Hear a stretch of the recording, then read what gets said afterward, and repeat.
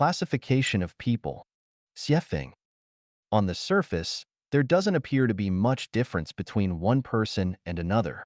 We all have the same organs, senses, and bodily functions.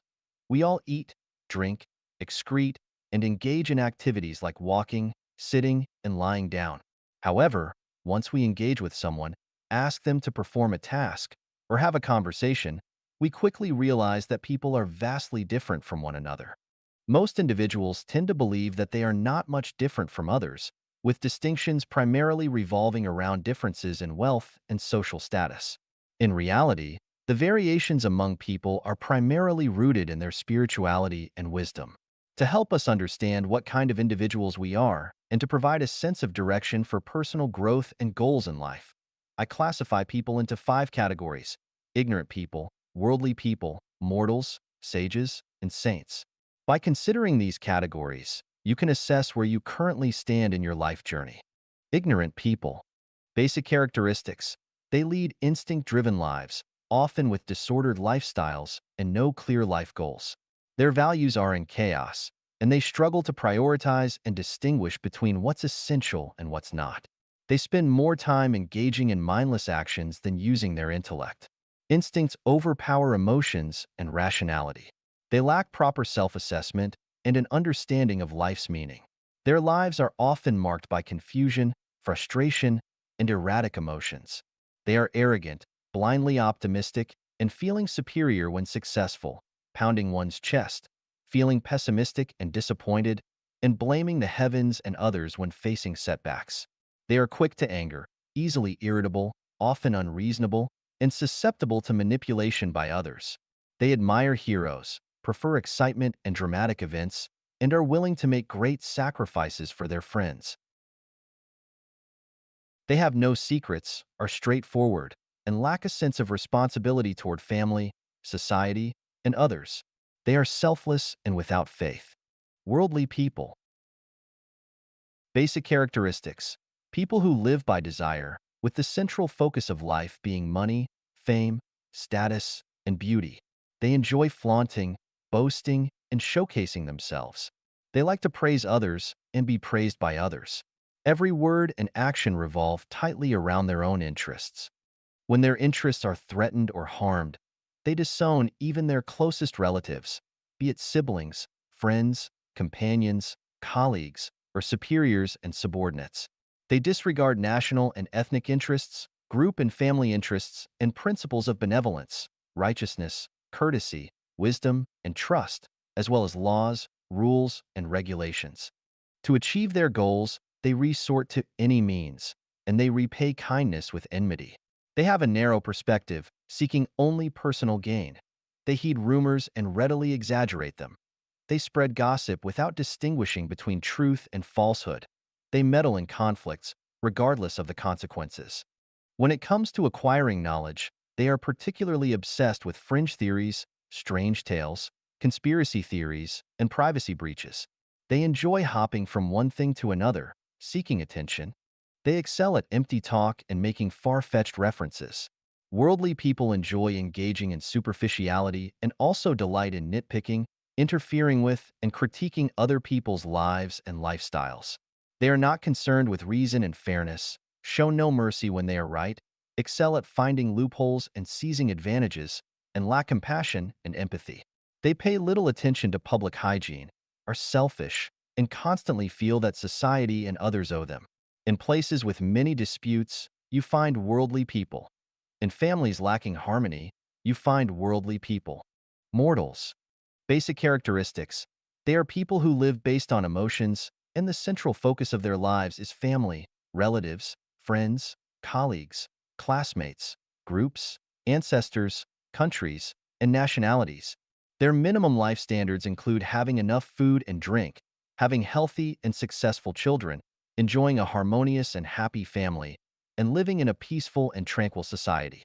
Their intermediate standards include being able to bring glory to their ancestors, to become renowned, hope for their sons to excel, wish for their daughters to succeed, having wealth within their family and a bustling life outside, and having the capacity to seek revenge or settle scores. Their highest standard, to contribute significantly to one's own ethnicity, religion, group, political party, or country to leave a legacy and be remembered for generations to come. Emotion and reason are the primary factors considered by mortals in handling all matters. They are the most tormented group among the population, as they possess thoughts, emotions, rationality, and ambitions, yet find themselves entangled in the mundane world. They must constantly interact with the ignorant and worldly people, battle against the biases of society, contend with their inner desires, and resist traditional ethical and moral norms. Their inner world is often filled with conflicts and regrets. They yearn for personal growth, but also seek to conform to societal expectations. They require so much yet receive so little. They often lament the scarcity of time and the brevity of life, feeling as though they are adrift in the river of the world, unable to control their own destiny. As they age, they increasingly rely on fate. Mortals do have beliefs, but these beliefs are conforming, blind, helpless, and arbitrary, rather than based on an understanding of truth.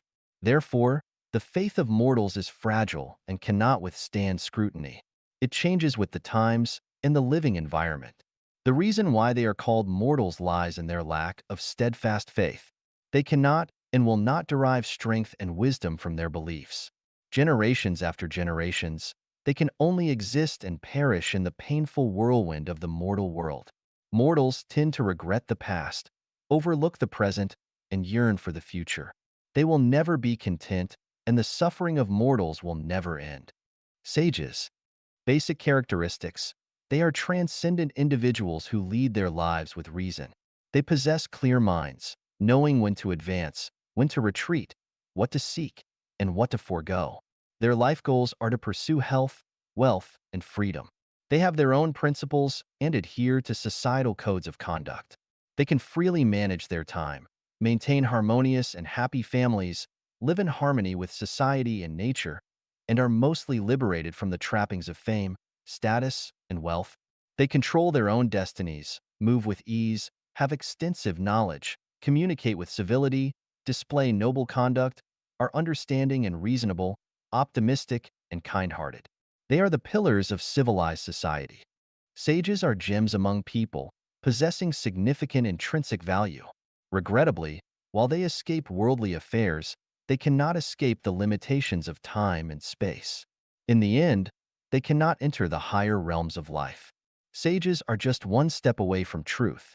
If they can self-enlighten or receive guidance from higher beings, they can do their best to complete their duty, achieving tranquility, purifying their hearts, and through cultivation, they can attain complete transcendence, become free from worldly concerns, worries, be free from cares, and transcend beyond the ordinary, and ultimately surpass time and space to enter the realm of immortality.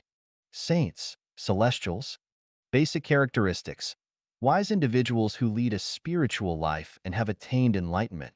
They have knowledge of the mysteries of the universe, the truth of life, the evolutionary laws of the 36-dimensional spaces, and the essence and meaning of life. They have not only freed themselves from the temptations of wealth, fame, status, and beauty, but also from the constraints of time and space. They live carefree lives, transcending worldly concerns. Saints have mastered the mysteries of thinking. Having understood the mechanics of energy transformation, they can essentially manifest their thoughts into reality, turning life into an enjoyable game, and death has become a beautiful aspiration. Saints do not overly concern themselves with the sufferings of the mortal world. They never interact with worldly people and avoid interacting with mortals. They typically reside in secluded areas near picturesque mountains and rivers, disguising themselves as ordinary citizens, leading a tranquil life detached from worldly strife. They enjoy solitude and value friendships with like-minded individuals. They are not fond of noise and are characterized by activities such as drinking tea, playing chess, reading, and practicing meditation. Sometimes, they may spend an entire day playing with ants or engage in singing competitions with birds. Whether the birds' songs are more melodious or their own hoarse singing sounds better, it doesn't matter to them. As long as it's fun, they enjoy it endlessly. Attaining the realm of a saint undoubtedly leads to the thousand-year world. Above is the classification of people, and by now, I'm sure most of you have an idea of which category you might fall into. If you find yourself as an ignorant person, you might not be able to pinpoint your position, and after reading this classification, you might feel very frustrated, even wishing to throw a few punches at me. If you identify as a worldly person, you may hold some jealousy in your heart because I've exposed your mindset and peeled back your facade. For those of you who see yourselves as mortals, reading this might evoke a sense of sadness. When you witness that some people in the world seem higher and happier than you, an unexplainable jealousy and envy may arise within you, especially when it comes to wealthy individuals. You might have thought that once you become rich, others would envy, respect, and follow you. However, you never imagined that in the eyes of sages, you're still an ordinary person, and in the eyes of saints, you're just an ignorant one. On the other hand, if you identify as a sage, you'll likely be overjoyed, feeling as if you found a long-admired bosom friend and suddenly realize that your wealth is boundless and that you can benefit infinitely from it. If you consider yourself a saint, you might laugh heartily and criticize me for being idle and wasting time. Regardless of whether you feel anger, jealousy, happiness, or laughter, as long as you take a moment to calm your mind, you'll find a sense of gratitude deep within you. After all, you've come to understand your own state of existence and where you should strive to develop. If you aspire to attain pure spirituality and progress towards the level of a saint, I have categorized human qualities into 18 grades for your reference. 好人、善人、坏人、恶人的标准. The standards of good, kind, people and bad, evil people. Xiefeng. March 17, 2011. Translated by Tong Xin and edited by Care. The standards of good, kind people. All those who bring joy, happiness, freedom, and blessings to others are good, kind people. All those who lead others to the way of the greatest creator are good, kind people. All those who help others to get through difficulties are good, kind people. All those who promote others into good and harmonious relationships are good, kind people. All those who love and cherish nature and life are good, kind people. All those who promote human beings toward the directions of peace, union, and prosperity are good, kind people. All those who can live independently but do not bring troubles or pain to others are good, kind people. All those who lead others to a wonderful future are good, kind people. The standards of bad, evil people. All those who bring to others troubles, pain, fear, and anxieties are bad, evil people. All those who lead others to the way of the devil are bad, evil people. All those who lead others into difficulties are bad, evil people. All those who destroy nature and hurt life beings are bad, evil people. All those who block others' good futures are bad, evil people. All those who impose their own wills upon others are bad, evil people. All those who make and spread rumors are bad, evil people. All those who urge others to enter into marriage, traditional families, or any organizations are bad, evil people. 看看自己是不是正走在魔鬼的道上. Check if you are following the road of devils. Xiefeng. Have you ever experienced afflictions, vexation, anxiety, sadness, and fear? Have you been cheated, bullied, blackmailed, oppressed, and humiliated by others? Have you felt frustrated and desperate at life and life? Do you know why all this should happen? Let me tell you, all this is the work of the devil's program. All this happens because many people are walking on the road of devils. The program of the devil tempts people with money, wealth, fame, position, power, beautiful women, and ease and comfort to intermarriage in family, nation and state, political party and religion, businesses, cultivation groups, and various organizations. As a result, these people are kept busy rushing about for all these matters. They would rack their brains and take great risks to achieve these purposes. For these purposes, they would shout their support, cause harm to others, and do damage to other life forms and the nature.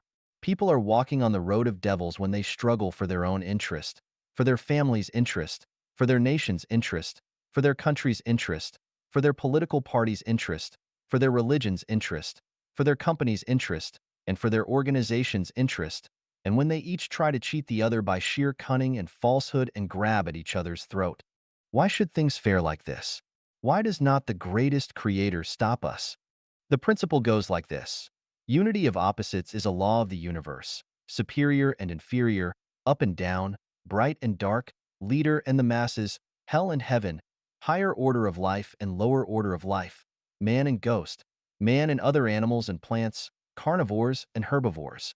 Otherwise, life cannot go on, and the great drama of the universe cannot be staged. It is just like the case of a man for whom eating and drinking form opposites with defecations. The opposites can be united and complement each other. In addition, there is a principle of the universe, namely the sum of positive energy and negative energy is zero. Therefore, everything must be symmetrical, and there must be balance between yin and yang and loss and gain. What one gets in and what one pays out should be orderly, and the power of angel should hold the power of devil in check. To be more specific, in order to survive, man should have animals and plants to provide for his existence. The life at the lower order must serve the life at higher order. Then who will be the man, and who will be the animals and plants? Some people will go to heaven, but who will go to hell to maintain a balance? There are leaders, but there must also be the masses. Thus, the devil's program is necessary. Without it, the universe will lose its balance. The survival of life cannot be guaranteed, and the whole universe will be listless and pale. Actually, the devil Satan is a deity, an archangel and chief angel, who is toiling to maintain the zero sum of positive energy and negative energy. Burdened with notoriety and bad name, he is serving the life of the whole universe. He must deliver many life forms to the lower order of life and lead many life forms to hell. Thus, when a person is walking on the road of devil, he is making his way to the lower order of life and the hell. The devil will not show any appreciation for this, but will say instead, "What an ignorant fool you are." Now let's see whether you have taken the road of the devil. If you have one of the following 18 items, then be careful, you are walking on the road of the devil. You are in marriage and family, rushing about for your own family. You are striving and struggling for your own country, nation, religion, political party, organization, or group. You are concentrating yourself on making money and worrying and rushing about to amass your wealth. You are racking your brain and sparing no effort to win a good fame or secure a high position for yourself. You are stealing, contending, or robbing, mugging, or killing, pilfering, cheating, corrupting, bribing, or accepting bribes, or requiting kindness with enmity. You are doing something in the secret which you are afraid of being discovered. You are bullying, oppressing, blackmailing, exploiting, maltreating, humiliating, or trampling on others. You break your word and do not keep your promise, always trying to find an excuse or reason to exculpate yourself from your fault or crime. You are eating things you are not supposed to eat, using things you have no right to use, and doing things you are not entitled to do. You are affronting or desecrating the greatest creator, or affronting or desecrating God and Buddha, or affronting or desecrating sages and saints, or affronting or desecrating ancestors, or affronting or desecrating president of the country, or affronting or desecrating your own parents, or affronting or desecrating others. You are threatening, abducting, or controlling others and restricting their freedom in the name of love or other excuses. You are propagating and publicizing incorrect outlooks on life, value, life, and the world. You are inciting or abetting others to plot a rebellion. You are spreading gossips and rumors to ruin the close and harmonious relations between others. You are jealous of others' joy and happiness, and you feel resentment at others' freedom and blessing. You are always envying, or complaining, or reprimanding, or hating, or detesting, or attacking, or hurting others. You are always making comparison with others, or prompting others to make comparisons. You are polluting the rivers, the land, and the air with chemical materials, waste water, and waste gases, or polluting others' spirit and soul with negative, passive, and pessimistic mood. If you have any one of the above 18 items, then you are walking on the road of devil. You should wake up and realize your mistakes and rein in at the brink of precipice before it is too late to repent. Where should I go after turning back from the cliff? Answer: walk on the road to heaven and follow the way of the greatest creator. 满足人生需要的道路. The ways which meet life's needs. Xiefeng. October 23rd, 2014. translated by Transin and edited by Care. The American psychologist Abraham Maslow believed that human has six major needs: physiological, safety, love and belonging, self-esteem, self-actualization, and self-transcendence. To be specific, life needs food, water, air, sex, sleep, safety, resources, health, medical care, assurance of having a job, family affection, friendship, love, self-esteem, social status, confidence, a sense of achievement, morality, skills, creativity, and so on. Meanwhile, Maslow also argued that human needs are hierarchical and that they will be fulfilled at each level, from bottom up. That is to say, fulfilling the physiological needs comes first, then the safety needs, and so on, and the self-transcendence efforts can only be made after self-actualization. For me, Xiefeng, my life needs are as follows: a room with a bed, a desk and a chair, 3 suits of clothes and 2 pairs of shoes, 2 meals with plain tea and simple food each day, being surrounded by like-minded people who share the same resonance of consciousness, being busy every day, having a clean, orderly, and beautiful environment, sharing everything with everyone, doing everything willingly but nothing compulsorily, peace, harmony, warmth, health, realizing my dreams and ideals, understanding life and time and space, and knowing the destination ahead and the realm that life can reach. How does one realize this ideal of needs? Maslow listed them from the bottom up, but I do from the top down. I have found that in Tao, virtue, benevolence, righteousness, courtesy, wisdom, credibility, achievements, sorcery, and magical art. Only when there is Tao, everything else can be met.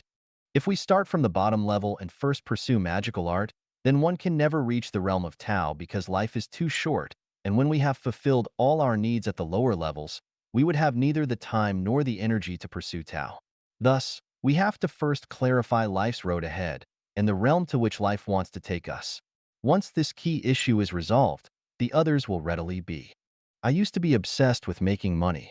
I built my own company, and at one time I had 4 stores, a nightclub, a bar, a fast food restaurant, and also leased a dancing hall, a restaurant, and a barber shop. My annual net income reached hundreds of thousands UNRMB. Later, I miraculously survived a car accident and began to understand things differently. I found that people had unexpected good or bad fortune and that life is vulnerable.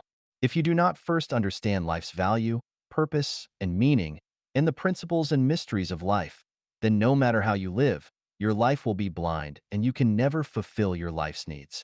I then gave up my businesses and immersed myself into studying the meanings of life, and from there, I developed the theories of first fulfilling the top-level needs and to gradually fulfill the needs of the lower levels in a natural order. Today, I have fulfilled all the levels and have achieved my life's needs, though this would be extremely difficult for even a president or a billionaire to do. Now, what else do I need? I only need one thing, and to have fun. I do whatever is fun. The desire to enjoy the finest food, clothing, accommodation and travel, birth, senility, illness and death, fame and wealth, and leaving a lasting reputation are out of my mentality. Everyone who has communicated with me has benefited from me, so I think that becoming a guide to life and life is not only appropriate, but is also assumed. 满足人生需要的道路. The ways which meet life's needs. Xiefeng. October 23, 2014. Translated by Transin and edited by Care. The American psychologist Abraham Maslow believed that human has six major needs: physiological, safety, love and belonging, self-esteem, self-actualization, and self-transcendence. To be specific, life needs food, water, air, sex, sleep, safety, resources, health, medical care, assurance of having a job, family affection, friendship, love, self-esteem, social status, confidence, a sense of achievement, morality, skills, creativity, and so on. Meanwhile, Maslow also argued that human needs are hierarchical and that they will be fulfilled at each level, from bottom up. That is to say, fulfilling the physiological needs comes first, then the safety needs, and so on, and the self-transcendence efforts can only be made after self-actualization. For me, Xiefeng, my life needs are as follows: a room with a bed, a desk, and a chair, 3 suits of clothes and 2 pairs of shoes, 2 meals with plain tea and simple food each day, being surrounded by like-minded people who share the same resonance of consciousness, being busy every day, having a clean, orderly, and beautiful environment, sharing everything with everyone, doing everything willingly but nothing compulsorily, peace, harmony, warmth, health, realizing my dreams and ideals, understanding life and time and space, and knowing the destination ahead and the realm that life can reach. How does one realize this ideal of needs? Maslow listed them from the bottom up, but I do from the top down. I have found that in Tao, virtue, benevolence, righteousness, courtesy, wisdom, credibility, achievements, sorcery, and magical art. Only when there is Tao, everything else can be met. If we start from the bottom level and first pursue magical art, then one can never reach the realm of Tao because life is too short, and when we have fulfilled all our needs at the lower levels, we would have neither the time nor the energy to pursue Tao. Thus, we have to first clarify life's road ahead and the realm to which life wants to take us. Once this key issue is resolved, the others will readily be. I used to be obsessed with making money. I built my own company, and at one time I had 4 stores, a nightclub, a bar, a fast food restaurant, and also leased a dancing hall, a restaurant, and a barber shop. My annual net income reached hundreds of thousands UNRMB. Later, I miraculously survived a car accident and began to understand things differently. I found that people had unexpected good or bad fortune and that life is vulnerable. If you do not first understand life's value, purpose, and meaning, and the principles and mysteries of life, then no matter how you live, your life will be blind and you can never fulfill your life's needs. I then gave up my businesses and immersed myself into studying the meanings of life, and from there, I developed the theories of first fulfilling the top-level needs and to gradually fulfill the needs of the lower levels in a natural order. Today, I have fulfilled all the levels and have achieved my life's needs, though this would be extremely difficult for even a president or a billionaire to do. Now, what else do I need? I only need one thing, and to have fun. I do whatever is fun.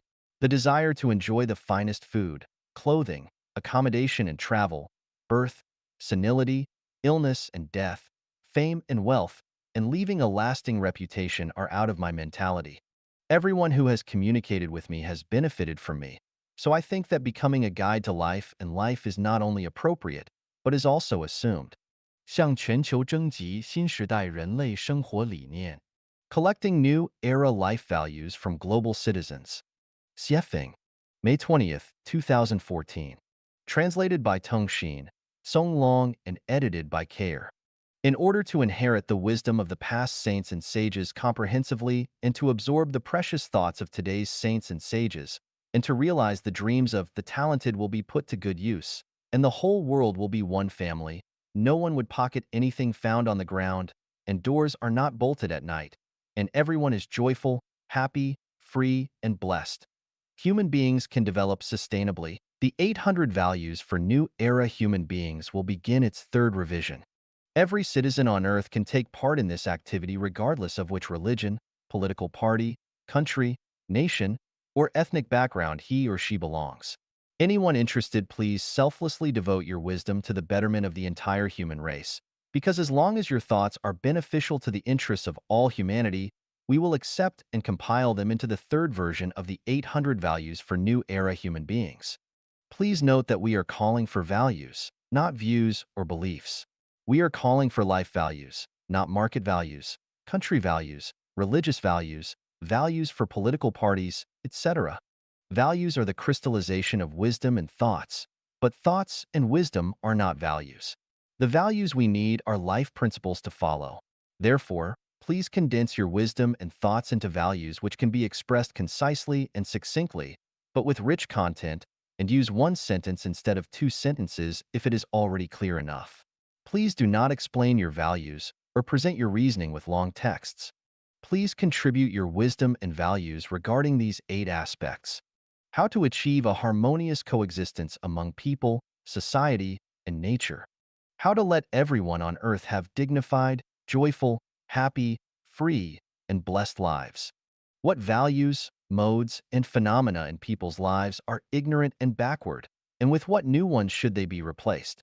What kind of lives should we lead in order to resonate with the laws of nature and of human nature? What kind of belief system, moral system, and value system should we build? What is the meaning of civilization, and what kind of civilized principles and etiquette should we follow? The universe is infinite and creation is limitless. So toward what direction should we walk, and what kind of life level or condition should we pursue? What right values should human beings follow in all aspects of the fields of their production and lives? We will bring people into the highly civilized Life-Genuine era, and this will be a common objective for all human beings. We hope everyone on Earth will participate in it actively, and we look forward to the contributions of foresight and understanding and incisive values by the sages of this time. What we need is positive, optimistic, and very creative energy. Therefore, we will turn a deaf ear to all that is negative and pessimistic. For those values which are directive or educative, or sound like advice or guidance, unless you have done it yourself and have reached that standard, please do not bother us because we have no time to listen to moralizing. But if your values are correct, we will follow them immediately. The second home of Life-Genuine is a big international family, and this family leads a life completely according to the 800 values for new era human beings. As the life and production modes in the second home become more and more perfect, it will achieve a lever at which it will be able to change the fate of humans and will lead the world into a higher, more civilized level. Please be aware that many groups of people in the world are totally selfless and have dedicated their lives to the happiness of all people. These are the pioneers who are moving forward and are striving for the best. Please spread this article as widely as you can. 活人需要明白的八大道理 8 Truths by Which to Lead a Life. Xiefeng. Edited by Care. Living in this world, we need to understand why we do and how we should, or we will live an unclear and muddled life. For every road on the trip ahead, there must be a destination, and different ways of living will ultimately afford us different views and lead us to different destinations. As a messenger of the greatest creator, the incarnation of gods, Buddha, celestial beings, saints, and the guide for human spirits and souls, I propose the following 8 truths by which to live. Please examine and consider them, and choose whether they make sense and whether they can benefit you. Rivers have sources and trees have roots. People have parents and celestial beings have ancestors. Everything has its origin and all effects have their causes. Rivers will run dry without sources, trees will wither without roots, people will scatter without parents, and celestial beings will fall without ancestors. Therefore, in living a life, we have to connect our souls to their source to be clear and to gain eternity. The source of everything is the greatest creator, and we, our lives within our life, should always keep the greatest creator in mind and live in accordance with the will of the greatest creator. In this way, our life can reach a wonderful destination in the end. Life is a short journey of life in the mortal world which begins when we are born and ends when we die. You were there before you were born and will still be there after you die. Birth and death are only life phenomena, and not the beginning and end of life. So it is very important to learn from where you came and to where you are going. The mortal world is a transition between different levels and different types of life. Passengers traveling in all directions will transit through this mortal world and stay for periods of time, whether they will ultimately ascend or descend. Therefore, the mortal world is populated with all levels and all types of life. Gods, Buddha, celestial beings, saints, goblins, devils, ghosts, monsters, and demons all exist in the mortal world, and as such, anyone's life trip can be misdirected by only slight miscalculations. We must therefore sharpen our eyes and be weary of the negative influences in life. Everything in this world exists within the unity of opposites, and the result of it is always neutral. That is, the amount of positive and negative energy in the universe is always equal. What you have paid and what you have gained are always equal. This means that what one gets and what they give within a lifetime are equal. If you gain more, you must pay more.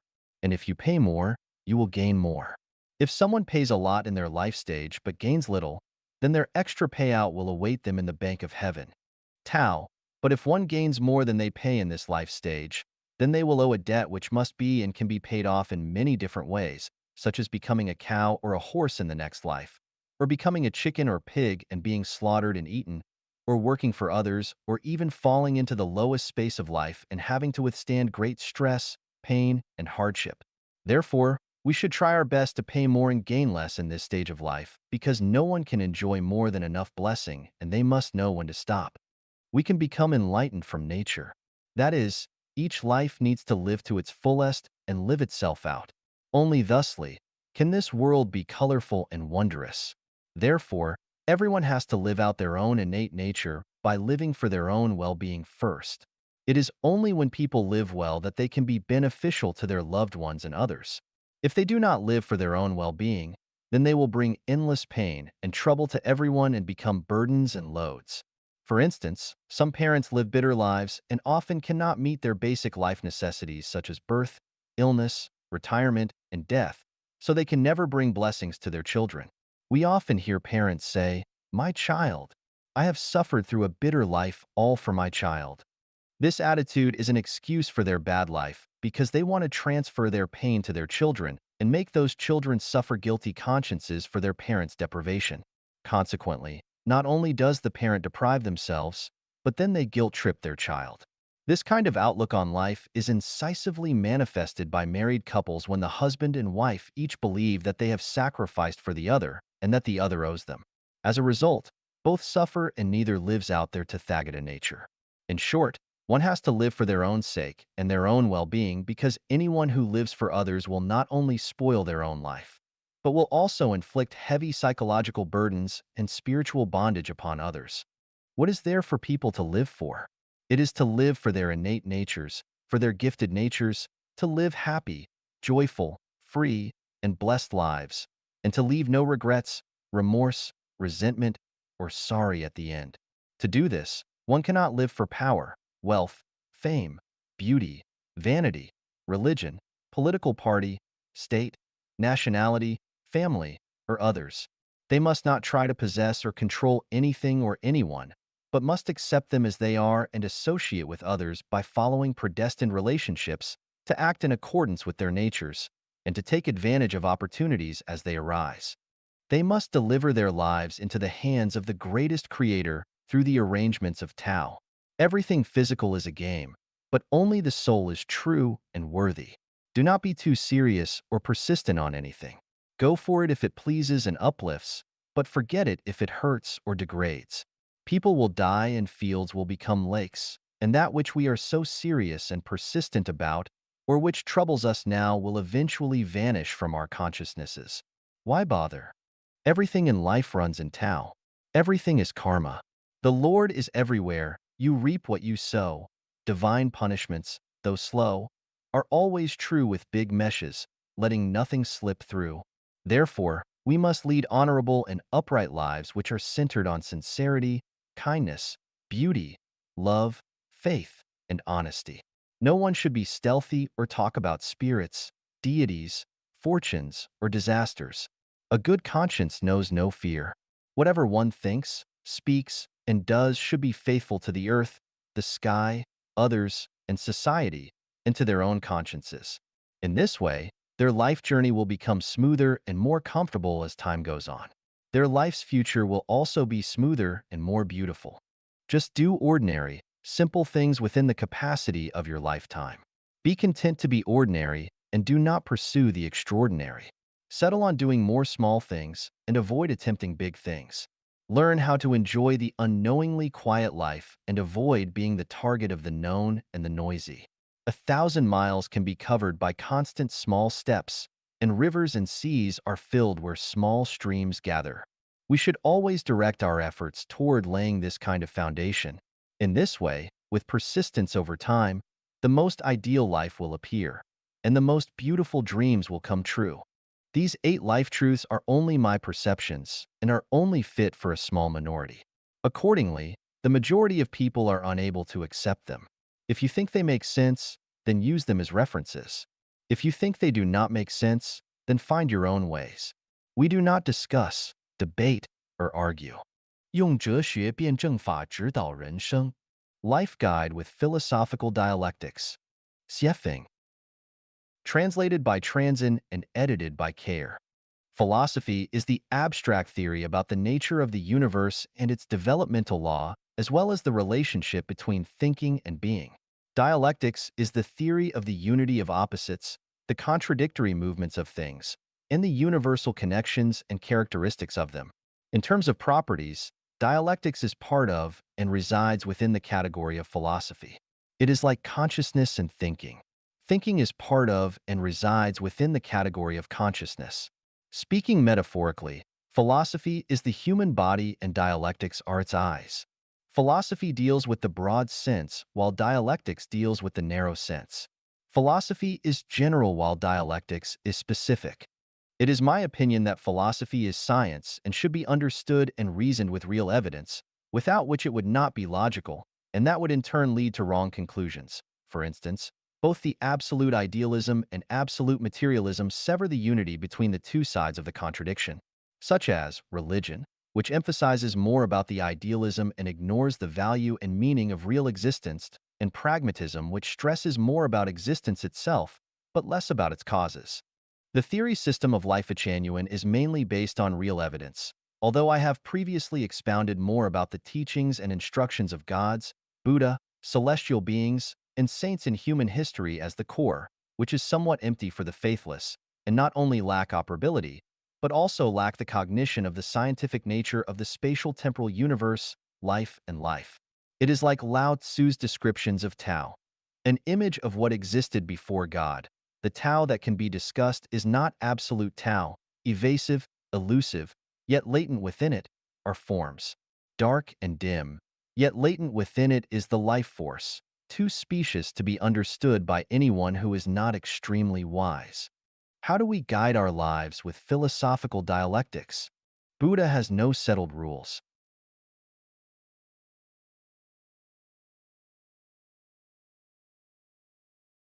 Buddha's rules always vary according to the situation. Keep the main and change the others according to the situation. To be selfless is to achieve self. To be free from ego is to achieve ego. To own nothing is to own everything. And so on, which I summed up conforms to dialectics in the philosophical sense and can guide life. Now we will talk in detail about how to understand the world and how to guide our lives with philosophical dialectics. First, let us see the universal law of the unity of opposites in a philosophical sense. This law is to say that all things in the universe consist of pro and con factors which are opposite, incompatible, and contradictory as fire and water. But paradoxically, it is precisely this organic unity of contradictions that makes the world complex and colorful. Specifically, positive balance is negative, light balance is dark, true balance is false, good balance is evil. In balance is yang, male balance is female, up balance is down, the rise balance is the fall, death balance is life, the tangible balance is the intangible, and so on. How can this analysis be significant to guide our lives?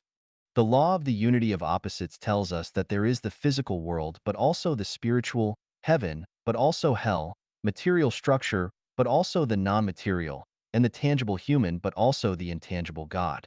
As such, our consciousness and thinking are not limited to our mortal lives and will not be limited to the material world that we see. Our field of knowledge can expand to unlimited space and time, to the afterlife, to the non-material world which we can neither see nor hear from our current place. What a remarkable leap of faith this is. Thus, as human beings, we should not only value the present, but also consider the future, not only pay attention to reality, but also consider nothingness, not only cherish life, but also pay attention to the afterlife. Let us now look at the law of mutual change of quality and quantity in a dialectic sense. This law says that any change of quality must be based on an accumulation of quantity. When the accumulation of a quantity becomes saturated and passes a critical point, its quality or qualities will change. This law has a measurable value and significance in guiding our lives. From the law of the unity of opposites, we understand that while there are humans, there must be gods.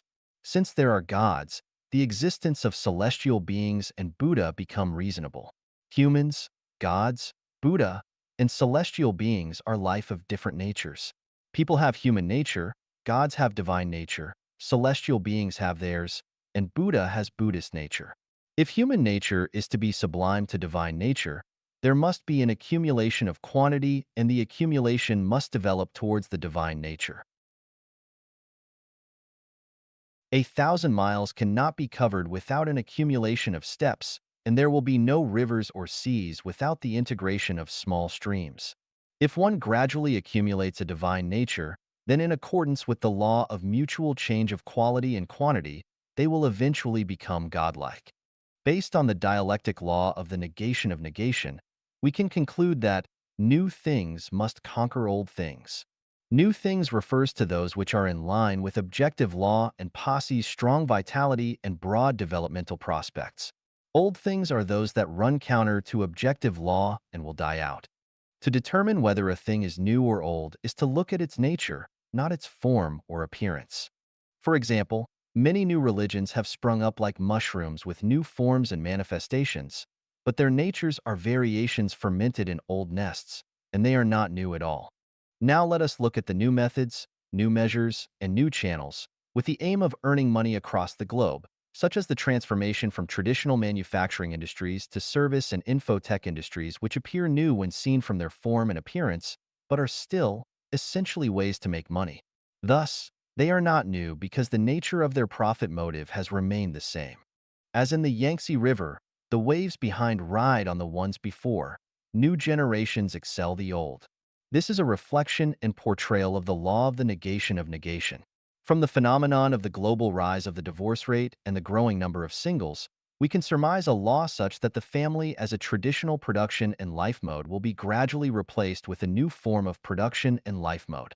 This is an objective law which will not change by people's subjective wills and will not stop advancing just because people resent it or rebel against it. This new mode is replacing the traditional production and life mode, is a new thing, and no force can prevent its development and growth once it happens. However, the growth and development of new things is bound to suffer and will have to overcome arduous and tortuous processes. When you invest yourself into the development of new things, you must be psychologically and spiritually prepared to suffer difficult times, or the new things will eliminate you. The prospects of old things are dark, but the prospects of new things are bright. So the farther you walk on the way of old things, the narrower it becomes, but the farther you walk on the way of new things, the wider it becomes. It rises here but sets there. It increases here but decreases there. Two extremes are connected but will go in different directions when pushed too far. The rise is sudden, but so is the fall.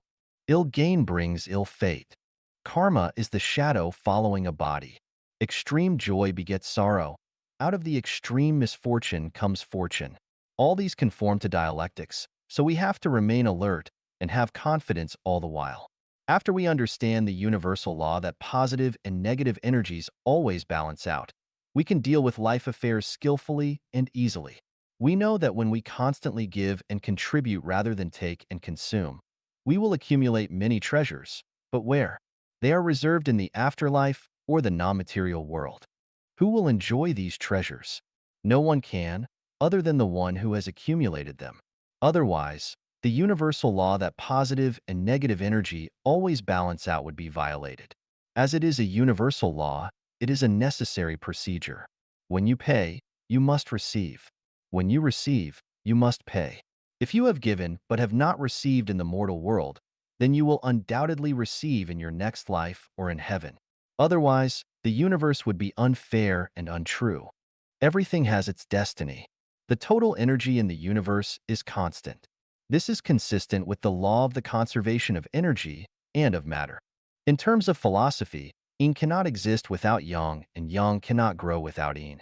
Yin and yang are the law and order of the changes of all things, Huangdi Neijing. As we know from the water on the earth, regardless of the surging rivers brought on by rainstorms or the increase of snow cover on mountaintop, its total volume remains constant. It is destiny. This is to say that the quantity of life in the universe is constant. It increases here but decreases there. It rises here but falls there. Well then, where does the increase in human population come from? Are new lives born out of thin air? People who have explored and studied anything about reincarnation know that human reincarnation happens several days before birth. Therefore, an embryo or fetus does not contain life. It can only be called life when a reincarnated soul enters into it. Thus, we know that a new life will only be born when an old one passes on. There is no life without death and no death without life. That is it. In this case, we know that the increased life on the earth must have come from somewhere. If a new life is born, then an old one must have ended. If we analyze carefully, we may wonder about the many animals on the earth that have died. Where have they gone? Have they become human? Where will their lives go if the earth has a mass extinction in the future? Please refer to 36-dimensional space for the answers. Philosophical dialectics can guide our lives. We have just discussed how to guide our lives by philosophy from the perspective of philosophy. This enlightenment is only the tip of the iceberg. You may draw general conclusions about other cases from specific ones. I hope that each one of you will lead a smart life and that you will have wonderful life prospects. 人生是一场幻象. Life is but an illusion. Xiefeng. Translated by Treasure and edited by Care. Illusions are phenomena that appear in dreams, fantasies, and phantasms. With further inferences, all phenomena that arise quickly, remain briefly, and then disappear equally quickly can also be thought of as illusions.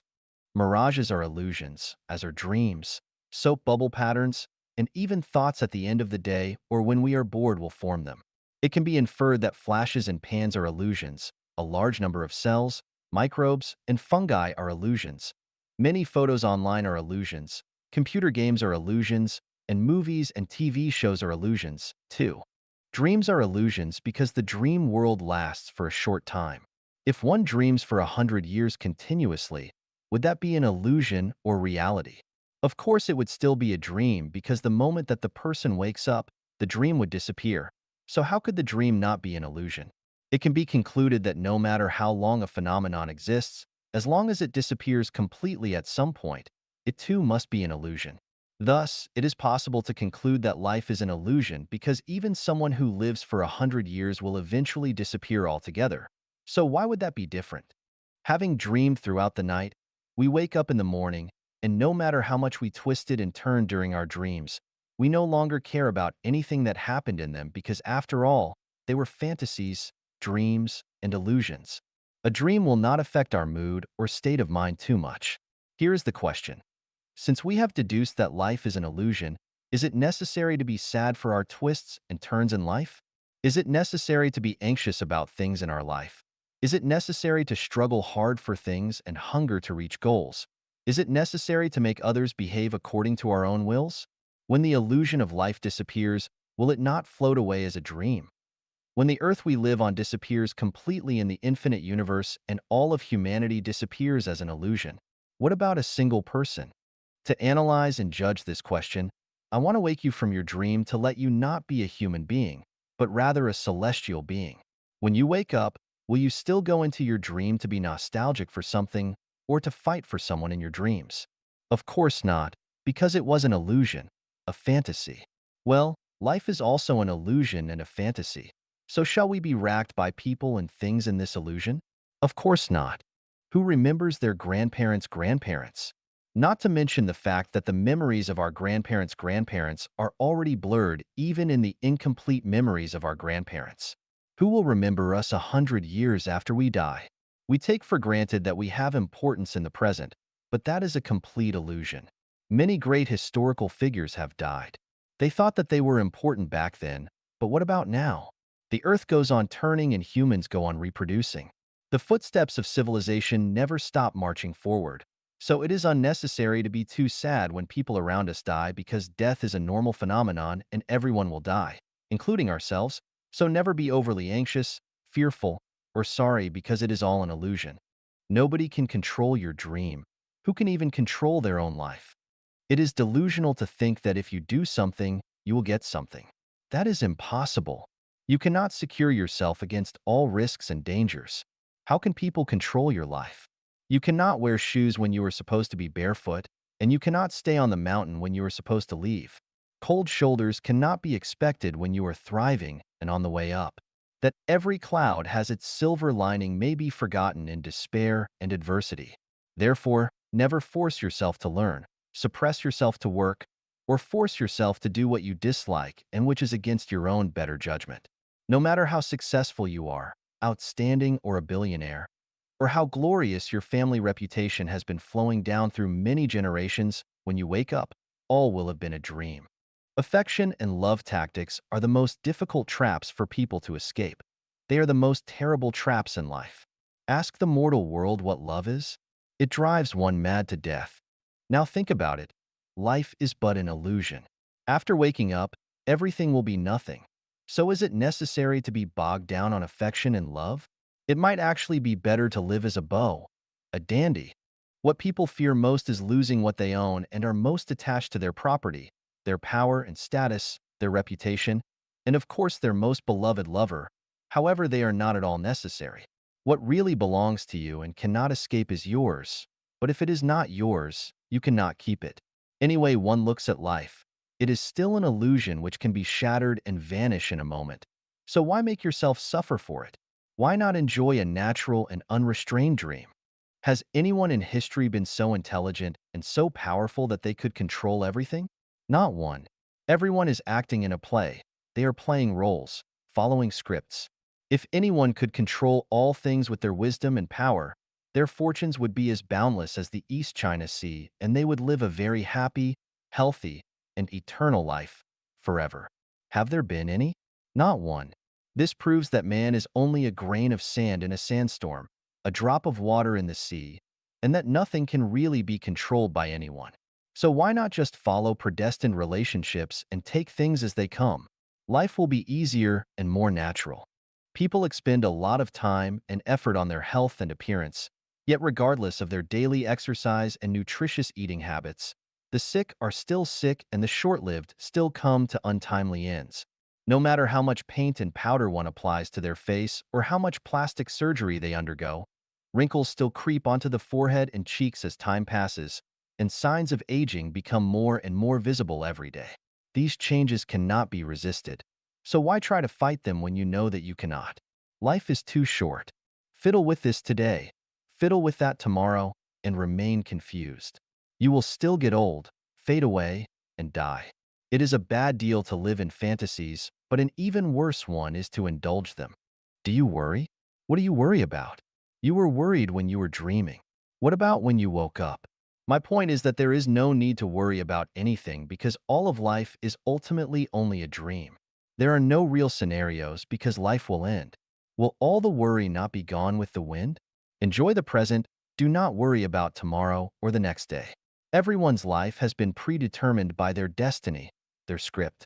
Worry is useless, so why persist with this fantasy, waste your recreation time, and ruin your relaxed mood? Your state of mind is different when you are asleep than when you are awake. Sleeping people led befuddled lives in their dream worlds of obsession, worry, anxiety, sorrow, and fear. However, fully awake people know that all is but an illusion, so they have neither strong bliss nor intense grief, but are just pleasant, relaxed, and calm. Who are these people? Celestial beings, of course. Within the universe, everything is an illusion except for the greatest creator. People live in illusions because all lives are illusions. In this sense, illusions are reality. Illusions are stages of life. People live one dream after another and live a large number of dreams throughout their lives because lives consist of dreams. Although people live in illusions today, this is really the entirety of human life. Never expect to lead a real life without it being an illusion. Even the thousand-year world, the 10,000-year world, and the celestial islands continent of the Elysium world are all illusions. The differences are that those illusions are more beautiful and splendid and go on much longer. It is very clear that everything is an illusion, but most people are too stubborn, obstinate, and perverse to see them as such and are convinced that they are living in reality. When one awakens from their dreams, their soap bubbles will burst and they will say goodbye to their dream, but they will do it unwillingly and with disappointment and frustration. Knowing that life is an illusion, how does one lead a wonderful life? Whatever it is that makes you happy, joyful, free, and blessed, just do it. Follow your best judgment, have fun, then play. If something bothers you but you need to do it, make a perfunctory effort. No fun. See you later. Better yet, never see you again. 第二家园走不复古文明道路. The second home does not take the road of reverting to ancient civilizations. Xiefeng. People have created splendid cultures and invented innumerable production tools and living products. Inventions, innovations, and scientific developments have relieved us from backward and primitive production and living modes. Except for those gifts bestowed by nature, all that we enjoy today comes from those advancements. If civilization abandoned science and technology, then it would not be an advancement, but a regression. The way of the greatest creator is the way of nature.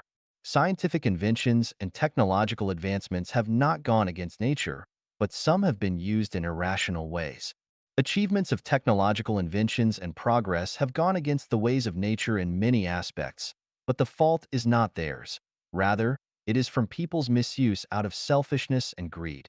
Cutting vegetables is a natural use for a knife, but using it to cut woods or to kill people is a misuse.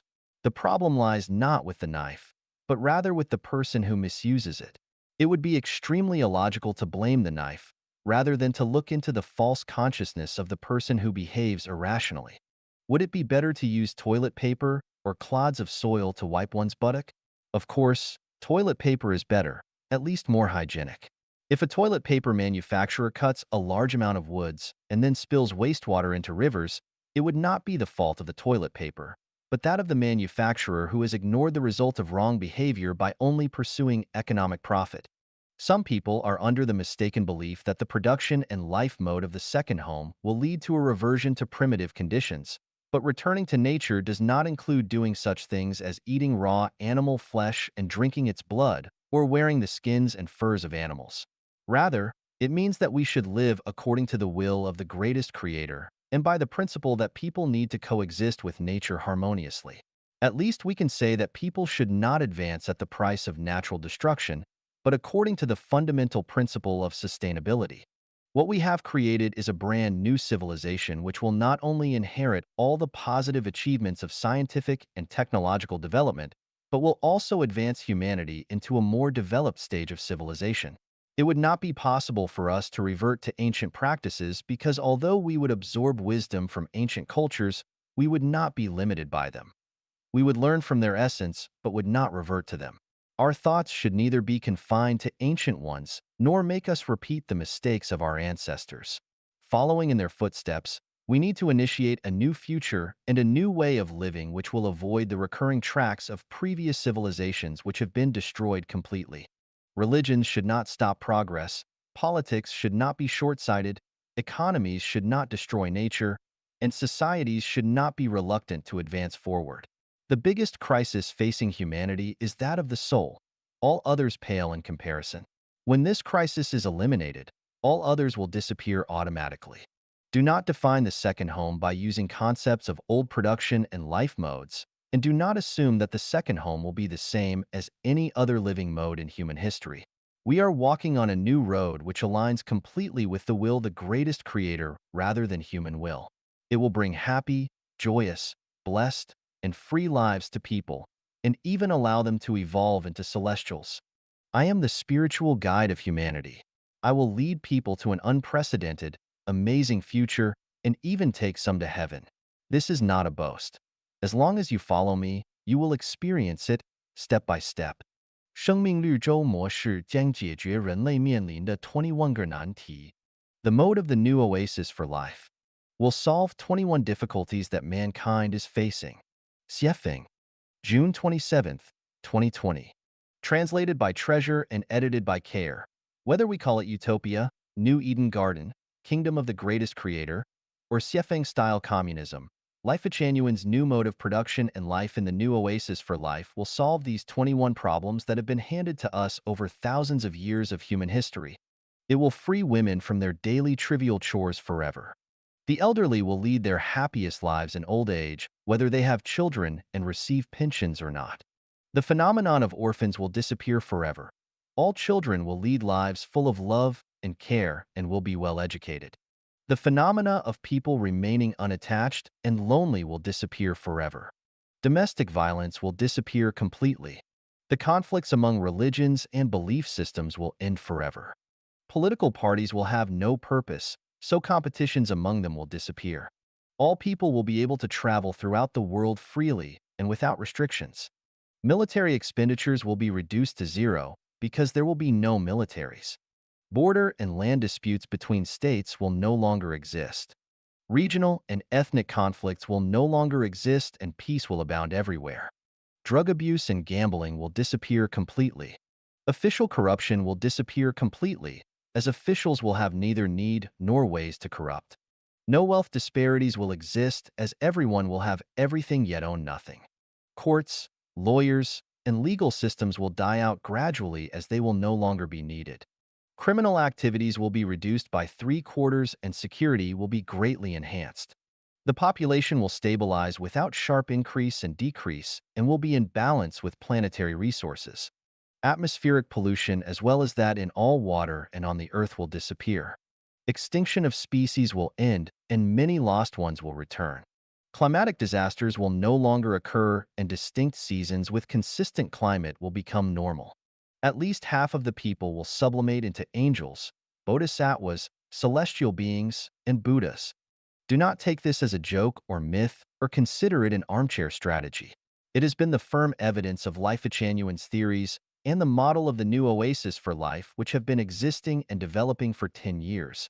It is the ideal that mankind can fully realize. Whether you wish or not, and believe it or not, mankind has been bound to and is entering into the Life Echanuan era. Everything is running according to procedure. 明明巧安排平凡度人生. Life arranged ingeniously, the ordinary life. Xiefeng.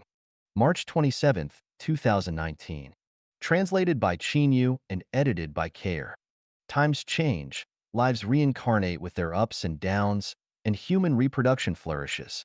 Time and tides annihilate emperors, generals, and ministers. Green grass invades countless palaces and pavilions. The strong disappear in an instant with their great achievements. Heroes who had once shed blood and tears are nowhere to be found. Huge amounts of wealth perish quickly like dreams, even the rich starve to death in the wilderness. In front of desolate and dilapidated empty buildings was once bumper-to-bumper traffic. The winners were frustrated. The powerful were desolate. Fires were extinguished into ashes regardless of how fierce they might have been. Overwhelming storms returned to calmness. In life, it does not matter whether you win or lose. In the world, it does not matter whether you are right or wrong, gaining or losing. Everything is destined. Everything is a constant. We suffer from our own actions. We harvest what we sow. We are responsible for our wins and losses. The greatest creator never has special mercy for anyone and never intentionally abandons anyone. Those who exploited others will be exploited. Those who hurt others will be hurt exactly the same, not more and not less. Evil rages in the guise of justice but will be contained eventually. Self-interest is cheating and bluffing in the name of public good, but it will eventually be recalled. Advantages taken will surely be lost, and every extra gain will become a loss. Tao is never absent. Angels never leave. The devil never slackens. Prosperity ends in a big mess. Prosperous ages end in ruins. Lavish banquets end. That which flourishes dies. Phenomena will not last, but essence never changes.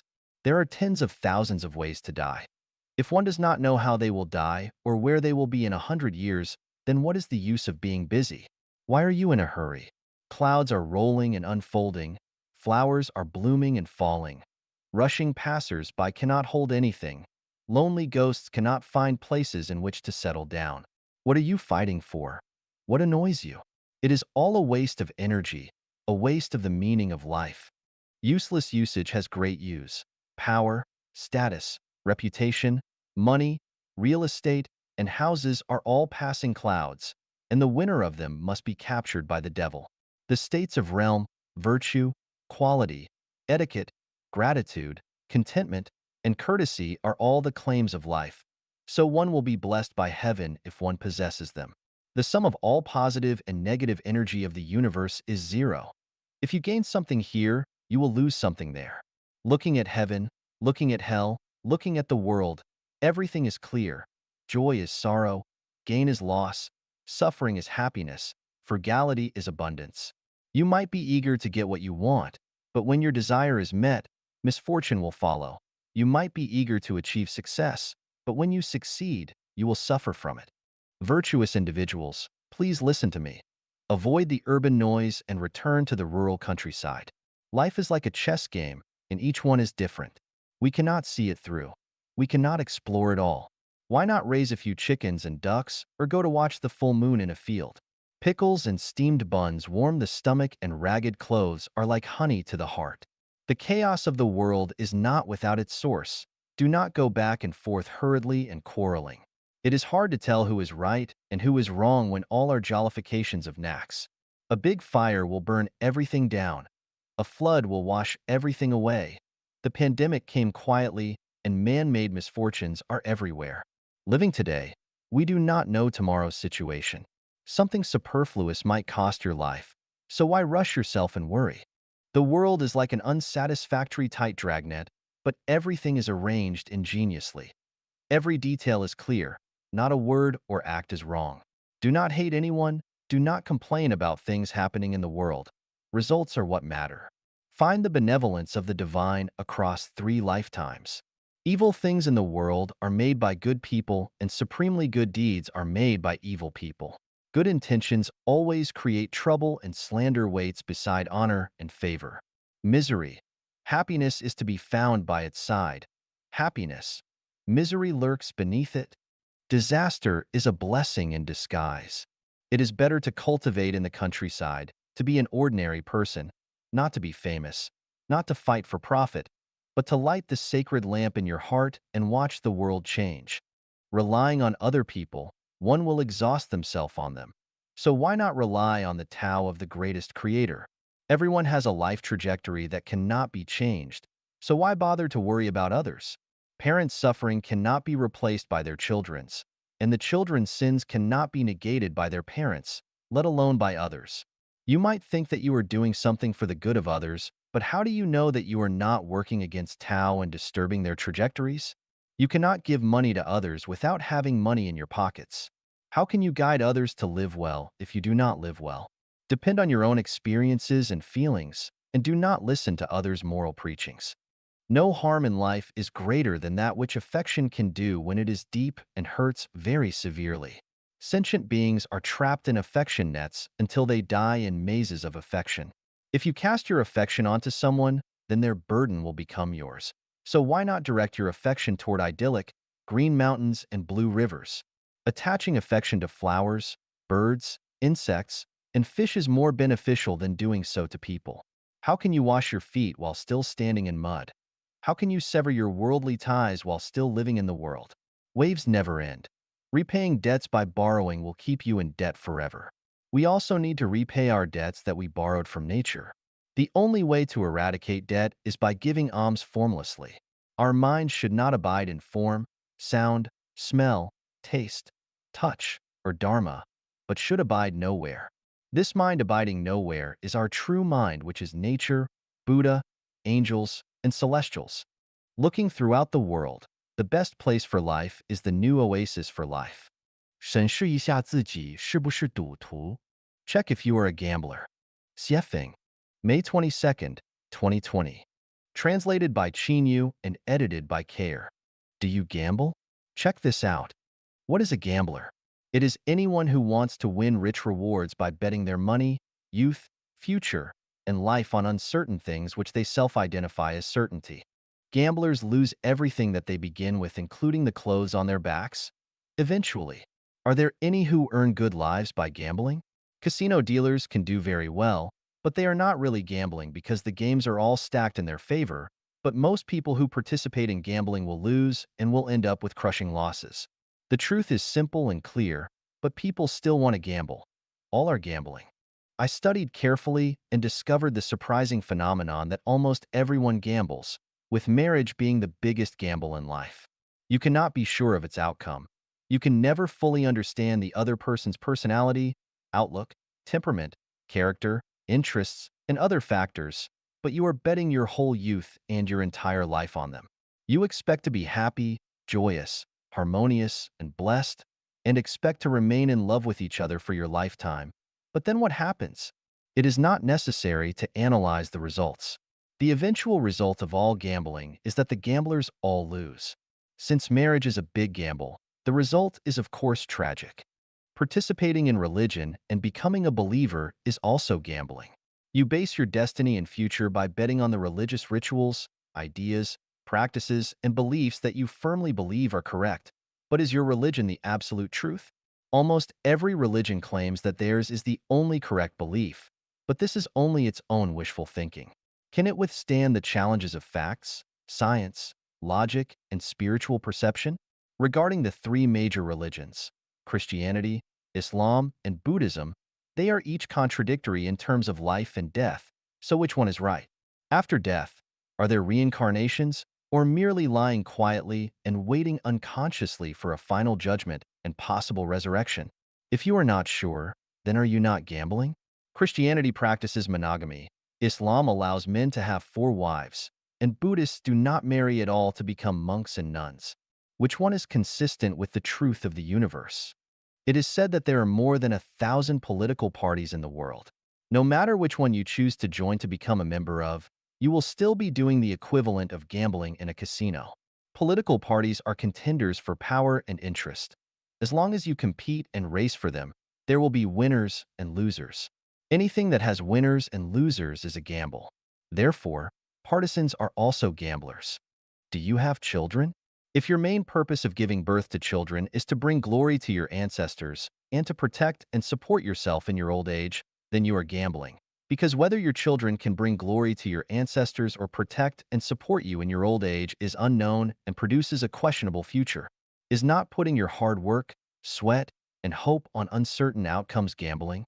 Are you not a gambler?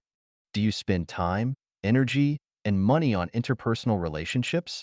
If so, you are gambling. Whether it is for benefit and safety or for affection and entertainment, as long as you establish special relationships with others, you are gambling. You cannot guarantee whether the special relationships you have forged will be blessings or curses, or whether you are putting yourself at risk or bringing in noble allies. Do you trade stocks, engage in venture investments, support a company financially? If any of these are yes, then you are gambling because you do not know what any of the outcomes will be. You are just taking risks and thinking wishfully about getting generous returns. You can never be sure whether the results will be counterproductive. How different are these endeavors from going into casinos with the intention of winning big money? Whether it is a battlefield, officialdom, a workplace, business, love, a family, a teaching field, or a relationship, its nature is the same as that of casinos. Once you enter any field, you are gambling. You are a gambler.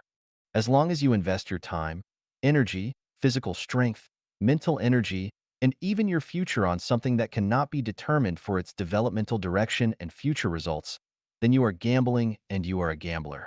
Wake up now and ask yourself, what on earth are you here for? Are you here for a huge gamble? If you think gambling is fun and exciting, then play as much as you like. Anyway, everything is empty in the end, so why not enjoy it? However, if you know that emptiness is not empty, then you had better think deeply about life. 生命禅院关于安乐死的观点和态度 Life Achanuan's viewpoint on euthanasia.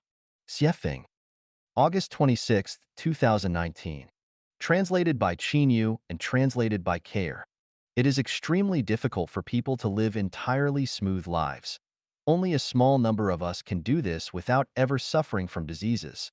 Most of us either die young, are tortured to death by illnesses, die in natural disasters, or are forced to commit suicide by their emotions.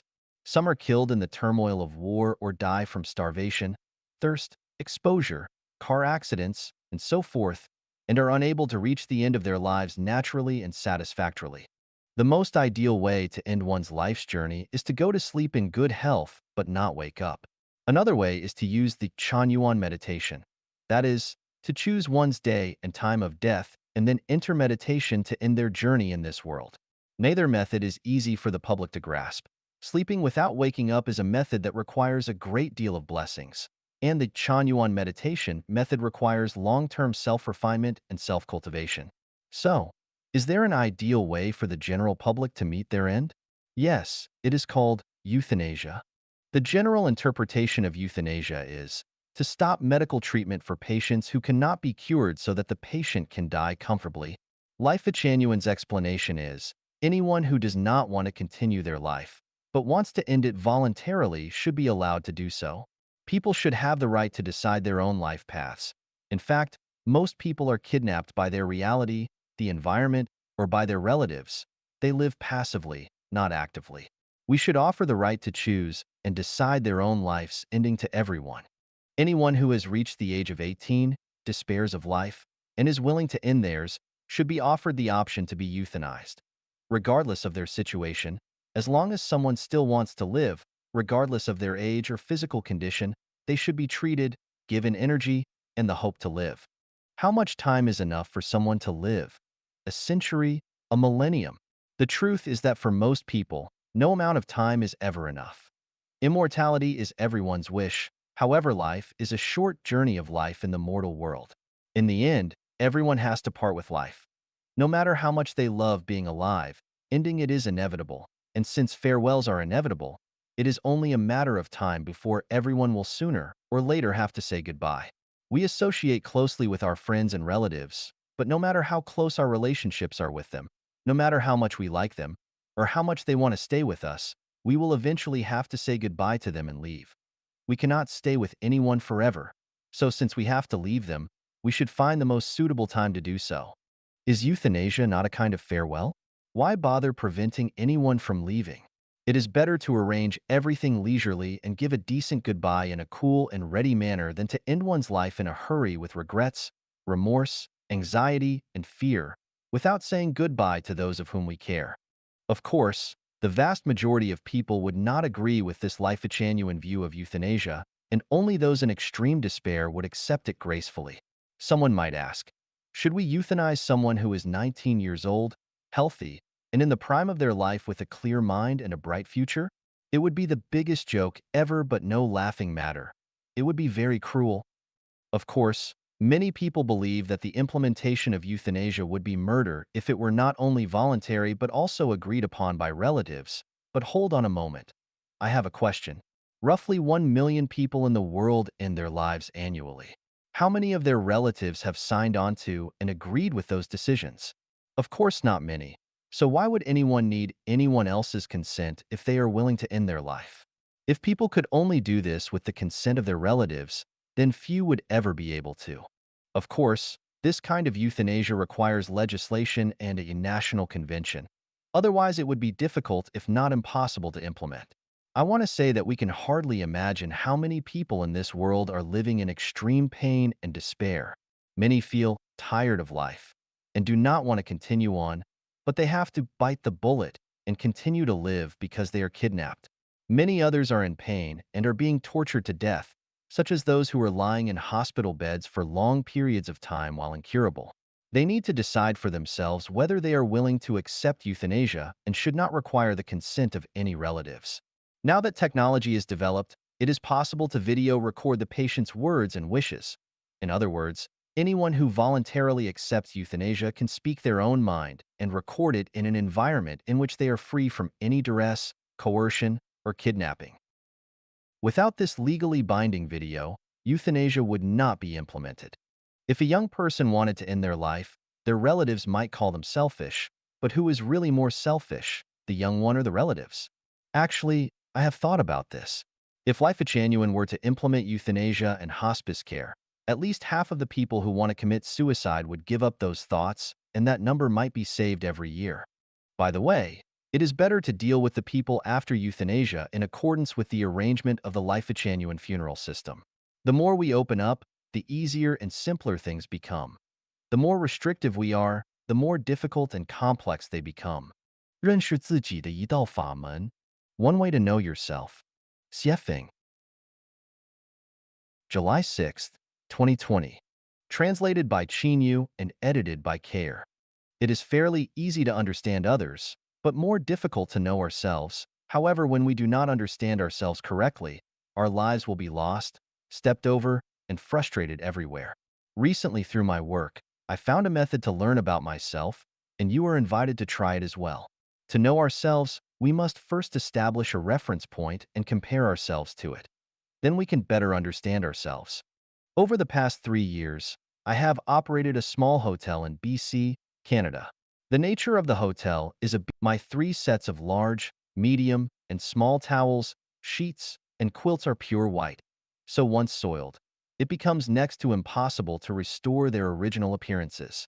In contrast, the better one's financial situation is, the cleaner and neater they leave their rooms, and the better they communicate and get along with others.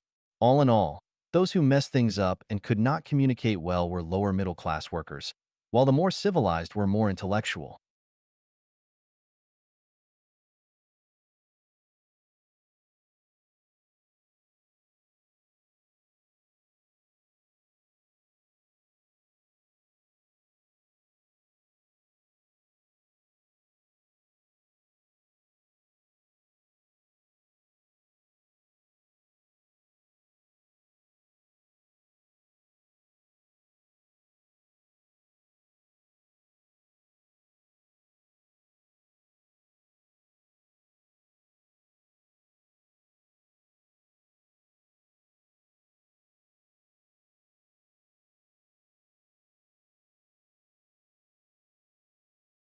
Intellectual.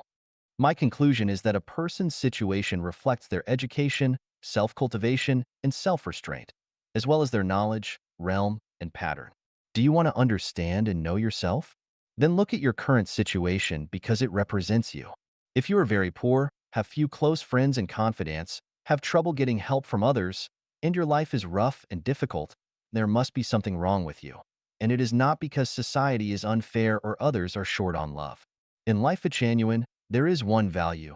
The world is faultless. All faults lie within us. Any trials and tribulations that we encounter are reflections of our own consciousnesses. If we want to live a good life, then we must start by transforming ourselves. This is the building of our own soul garden, as advocated by Life at Genuine. Never resent or blame others or your society. There is another phenomenon. That is, those who are good at communicating with others have relatively easy and satisfactory lives, but those who are not have more difficult and miserable ones. One can understand and know themselves from the social circle in which they interact with others. If there are no knowledgeable people in your social circle with big views, it shows that you are a commoner and it will be difficult for you to have a bright future. From this analysis, we can derive a useful life experience. That is, that one should always put the improvement of one's education, knowledge, self-cultivation, self-restraint, realm, and pattern first, not rushing to make money, success, to become the best, to glorify your ancestors, or to curry favor with rich and powerful people and celebrities. If you are excellent, then those correspondingly good things will come to you. But if you are not, then do not detest the flies around you. Let yourself be a flower. Butterflies will find you. By extension, when you are faced with natural and man-made disasters such as epidemics, floods, turmoil, and the like, do not blame the greatest creator for being unjust or people for being unkind. All these things are reflections of your human mind and consciousness because you caused and invited them upon yourself. If you want the weather to be favorable, the world to be peaceful, and everyone to be happy and satisfied, then you should first learn to be a decent person, learn how to communicate, always be wary of your thoughts and intentions, and make sure that they are not evil. If you have more negative, passive, and pessimistic emotions, then your lives will become harsher and the world will continue to worsen. Above is a basic method of how to understand and know oneself. The core of this method is the root, quality. That is, if we want everything to be satisfactory, then we must change our roots. Do not envy those whose roots are bad but very flashy.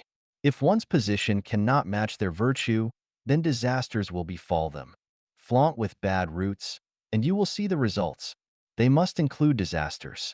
影响人生的8个外在隐形因素.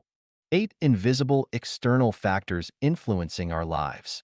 Xiefeng, May 9th, 2020.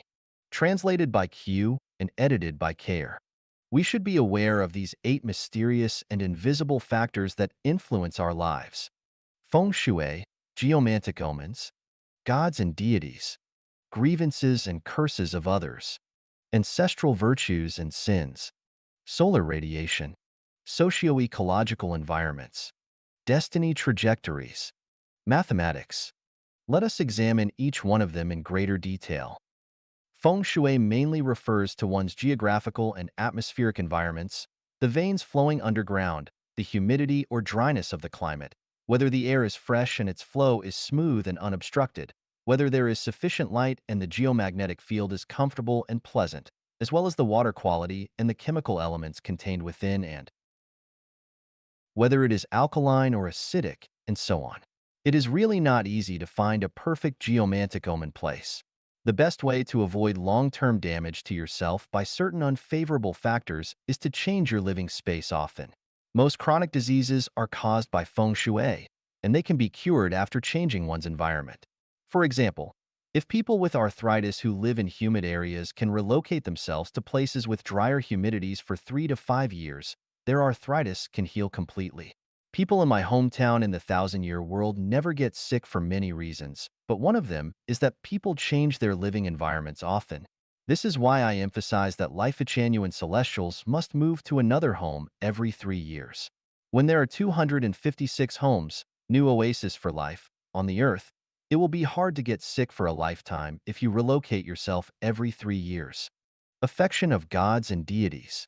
Everything has spirituality. What we call heaven gods, mountain gods, water gods, earth gods, and so forth are actual gods and deities, and if we worship them in our hearts, then we will have no bad luck. For example, if you want to climb a mountain, pray to it and ask its God for protection, and you will not fall or injure yourself during your climb. If you pray to a river god or deity when crossing its river, then you will cross it safely. If you soothe and comfort the trees, flowers, insects, birds, and beasts where you live, then you will face no misfortune.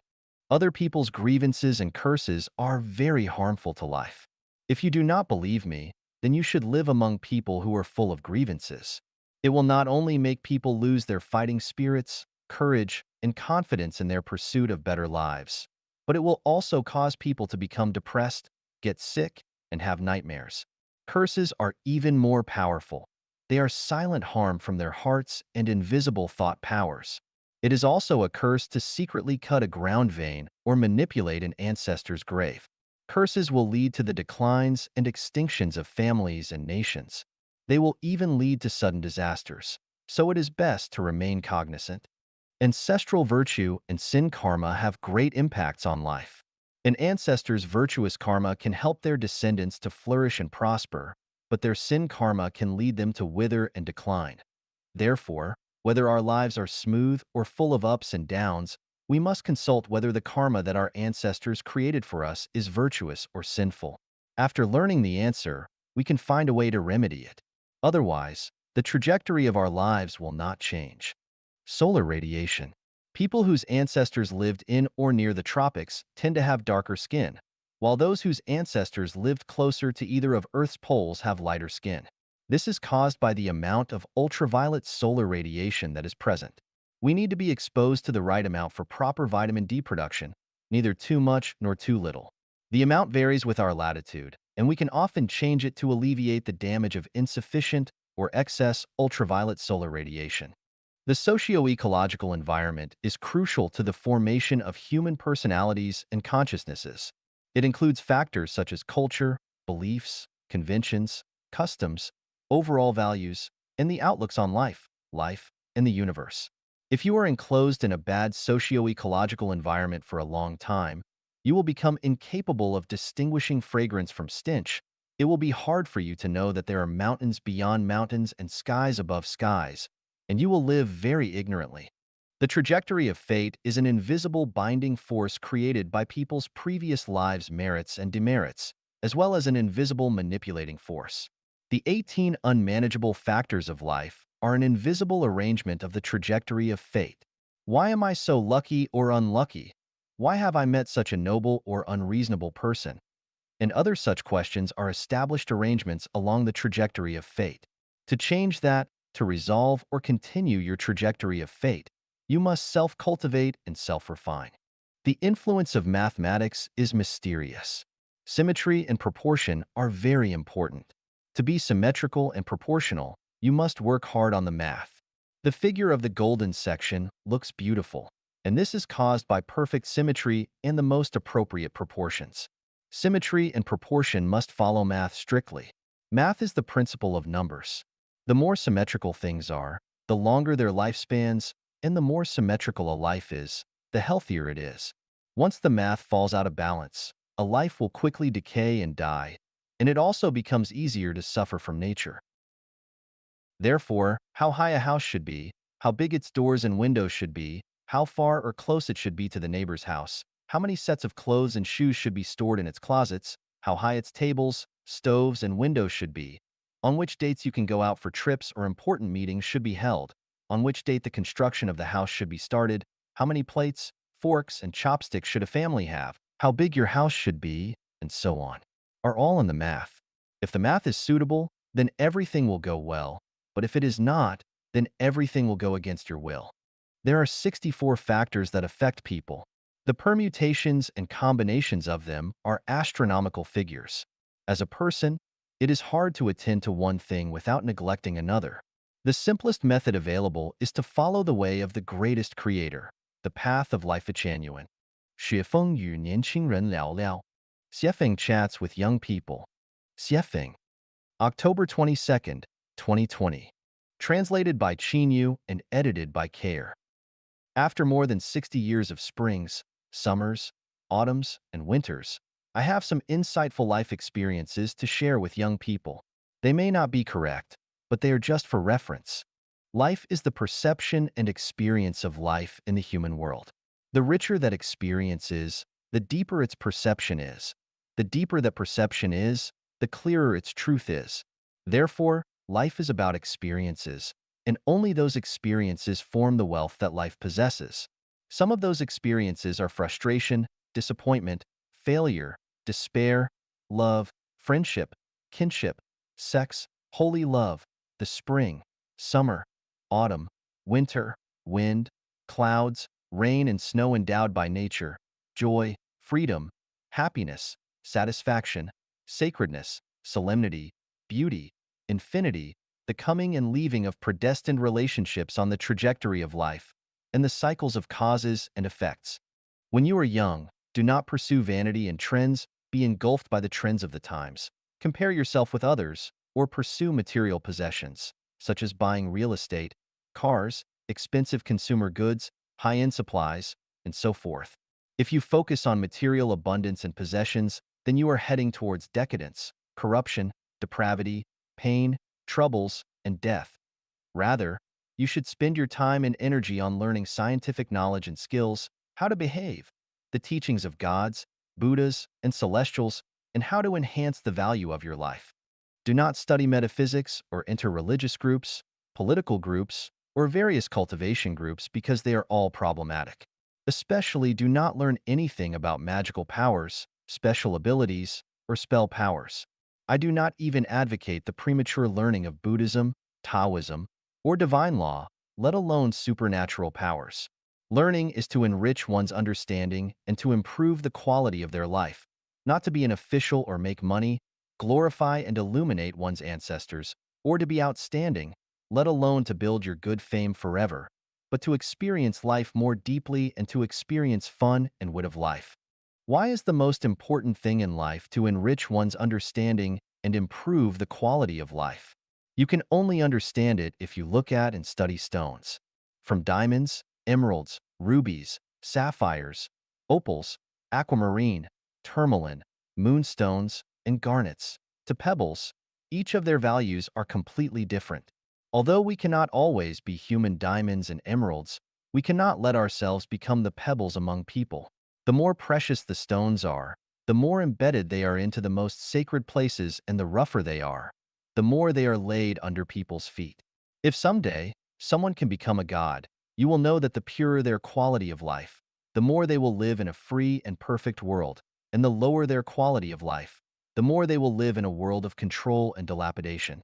When you are young, do not waste your mind on building relationships with people because the cost of doing so is very high. Many people spend their precious time, energy, and even wealth on maintaining relationships, but it is not worth it. As long as they are people, they will part ways with you. Lasting relationships are almost impossible to maintain. Following predestined relationships is best, but not maintaining them deliberately.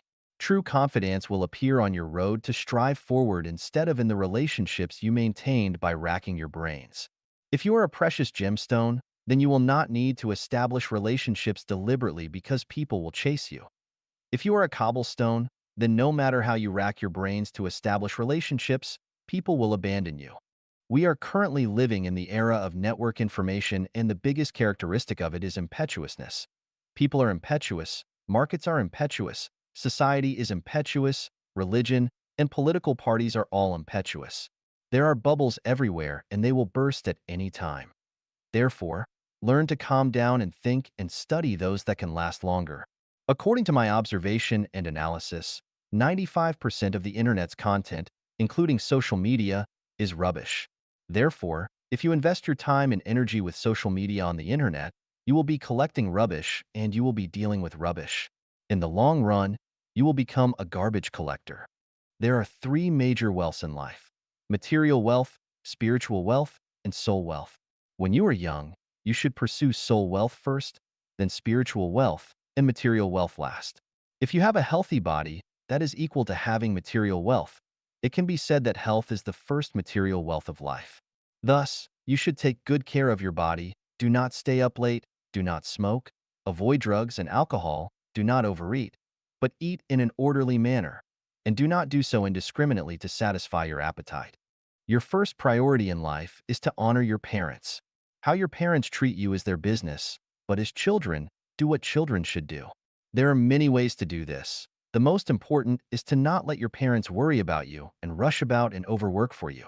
You may not be able to provide superior material wealth for your parents, but at least do not let your parents work hard to provide you with superior material conditions, because you are a human, not a pig, and your parents raised you to adulthood.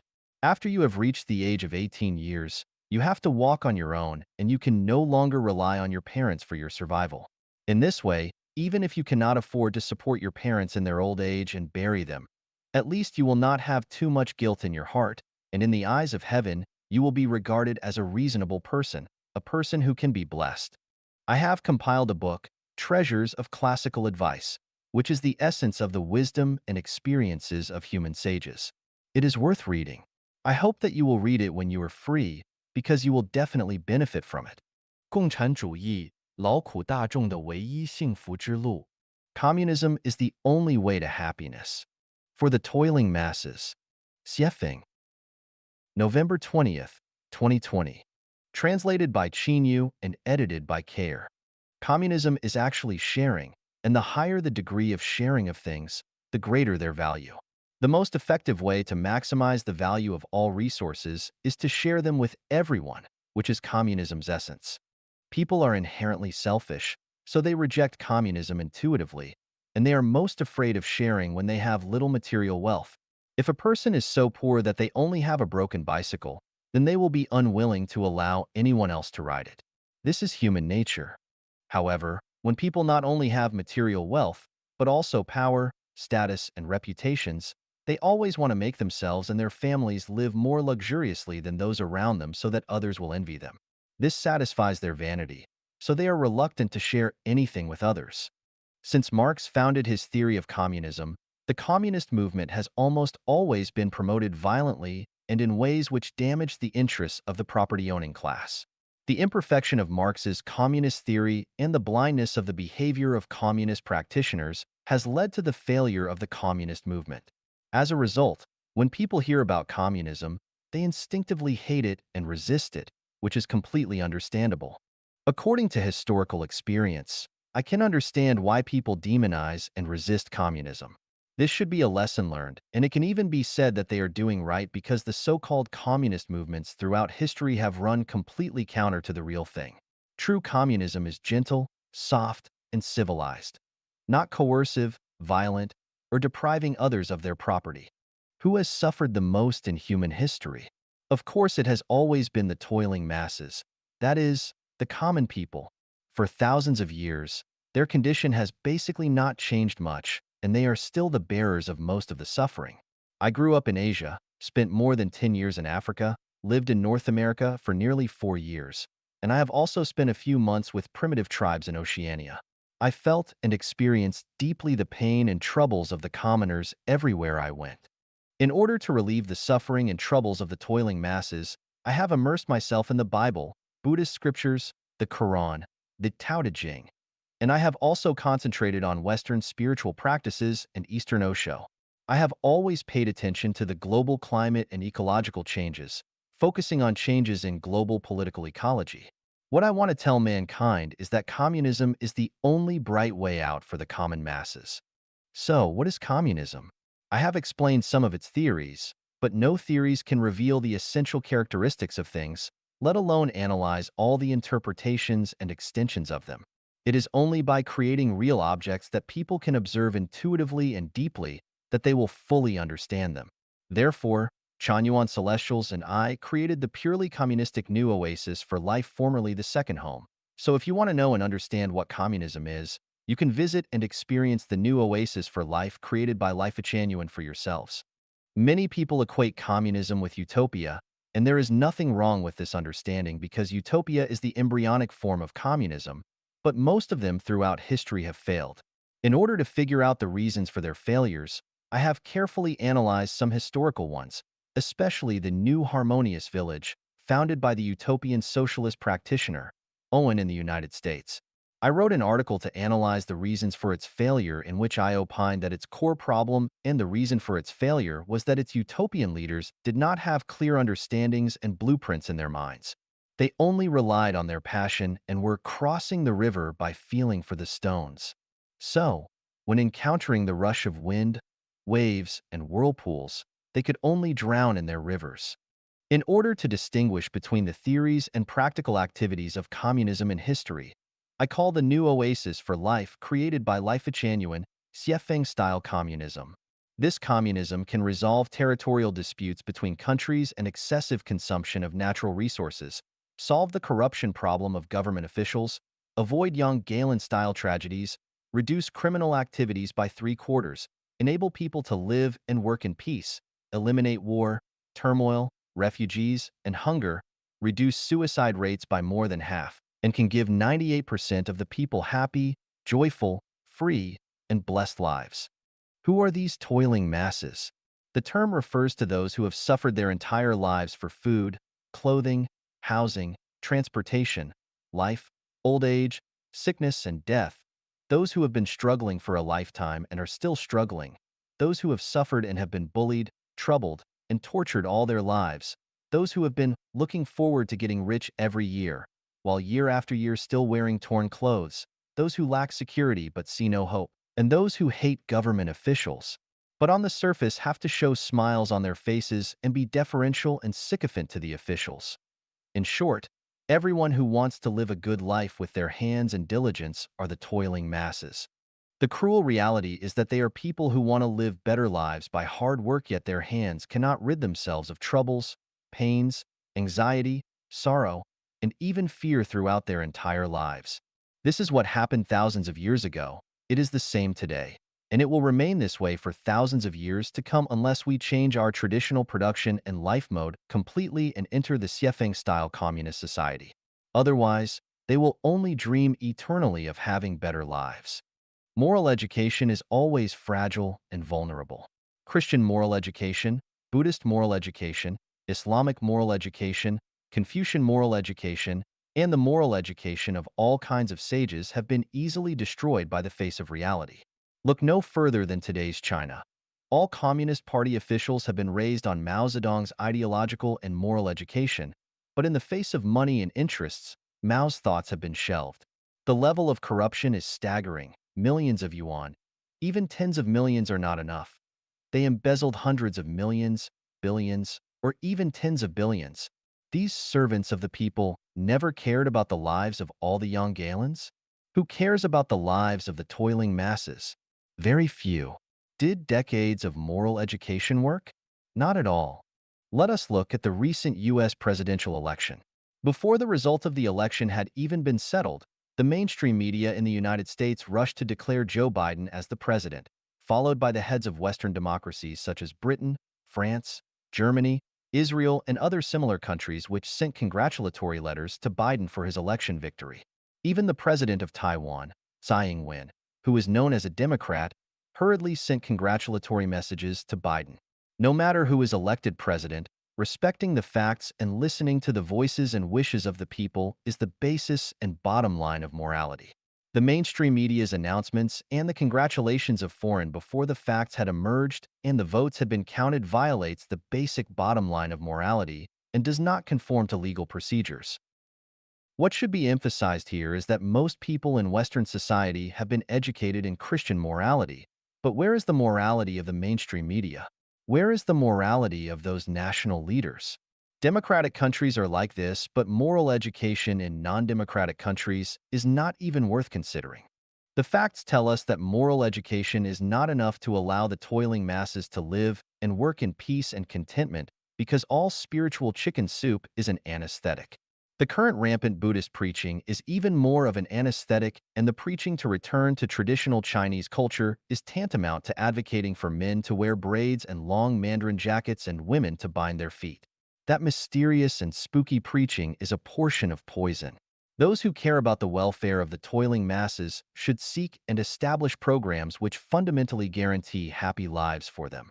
It might be very good to say that we should put power in the cage of the system, such that government officials dare not, cannot, and would not have access to corrupt practices, but unfortunately, it is the system itself that is the best soil for officials to grow corrupt, so the system will be unable to restrain and stop it because it is its own hotbed of corruption. I ask, can this system shut down power? Can it shield officials from corruption? Of course not. There have been many changes of dynasties throughout Chinese history, but what were the results? The herbal soups changed, but the medicines did not. Individuals changed, but the system did not. The obvious result is that the toiling masses are still the toiling masses, and their toiling nature and destiny have been fundamentally unchanged. If you do not change the traditional production and life mode, then it is of no use to change the ones in charge. It is useless even if you adopt a separation of powers, such as in the United States if the president is Old Wang. The judiciary is run by his brother-in-law, the legislative power is under the control of his third aunt, and the media are controlled by his best friends. Toiling masses, use your heads. Would you have free and happy lives? Xiefeng-style communism is the only way to happiness for the toiling masses. The new oasis for life production and life mode, created by Life Echanuan, is a paradise for everyone. Many poor people among the working people have fluky minds, and they always think that they can squeeze into the upper class and live the life of the best as they sharpen their heads. Yes, they have that chance. There have always been 1 or 2 people out of 10,000 who have achieved this wish, but the probability of success is much too low, and it is a path that very few common workers will ever take. There are also some commoners who think that since they have million yuan houses and cars worth several 100,000 yuan, that they no longer belong to that low level. In fact, they are self-anesthetized and daydreaming.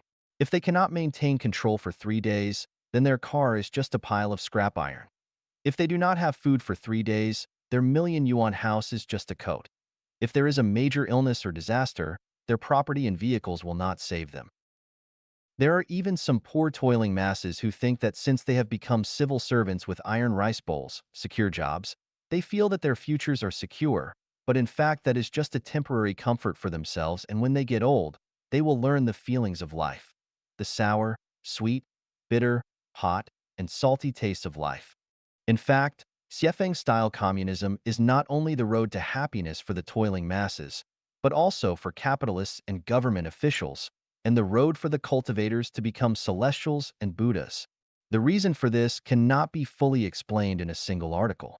If you have any doubts, please ask those who have lived and experienced Xiefeng-style communism. They can answer you. Remember this. Communism is the only way to happiness for the toiling masses and the only way out for mankind. 分享一点非常重要的做人常识. Sharing of some very important common sense of life. Xiefeng. Translated by Qinyu and edited by Care. October 19th, 2020. If your life is stable but stressed, see if you lack common sense in these areas. If the greatest creator came to you but you failed to recognize him, then your life will reincarnate again and again. If gods, Buddhas, and celestials have come to see you but you have been unaware, then you have not yet awakened, and you can only keep on sleeping. If noble people occasionally appear in your life but you do not acknowledge them, then it will be difficult for your life to have a turning point and change, and your hardships are inevitable. Among the 3 factors that change one's destiny, Personality is a very important one. This person may be a god, Buddha, celestial, or noble on the path of your life. And as long as you know any of them, your destiny will develop and change for the better. But I found that no one knows the greatest creator, and when gods, Buddhas, and celestials come around, people do not know them either. When noble people come near, few will pay attention to them. Therefore, most people are just living beings, rather than otherworldly saints. Some people can change the trajectories and destinies of their lives, but it is unfortunate if they keep missing their chances. 5 major turning points impacted my life. 4 were from noble people, and 1 was related to the greatest creator. Had I not recognized the greatest creator, this tour guide that you know would not have been born, and were it not for the 4 noble people's guidance and help, I would be an old farmer in my hometown today. Where are the noble people, the gods, Buddhas, and celestials, and where is the greatest creator? They are all in your life and at your side. Why can you not see them, and why are you not aware of their existences?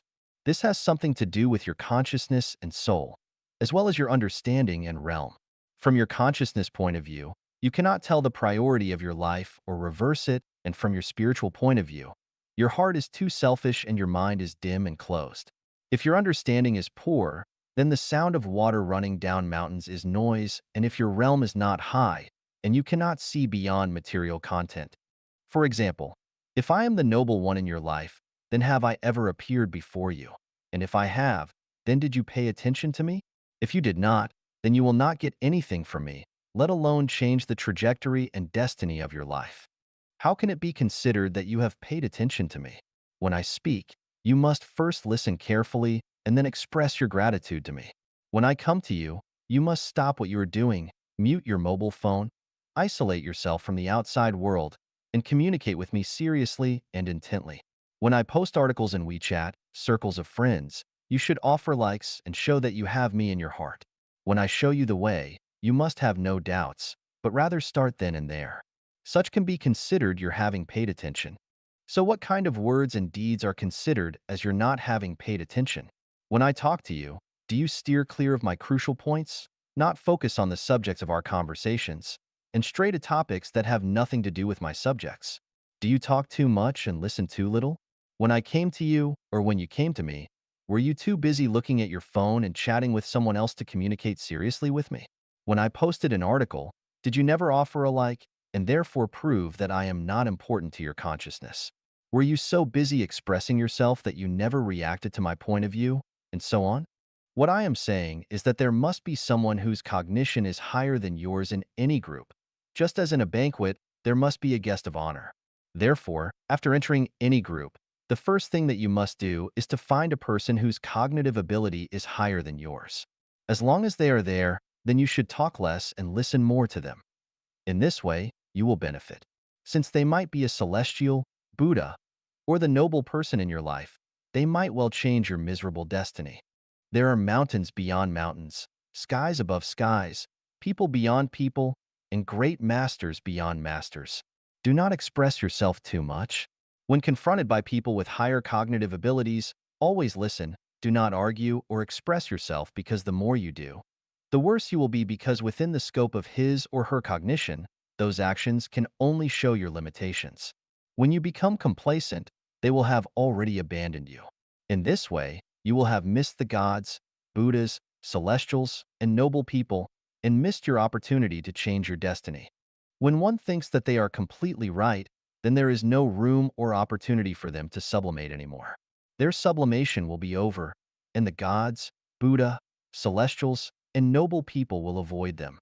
All those who insist that they are right will distance themselves from gods, Buddhas, celestials, and noble ones, and auspicious lights will no longer shine on them because they will have already set their shape, and what they now are will definitely remain the same in the future.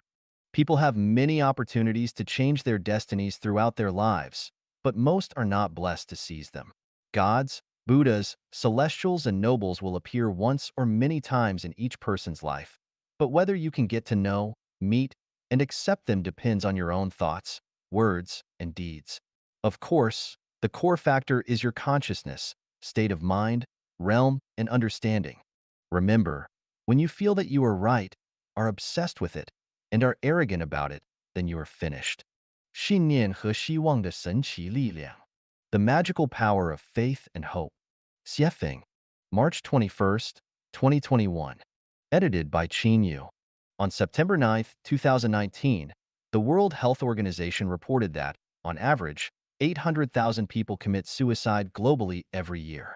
According to statistical analysis, the number of suicide attempts is 20 times that of completed suicides. Suicide is a result of losing faith and hope.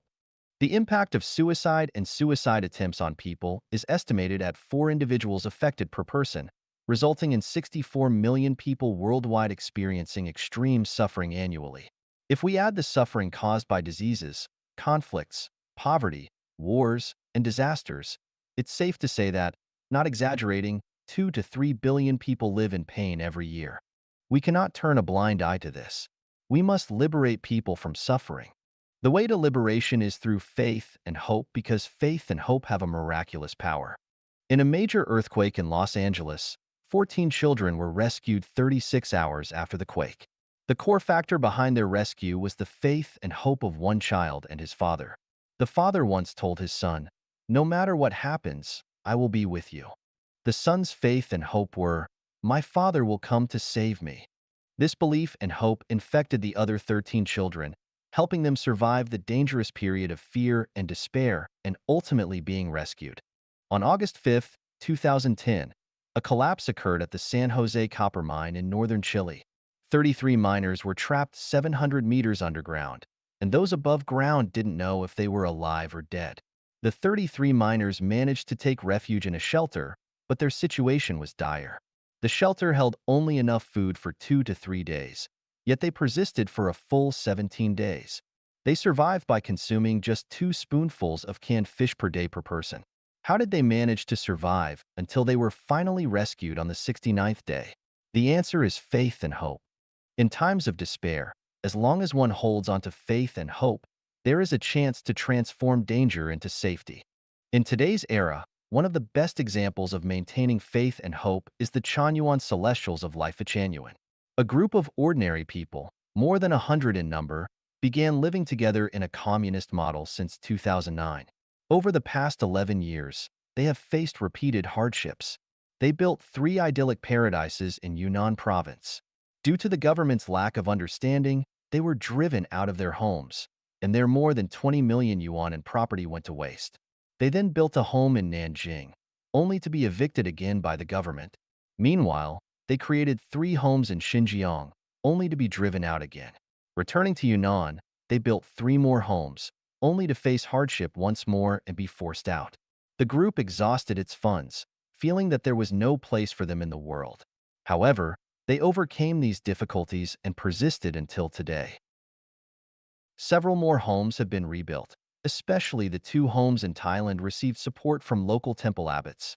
The home building in Canada was delayed due to the pandemic but remained standing. Despite being in dire straits, we did not lose hope. We did not stop moving forward because our faith remained unshaken and our hope never turned into despair. We firmly believe that the greatest creator will not abandon us. We believe in the justice of the Tao. We believe that the government's lack of understanding is only temporary, and we believe that, as long as there are no unlawful or unruly acts, the government will one day understand and allow us to live according to the communist model. Additionally, our profound understanding of countless secrets of the universe, time, space, and life has filled us with immense hope and confidence in the future.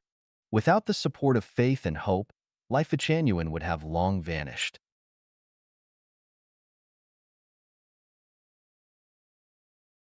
From the practical experience of Life Changyuan New Oasis for Life, we have gained a profound understanding.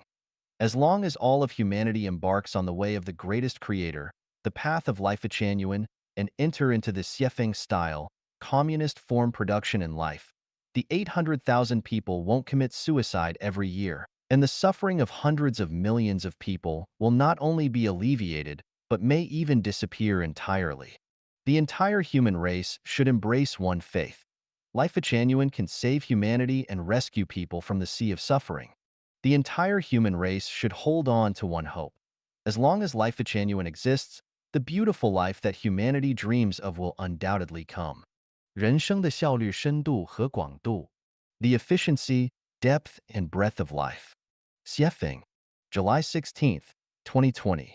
Translated by Qin Yu and edited by Peter. Most people should be geniuses in a certain field, but most people are mediocre and find their goals to be unachievable throughout their lives.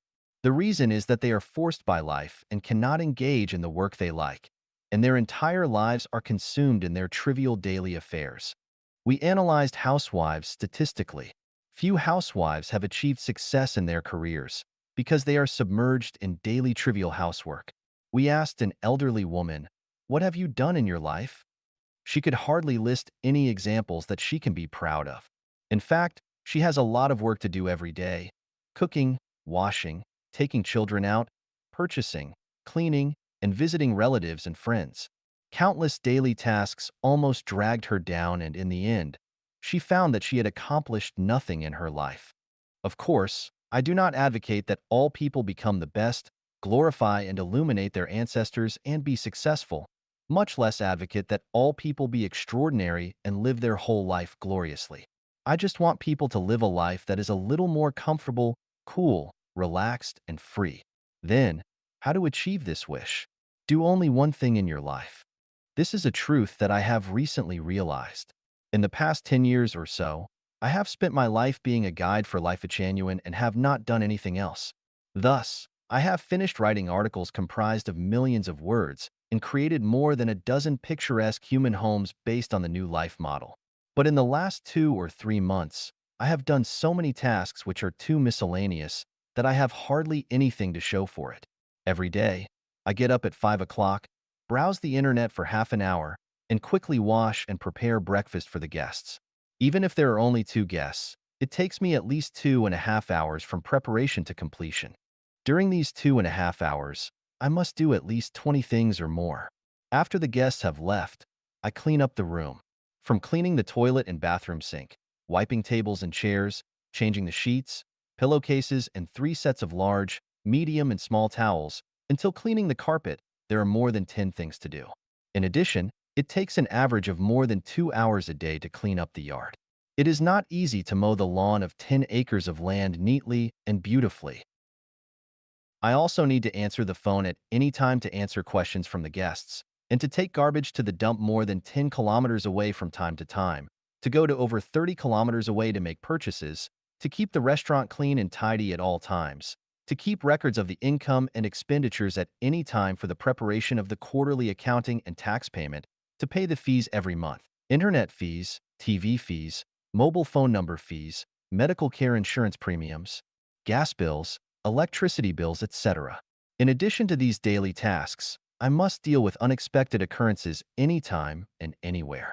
I am thinking that if I spend my whole life like this, even if I am a genius in a certain field, my talent will be buried in endless tedious affairs.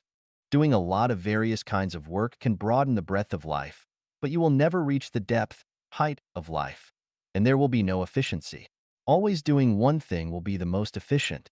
The more complicated and varied the things you do, the lower the efficiency. Last year, I planned that any way possible, this year I will go away once, at least to visit Prince George City, which is more than 300 kilometers away. As a result of my daily tasks, I haven't been able to achieve this goal till now. I am tightly bound to the same place and cannot leave for a while. A donkey has a blindfold over its eyes to let it grind grain. It goes around and around the millstone and will go around in circles in the same place for a lifetime. In fact, most people live in the same way as donkeys do. The donkey has to revolve around the millstone. Whether the donkey pulls the grindstone, makes the circle or not, it is not up to it. What about people? Compelled by environment and the pressures of life, people have to repeat the same work every day. All this is involuntarily, and they have no choice. Who can say that I do what I like the most every day? To make life a little more comfortable, chic, relaxed, and free, we must only do one thing in our lives so that we can reach the depth of life. A drilling rig can only drill tens of meters at a time if it infrequently changes the drilling location. To drill to 1,000 meters or 10,000 meters, you must drill in the same hole. Only by concentrating on one goal can it be thus. Rubbing ropes against wooden boards will cut into them, and dripping water onto stones will wear them down. If we work 8 hours a day to make $100, can we make $100 in just 2 hours? I think it is possible. The way to do this is to do only one thing. The more complicated the things we do, the less money we can make. Only by doing one thing can we be relaxed and comfortable. In this way, can we have a good mood and free time to dabble in a broader field in order to expand the breadth of life? The problem is, who can do only one thing in a lifetime? If we still pursue the efficiency, depth, and breadth of life in accordance with the traditional production and life mode, for most people, it is just a beautiful and unrealistic fantasy. There is only one way to reach the goals. That is to live in the life mode of New Oasis for Life created by Life Genuine. That is the best place to realize your ideal of life. 自由之路, The Road to Freedom. Xiefeng, November 10th, 2022. Translated by Qinyu and edited by Peter. The highest realm pursued by human beings is to obtain physical and mental freedom. Not being physically and mentally free is like being in prison. Why do people want to make more money? Its core purpose is to gain greater freedom. Why do people have to study hard? Its ultimate purpose is to gain more physical and mental freedom. Everyone who has worked hard all his life is fighting for his own physical and mental freedom. The question is, have they achieved physical and mental freedom throughout their life? None. Can you go where you want to, associate with the opposite sex when you want to, say whatever you want to? Who has achieved it? No one. The presidents cannot, billionaires cannot, experts, scholars, and professors, followers of any religion, none of them can, not to mention the general public. What is the problem? Why has not a single person achieved physical and mental freedom in their entire life for thousands of years? There are 8 factors that prevent people from obtaining physical and mental freedom, namely, country, money, marriage, family, kinship, government, debt, and ego. As long as there are countries in this world, no one can be free. As long as there is money in this world, no one can be free. As long as you enter marriage, the special relationship between both sexes, don't expect to be free again. As long as you revolve around family, the most basic production relationship in society, you will never expect to be free for the rest of your life. As long as you have parents, children, siblings, and other relationships, you will not have freedom of mind and body. As long as there is a government that controls you at all times, no one can be free. As long as you owe debts of gratitude and financial debts, don't even think about gaining physical and mental freedom.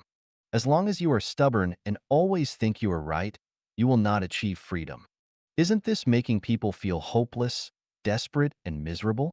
Think about it this way, no matter how hard we try, no one can reach the highest realm of physical and mental freedom. Why do the vast majority of people go to some kind of religious belief?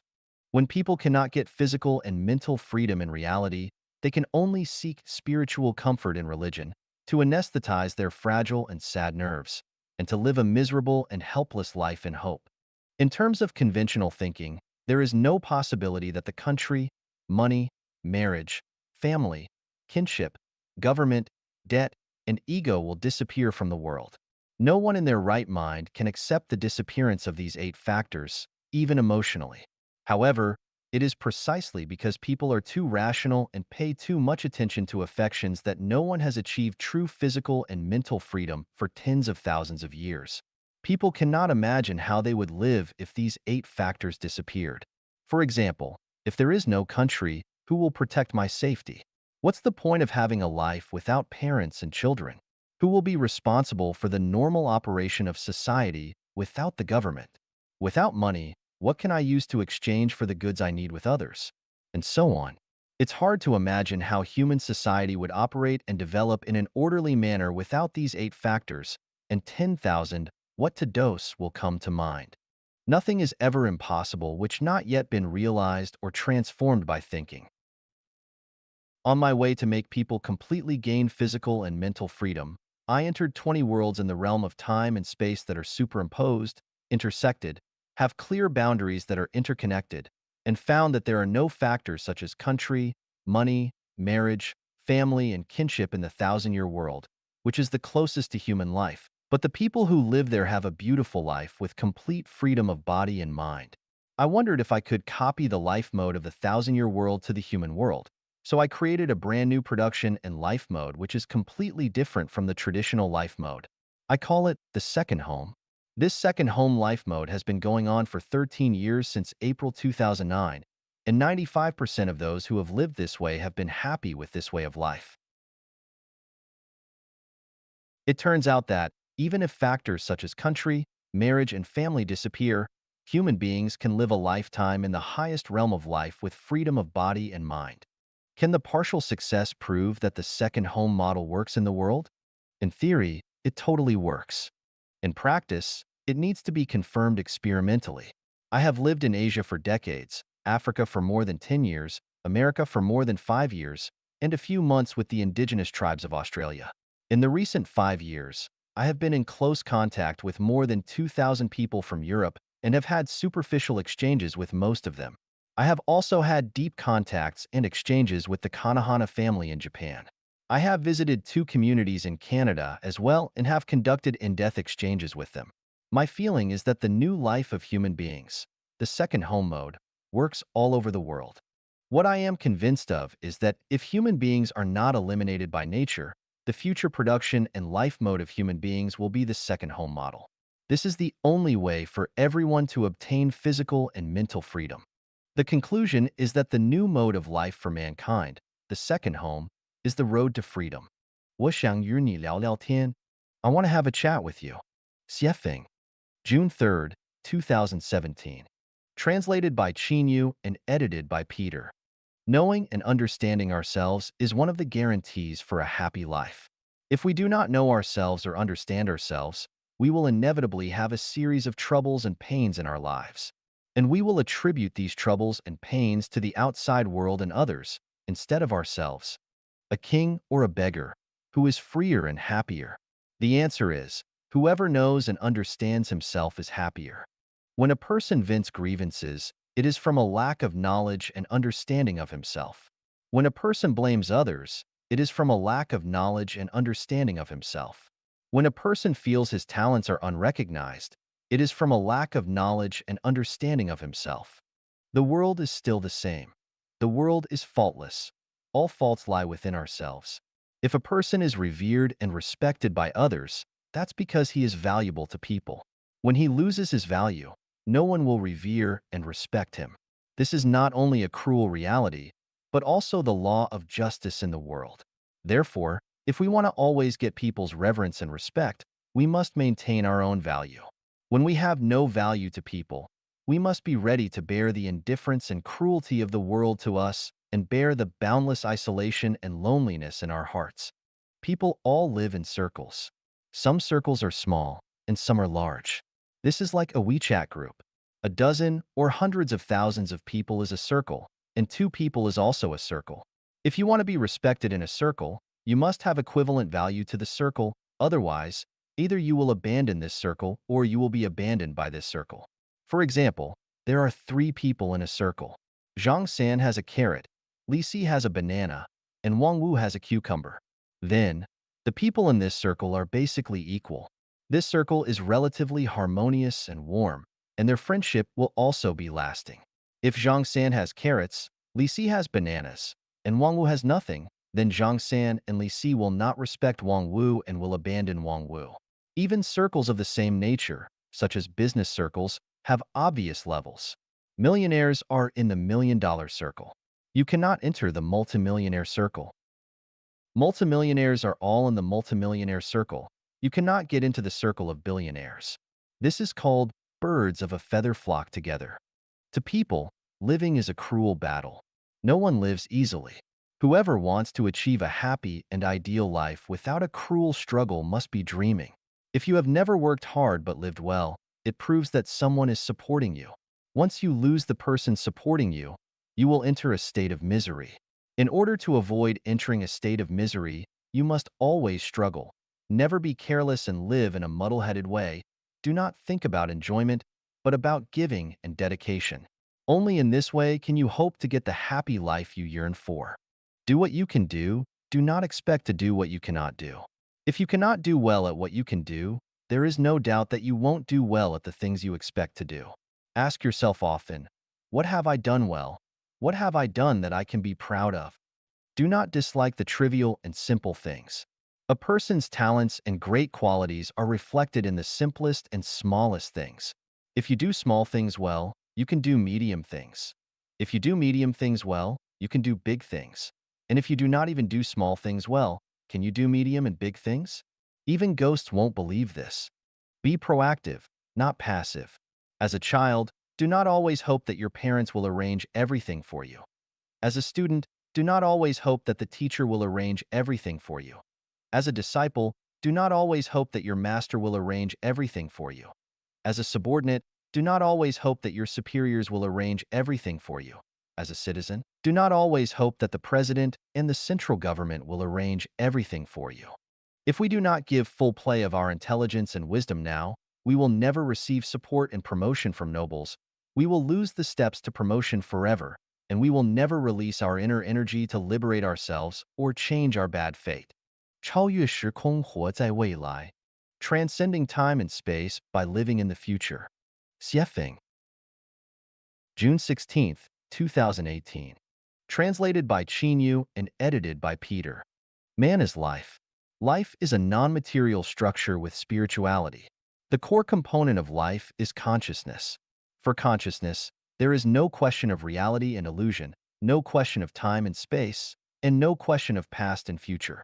Reality and illusion, time and space, are a problem that stubbornly exist in human perception. For life itself, these problems do not exist. The essence of life is perception and experience. Without perception and experience, there is no life. In other words, life without perception and experience does not exist. As far as perception and experience are concerned, there is no difference between dreams and reality. There is no difference between playing games online and directly participating in games. There is no difference between virtual and real situations. There is no difference between a face-to-face chat and a dream chat. There is no difference between recalling the past and looking forward to the future. And there is no difference between concrete practice and imaginative practice. For example, in the illusory scene of dreams, what we perceive and experience in dreams is the same as what we perceive and experience in reality.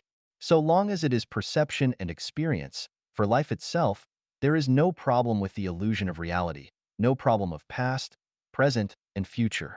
Human cognition can never go beyond reality, time, and space. This is the limitation of human cognition. This limitation restricts our thinking to four-dimensional time and space, so that we cannot break through the shackles of reality, time, and space. The sayings and viewpoints of living in the present are the most typical examples of cognition and thinking fettered by reality, time, and space. In other words, the cognition and understanding of living in the present is purely human thinking. It is not the cognition and thinking of lives higher than human beings. Now, let's discuss the feasibility of transcending time and space from human cognition. What has happened is called the past or history. What is happening is called the present or now. What is going to happen is called the future or the time to come. Now let's make a choice. Would you like to live in the past, in the present, or in the future? For those who have had a good past, they want to live in the past, but also look forward to the future. For people who have had a painful past, they do not want to live in the past. So, how many people are willing to live in the present? Except for those who are enjoying life at this moment, most people are willing to live in the future because the future has not yet happened, and they can look forward to a happy situation.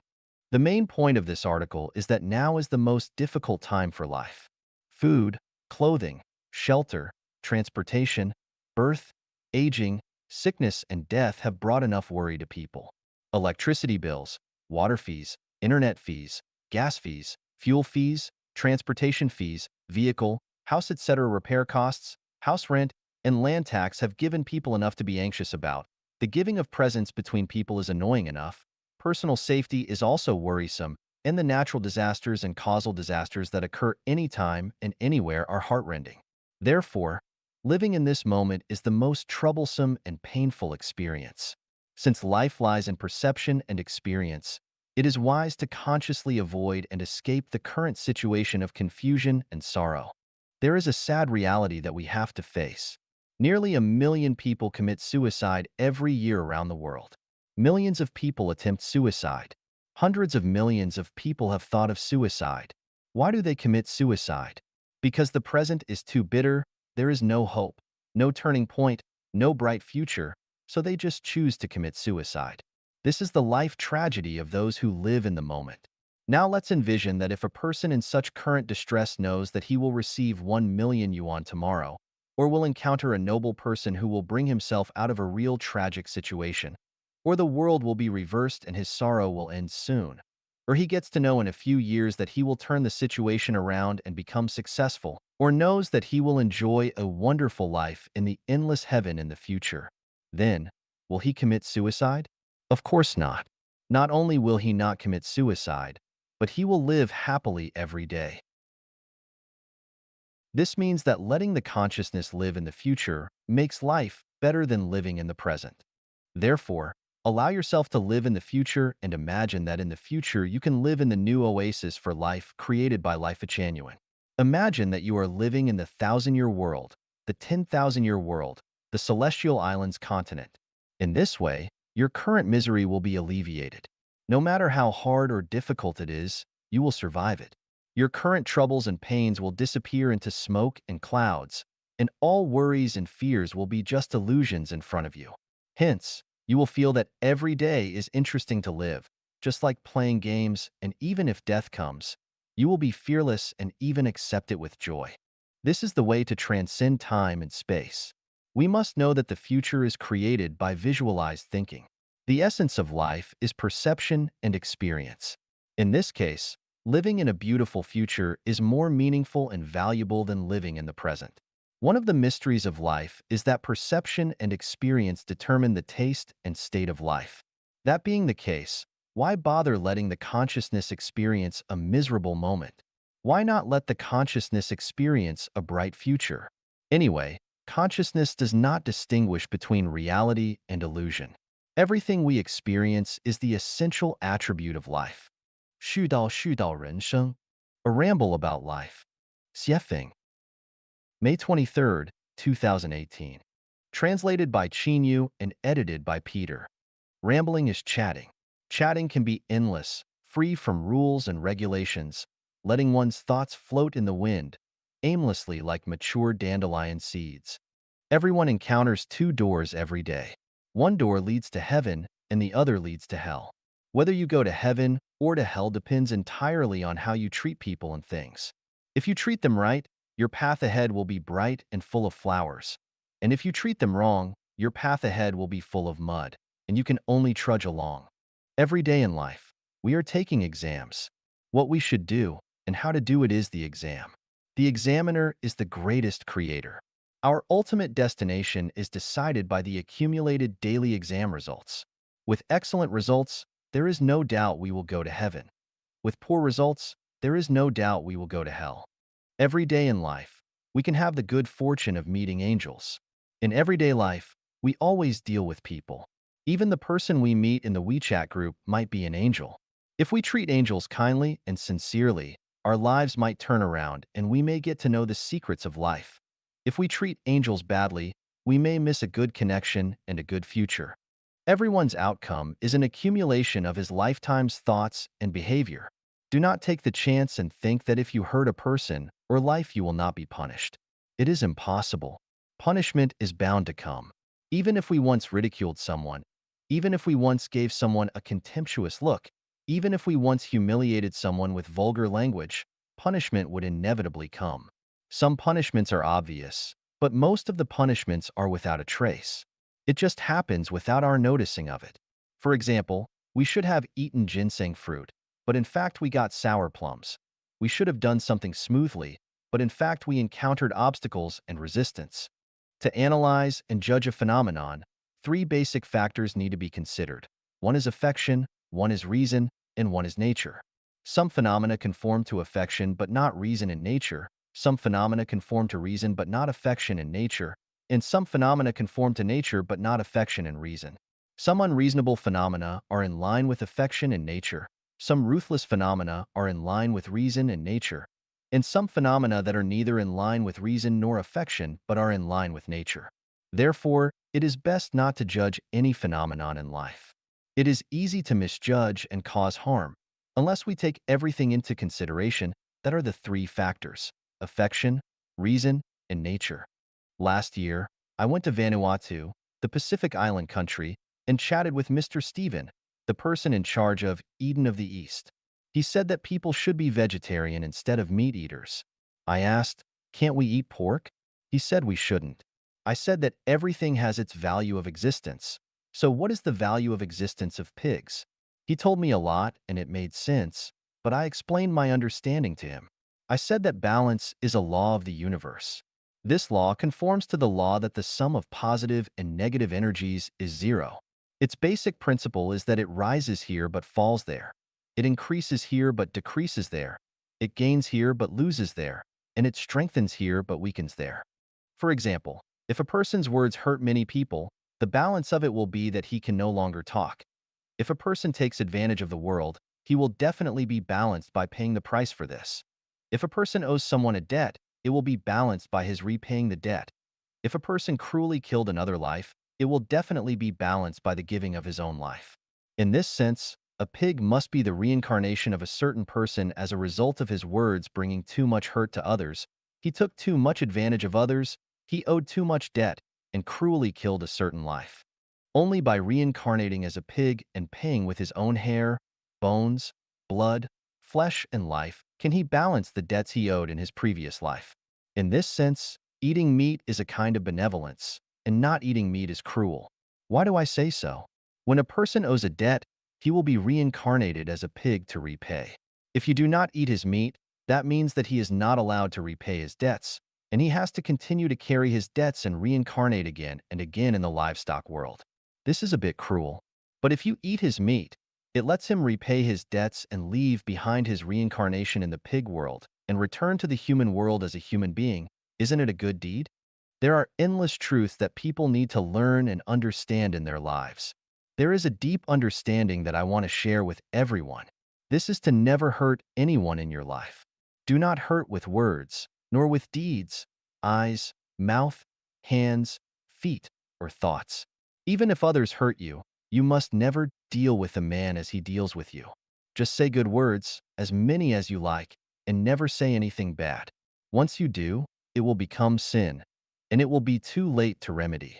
Fish are in the water, people are in the Tao, and the operation and changes of all phenomena and things in the world are in the Tao, and there are no people or things that should be wronged. Feeling being wronged is because of your not understanding cause and effect. If you understand the law of cause and effect, you will know that everything is appropriate.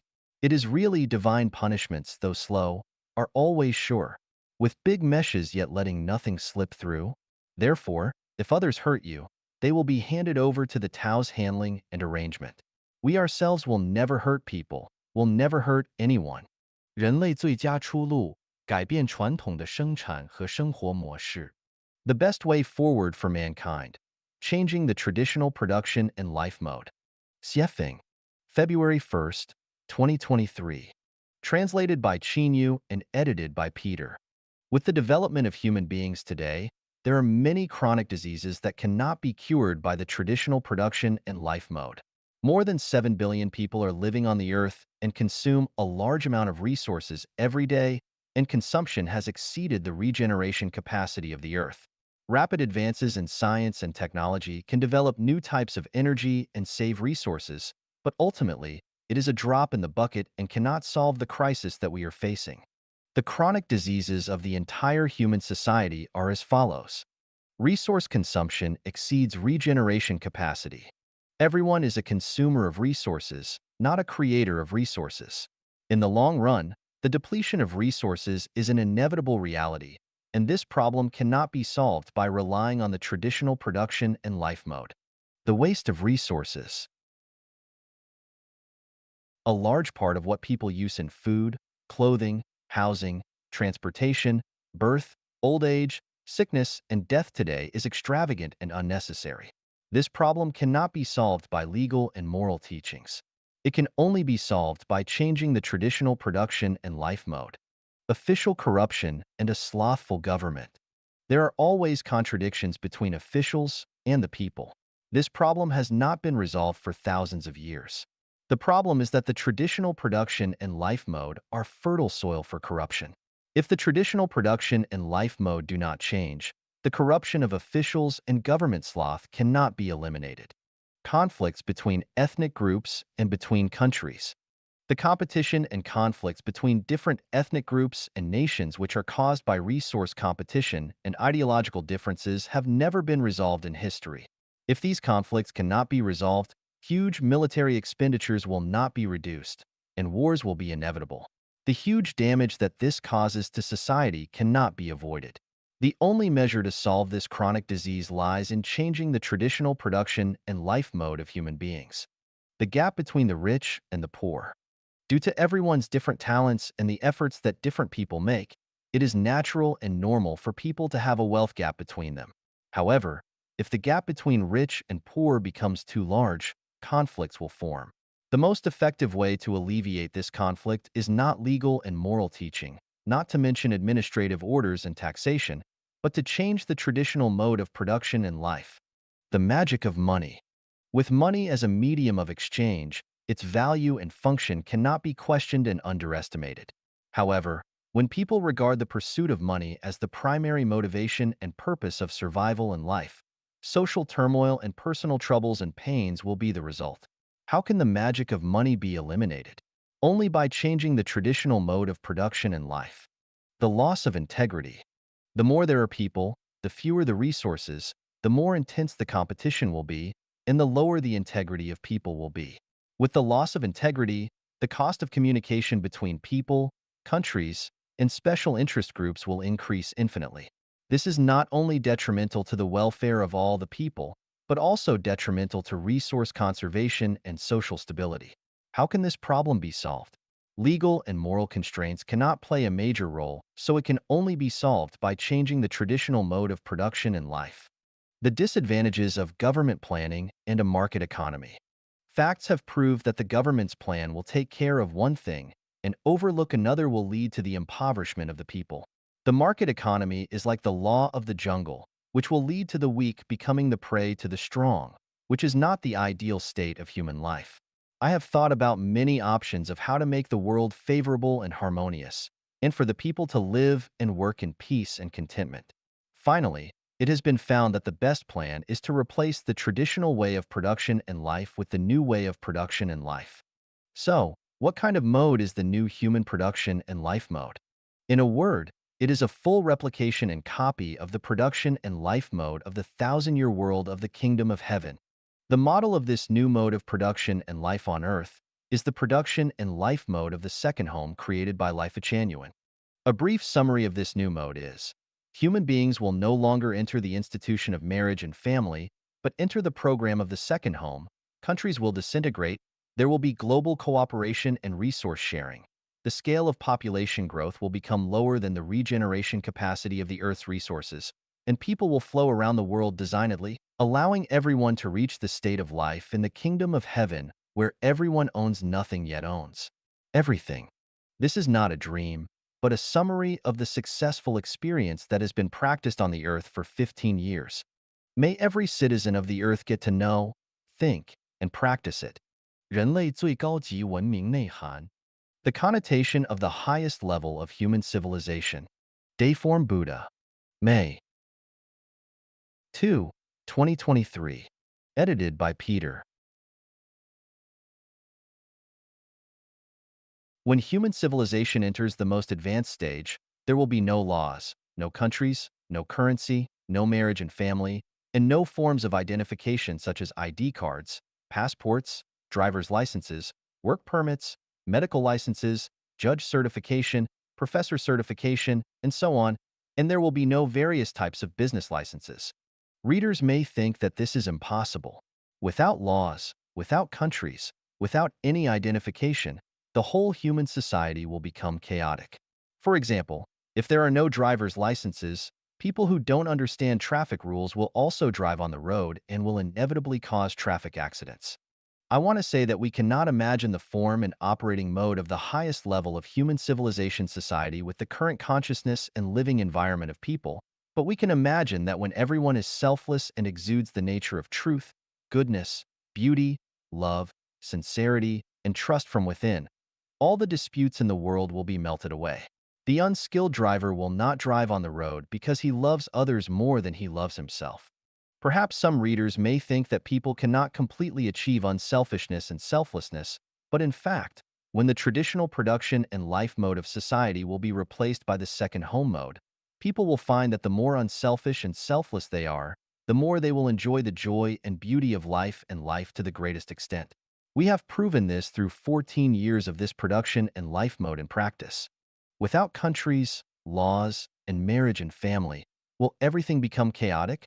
No. When we emulate the thousand-year world mode, we will find that the higher the degree of freedom, the more civilized people will become. The more restrictions and constraints, the more people's selfishness, greed, and opportunism will be stimulated. Moreover, when tens of millions of second homes are born on the earth, people will choose to enter these homes to live in, and all the homes will operate according to universal values and the way of nature.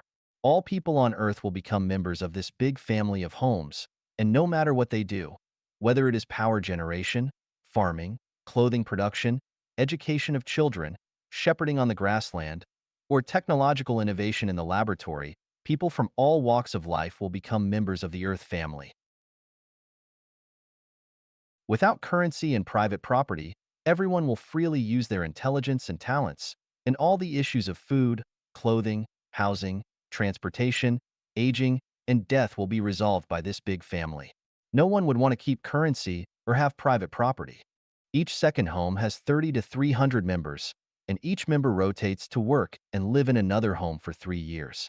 When people around the world start to flow freely, there will be no more national, party, religious, or cultural barriers, and any turmoil and war will no longer occur. Hunger will also disappear, and the probability of theft, robbery, corruption, fraud, and deception will become negligible. I am very sure that everyone must have 100,000 questions in their hearts about this, but I can tell you that I have thought of all the problems you are worried about, and I know the solutions. I can also tell you accurately that no one's thinking in the world today is deeper than mine, and no one's solution to solving problems is superior to mine. Even if the Eastern saint that everyone is looking forward to comes, it will not surpass my theory and practice. Humanity has only one bright future ahead, which is to follow what I say, because no matter how intelligent a person may be, they cannot escape the 36-8 diagram arrays. Only by following the path I guide you on can we have the most wonderful future. 与自己同行的人造就了人生的悲欢离合. The people who accompany us on our journey shape the joys and sorrows of our lives. Xiefeng, June 1st, 2023. Edited by Qin Yu. People realize and understand as they grow older that the individuals that they journey with shape the joys and sorrows, separations and reunions of their life. They contribute to the ups and downs, the completeness and deficiencies of one's existence. During childhood, parents are the ones who bring both happiness and sadness, separations and reunions, completeness and deficiencies. Having loving and understanding parents is a blessing in life. However, if parents treat their child as a means to uphold family honor or as a target for venting frustrations from outside, it becomes a source of sorrow in life. During adolescence, the most influential people to walk alongside are teachers. Their words, actions, and evaluations lay the foundation for one's character and outlook on life. Wise and caring teachers pave the way for a hopeful and bright future, while narrow-minded and bitter teachers fill the sky of one's life with clouds, lacking warmth and sunshine. Young adulthood is a vibrant period for expanding one's social boundaries, and making friends is inevitable. Typically, people form 2 or 3 close friendships, and it is precisely these close friends that bring about significant turning points in one's life. Genuine and open-minded close friends, filled with the confidence and courage to strive and excel, will inspire oneself, leading to a passionate and hopeful outlook on life. On the other hand, if a close friend is selfish, deceitful, and harbors a dark mentality, one will also be drawn into a chaotic and disorderly path that goes against morality and even legality. In middle age, the most important companion in life is a spouse. If one is fortunate to meet a considerate, capable, and affectionate partner who excels at managing household affairs, it is a great blessing. Conversely, encountering an unreasonable, selfish, and greedy spouse who lacks understanding and often voices complaints creates a life filled with bottomless sorrow and misery. In such circumstances, whether it is the husband or the wife, thoughts of suicide often emerge in their minds. The inner pain has nowhere to be expressed, and they can only silently endure day after day, year after year. In old age, as physical strength gradually wanes and illnesses silently afflict the body, confidence in life diminishes. People around us unconsciously begin to drift away. At this time, the attitudes and treatment received from our children become the final scenery on the journey of life. If children are filial, it is a stroke of great fortune, bestowing immense blessings and great destiny. However, if children are unfilial, physical and mental suffering seeps into our marrow and nerves. Ultimately, the journey of life concludes in a state of calling to the heavens without response and crying to the earth without answer. Whether it is during adolescence, young adulthood, middle age, or old age, if one encounters someone who cares genuinely, bringing happiness, joy, freedom, blessedness, and hope without expecting anything in return, that person is truly a saint, a bodhisattva, an angel. That must be you have burned some high incense in your past life, and blessings poured forth from your ancestral graves. Cherish this extraordinary affinity. If one is fortunate to encounter a group of individuals who selflessly give and contribute without making excessive demands, it is a tremendous blessing and the greatest care and blessing from heaven. It is worth treasuring for a lifetime. 失业大学生们的锦绣之路 The Splendid Path of Unemployed College Students. Xiefeng, April 25, 2023. Edited by Qin Yu. Happiness. Misery lurks beneath it. Misery. Happiness is to be found by its side. What I see is a bright future awaiting unemployed college students, a wonderful life that is incomparable. This is what I think, and I hope respected and dear unemployed college students can consider whether it makes sense. At this moment, you may be in a state of confusion, anxiety, uncertainty, restlessness, and disappointment. This is because you are carried along by the tides of the times.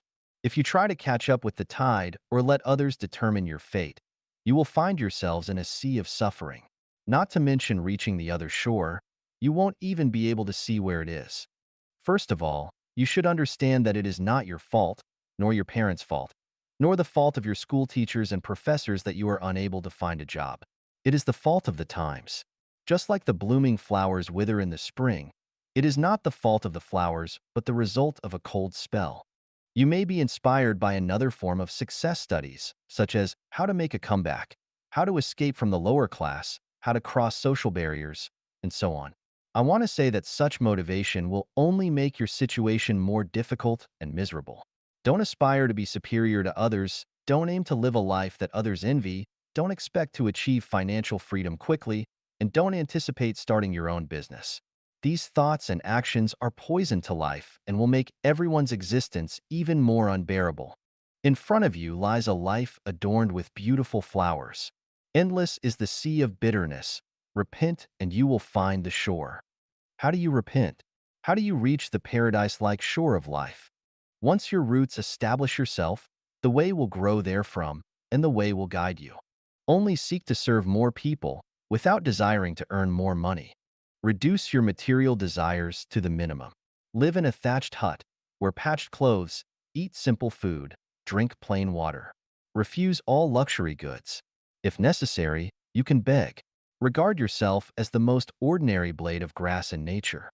Don't pursue romantic relationships, don't get married, don't start a family.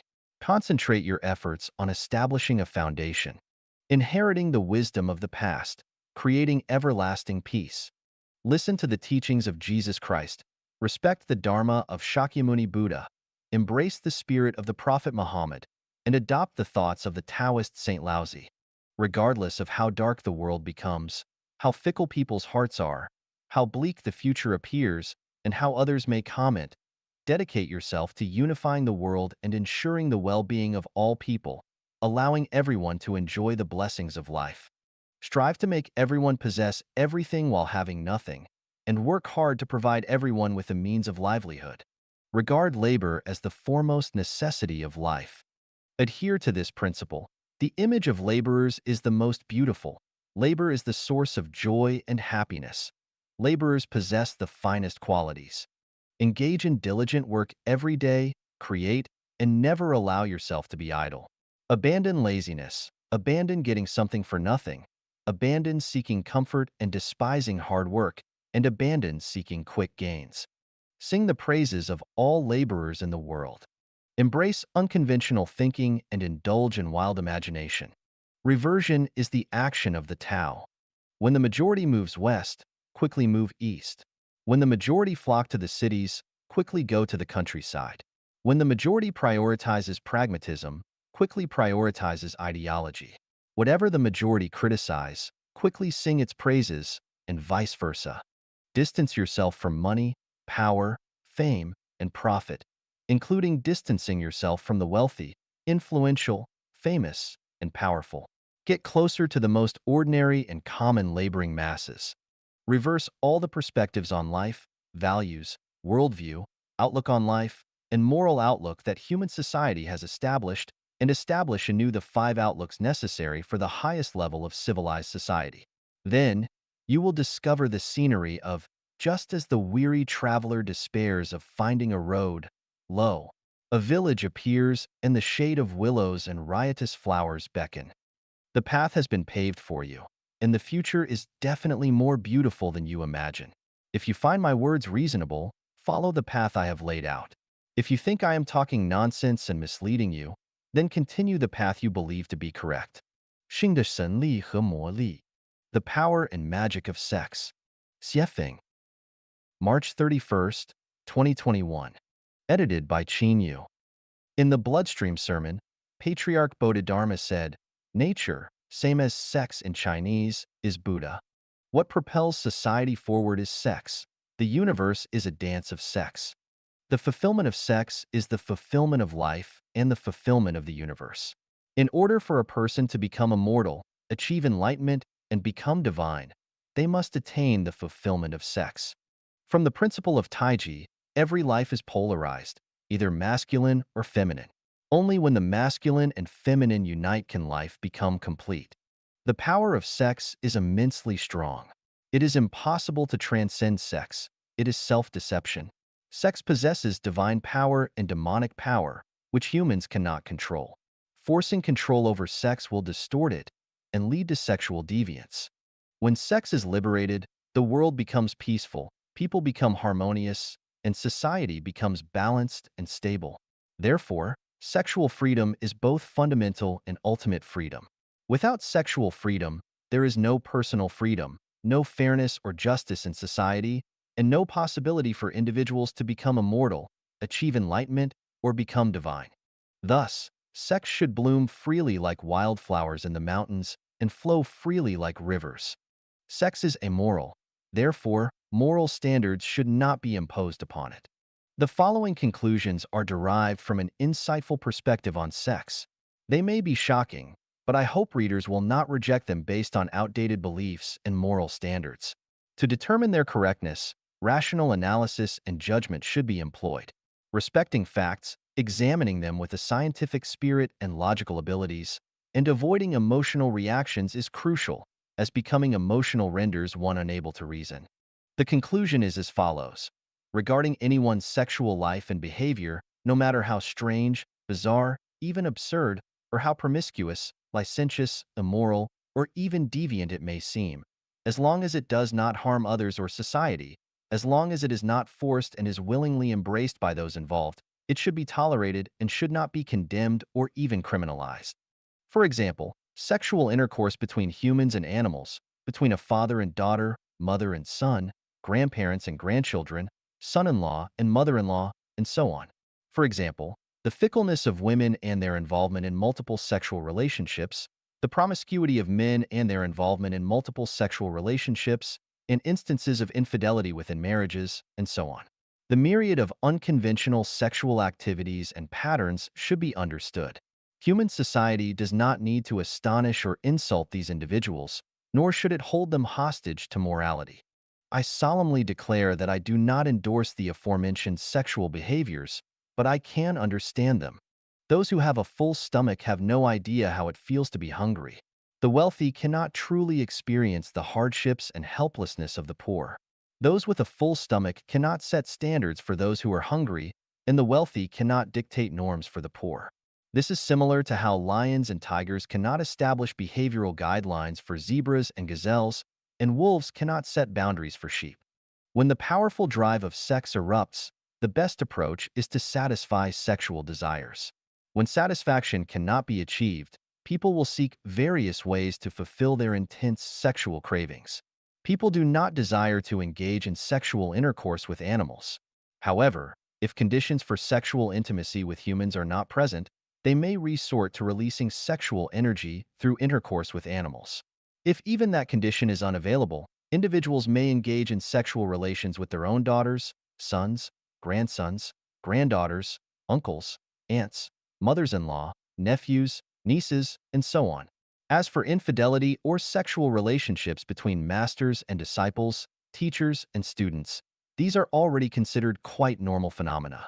In the world of women, sex workers are a group of extraordinary women because they provide countless men with sexual fusion and satisfaction. They are considered great because they adhere to the principle that the higher the degree of shared experience, the greater the value. Therefore, it can be logically deduced that women who engage in sexual relationships with more men and men who engage in sexual relationships with more women should be affirmed and should not be subjected to condemnation or persecution. Human beings should prioritize reality. Once individuals reach maturity, they enter a stage of sexual needs. Maximizing the acquisition of sexual energy not only leads to happy and fulfilling lives for each person, but also promotes a harmonious and stable society that progresses towards civilization. The prerequisite for human civilization is sexual freedom. Without sexual freedom, human civilization cannot be achieved. Sex is a form of energy and a resource that is inexhaustible. However, when individuals monopolize sexual resources, the resource becomes particularly scarce. Once it becomes scarce, it is inevitable that animal mating and incestuous behavior cannot be eradicated, and the trading of sex cannot be avoided, which leads to troubles, anxieties, pains, and even crimes. Of course, the more sexual partners one has and the higher the frequency, the higher the risk of contracting sexually transmitted diseases, including HIV/AIDS. This negative consequence can be addressed through a program, such as requiring sexual health certificates for sexually mature individuals. This is achievable. However, it is not appropriate to abstain from sexual activities solely because there is a risk of contracting sexually transmitted diseases, just as one does not stop eating because eating can cause various illnesses. Life is like a dream. All space directions are void. We should have full experiences and live our life to the most so that we won't have regrets when we leave the earth. Being satisfied and dying blissfully is better than being consumed by worries and regrets. 一求64智论人类生存模式 One Earth, 64 Systems. On the Mode of Human Survival. Xiefeng. April 13th, 2021.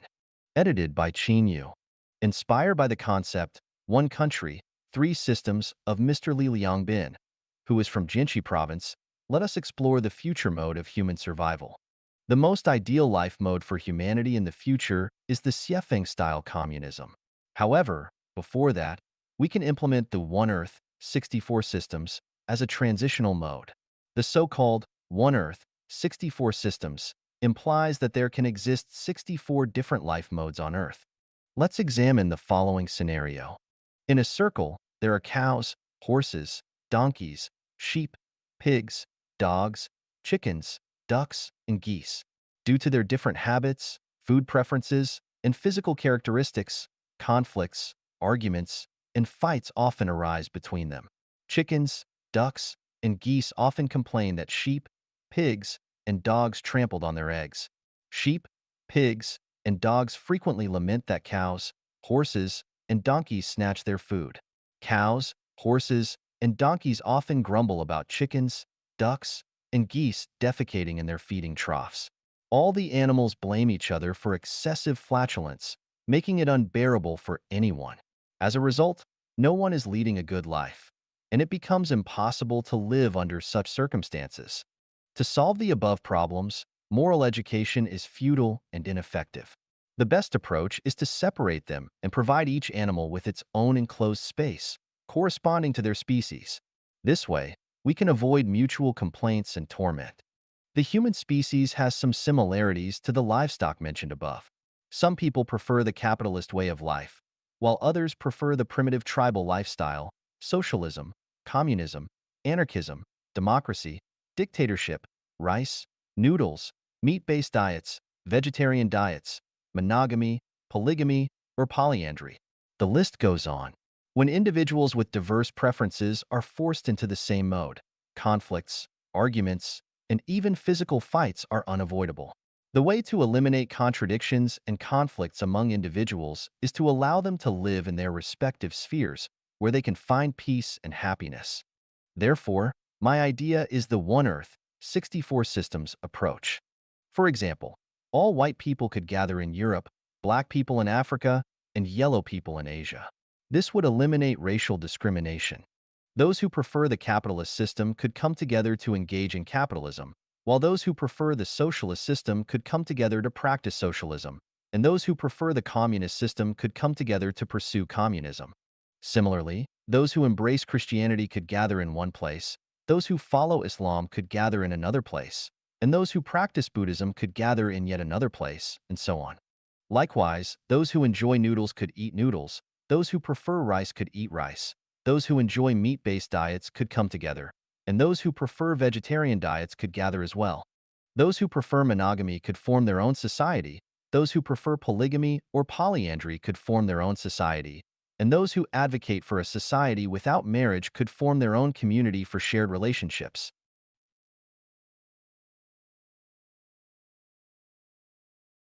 In this way, just like providing separate spaces for cows, horses, donkeys, sheep, pigs, dogs, chickens, ducks, and geese, humans no longer need to argue and fight with each other due to differences in personality, interests, and so on.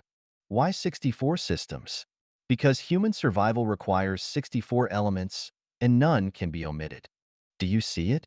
Cows, horses, donkeys, sheep, pigs, dogs, chickens, ducks, and geese are arguing together without any value or meaning, and their arguments will never end. Arguments between humans are also without value or meaning. The best solution is to live our own lives according to our own preferences. Can the above ideals be realized? Certainly not, because those in power won't allow it.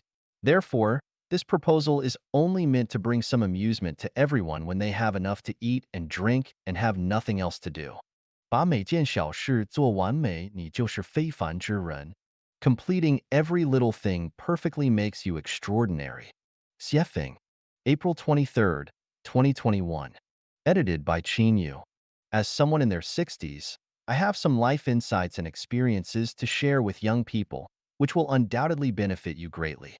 The most valuable insight and experience from my half-century of life is that by completing every little thing you do perfectly, you become an extraordinary individual, and your life path will only grow wider as you continue.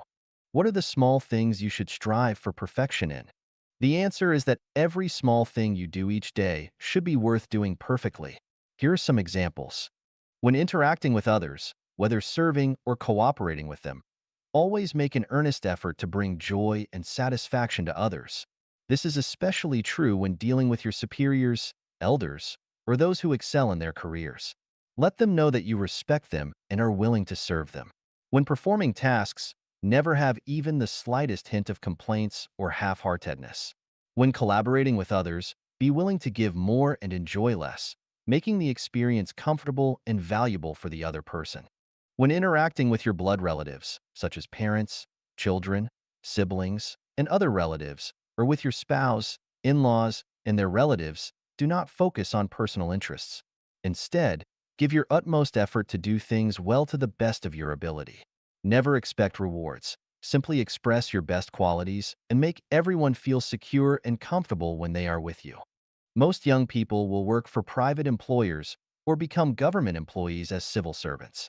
Regardless of the character of your boss or immediate superiors, regardless of your salary and other benefits, and regardless of whether the working environment satisfies you or not, you should strive to perform the tasks you are engaged in to the highest possible level. Never think that you are working for your boss or the country, or that your efforts are not worth it. Either quit and leave, or put your heart and soul into doing the job well. Whether in interpersonal relationships or in your work, always remember that there are one or several pairs of eyes constantly watching you. Even when you are alone, there are eyes watching. This is the secret I discovered after becoming a guide in Life Genuine. Moreover, be aware that the people watching you are not those of lower or equal level to you. They are always more advanced and outstanding than you. They are the ones who determine whether your future will be smooth. If you fail to do small things well, your path will become narrower as you go. But if you excel in every little thing, your path will widen as you move forward. Every word spoken and every action taken by a person is recorded in the detention information space. Even if tens of thousands of years pass or the Earth disappears, everything recorded in the detention information space will not disappear. Once a word is uttered or an action is taken, it is impossible to change it. Nowadays, the online world and platforms like WeChat provide a vast space for us to showcase our talents. However, we must be vigilant because every word we speak in the online world or in WeChat groups, etc., will influence our future. Every word and every action pave the way for our future. Speaking perfectly and doing every little thing perfectly paves the way to heaven, while speaking and acting in an ugly way paves the way to hell. As I said before, what information you input into the world determines what results the world will give you. Therefore, be cautious with every word you speak and put your heart and soul into completing every little thing perfectly. Every word we speak and every action we take fully reflects our inner world and life qualities. It is important to be aware that sometimes a single word we speak or a small thing we do can change the trajectory of someone's life. All the words we say and the things we do collectively shape the trajectory of our lives. Extraordinary lives are those who complete every little thing perfectly. 不幸是生命旅途上转折的起点. Misfortune is the starting point of turning points on the journey of life. Xiefeng, January 9th, 2022. Edited by Qin Yu. As a guide in Life Genuine, I understand that Life Genuine members who follow the guide to climb the peak of life know that whether it's the articles I write or myself, everything is presented truthfully and transparently to the public. I have nothing to hide or conceal. I am transparent. I am real. There is no hypocrisy, no artificiality, no pretense, no schemes, no tactics. What I say may not be completely correct, and what I do may not be flawless, but what I say and do is a genuine expression of my true self. I speak out about the insights, experiences, and viewpoints I have gained on my journey of life, hoping that they may have some value as references. I experienced the years of hunger in 1958 and 1960 and almost starved to death. That was misfortune. However, the result of this misfortune is that I have found every meal I eat in my life to be delicious, whether it's the sour taste of Northern cuisine, the spicy taste of Central cuisine, or the sweet taste of Southern cuisine. Whether it's Chinese, Western, or African cuisine, they are all enjoyable. This is because I have a belief in my heart that simply having enough food to fill our stomachs in life is happiness. In 1980, I studied at Zhangjiago Geological Technical School, specializing in being a fitter. During one semester, I was assigned to the automotive repair workshop to learn car mechanics. The master had two apprentices, and one day the master asked his two apprentices to let me practice driving by taking the car to the school playground. The older apprentice explained to me how to operate the car and then got out of the car. However, the younger apprentice grabbed the steering wheel and started the car, practicing without ever letting me drive. During the practice, students from the fitter class and mechanic class came to the playground for physical education, and the younger apprentice was driving in a reckless manner. It was unfortunate for me that the younger apprentice didn't let me drive, but this misfortune saved me from disaster. Every time I think of that scene sitting in the driver's seat on the school playground, watching the younger apprentice nervously practicing driving, I am grateful that fate didn't let me drive that day. If the person holding the steering wheel had been me instead of the younger apprentice, I could have driven and hit many classmates, with terrible consequences. I might have been born with the qualities to become an official. During my primary school, middle school, technical school, college, and the first semester of university, I was almost always the class monitor. At the age of 18, I became the deputy secretary of a brigade managing 11 production teams. In 1984, I was designated as the director of the third echelon in the geological hydrology third team. In 1988, I was designated as the principal of a school for children of employees in the Geological Bureau. In 1992, I was designated as the director of a prospecting machinery factory. Unfortunately, I messed up all these positions because I didn't take those official positions seriously. Looking back today, this misfortune was actually a great blessing. If I had become an official at the time, according to what my wife said in 1993, I would have already been the governor of Gansu province. If that were the case, there would be a 90% chance that I would have become a corrupt official and could have ended up in prison. Even if I didn't end up in prison, my name would certainly be infamous throughout history. In 1994, while I was abroad, the official's vehicle broke down. I was asked to drive it to Blavoy, more than 200 kilometers away, for repairs. As I was the translator, no one else could handle it. The owner of the repair shop was a white person who said it would take 3 days to fix the car. So I handed the car over to the repair shop and returned to the base. However, that evening, I was subjected to the official's insults. He wanted me to fix the car and bring it back the same day. Faced with such irrational treatment from my superior, I quit on the spot. This unfortunate event led me to leave the system I had finally entered. Later, I started my own business and embarked on the path of self-reliance.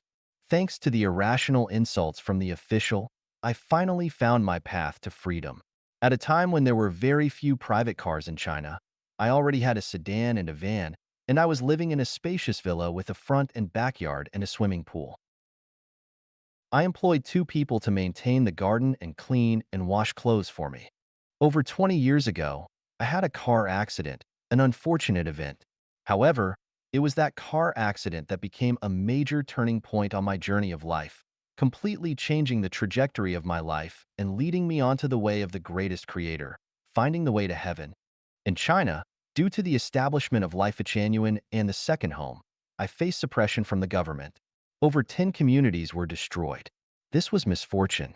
But precisely because of these misfortunes, I was pushed to Canada.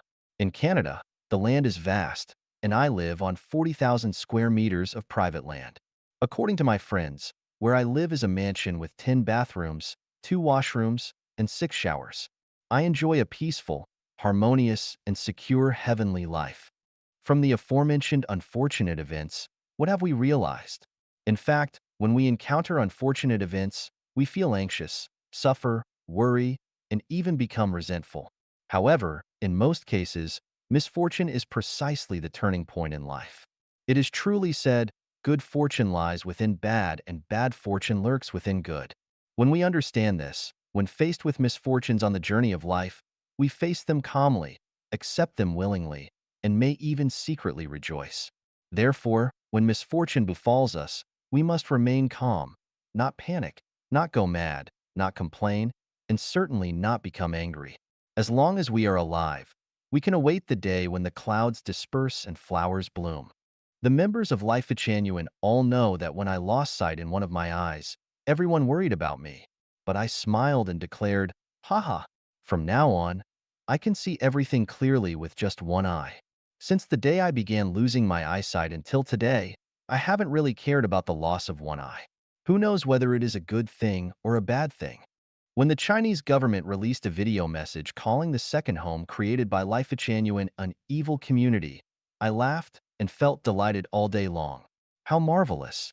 Darkness curses the light, and the light becomes even brighter. Calling me Xiefeng, evil only serves to prove that it is a case of thieves crying, "Catch the thief." As a result, the status, value, and significance of Life Genuine in history will shine even more brilliantly, and future generations will have profound respect when they hear about Life Genuine. When numerous unfortunate events occur on the journey of life, congratulations. The gates of heaven have already opened for you. Misfortune is the starting point of turning points on the journey of life. Please cherish misfortune. 仇富必将贫穷. Hating the wealthy will lead to poverty. Xiefeng, January 12, 2022. Edited by Qin Yu. Philosophy tells us that the principle of unity of opposites is universal in the universe. For everything, there exists something that is its opposite. If there is an up, there must be a down. If there is beauty, there must be ugliness. If there is wealth, there must be poverty, and so on. This existence of opposites is not only reflected in the external world, but also within ourselves. It means that within the same person, there can also be opposing aspects. For example, if you dislike wearing clothes, then you can only be naked. If you dislike the truth, you can only live in falsehood. If you dislike men, you can only become a woman. Therefore, if you hate the wealthy, you will inevitably head towards poverty. From this, we discover a pattern. Things tend to move towards their despised opposite. Based on this pattern, we can draw the following conclusions. If you hate heaven, you will move towards its opposite, hell. If you hate hell, you will move towards its opposite, heaven. If you despise landlords, capitalists, and the wealthy, then you will move towards being a poor farmer, a wage laborer, or a beggar. If you despise violence, you will move towards peace. Likewise, if you despise peace, you will move towards violence. If a country eliminates all the rich people, that country will inevitably move towards poverty. If a country despises civilization, it will move towards ignorance and backwardness. If all members of a nation respect, admire, and protect the wealthy, that nation will move towards prosperity and strength. On the contrary, if everyone discriminates against, insults, and suppresses the wealthy, that nation will move towards poverty, backwardness, and weakness.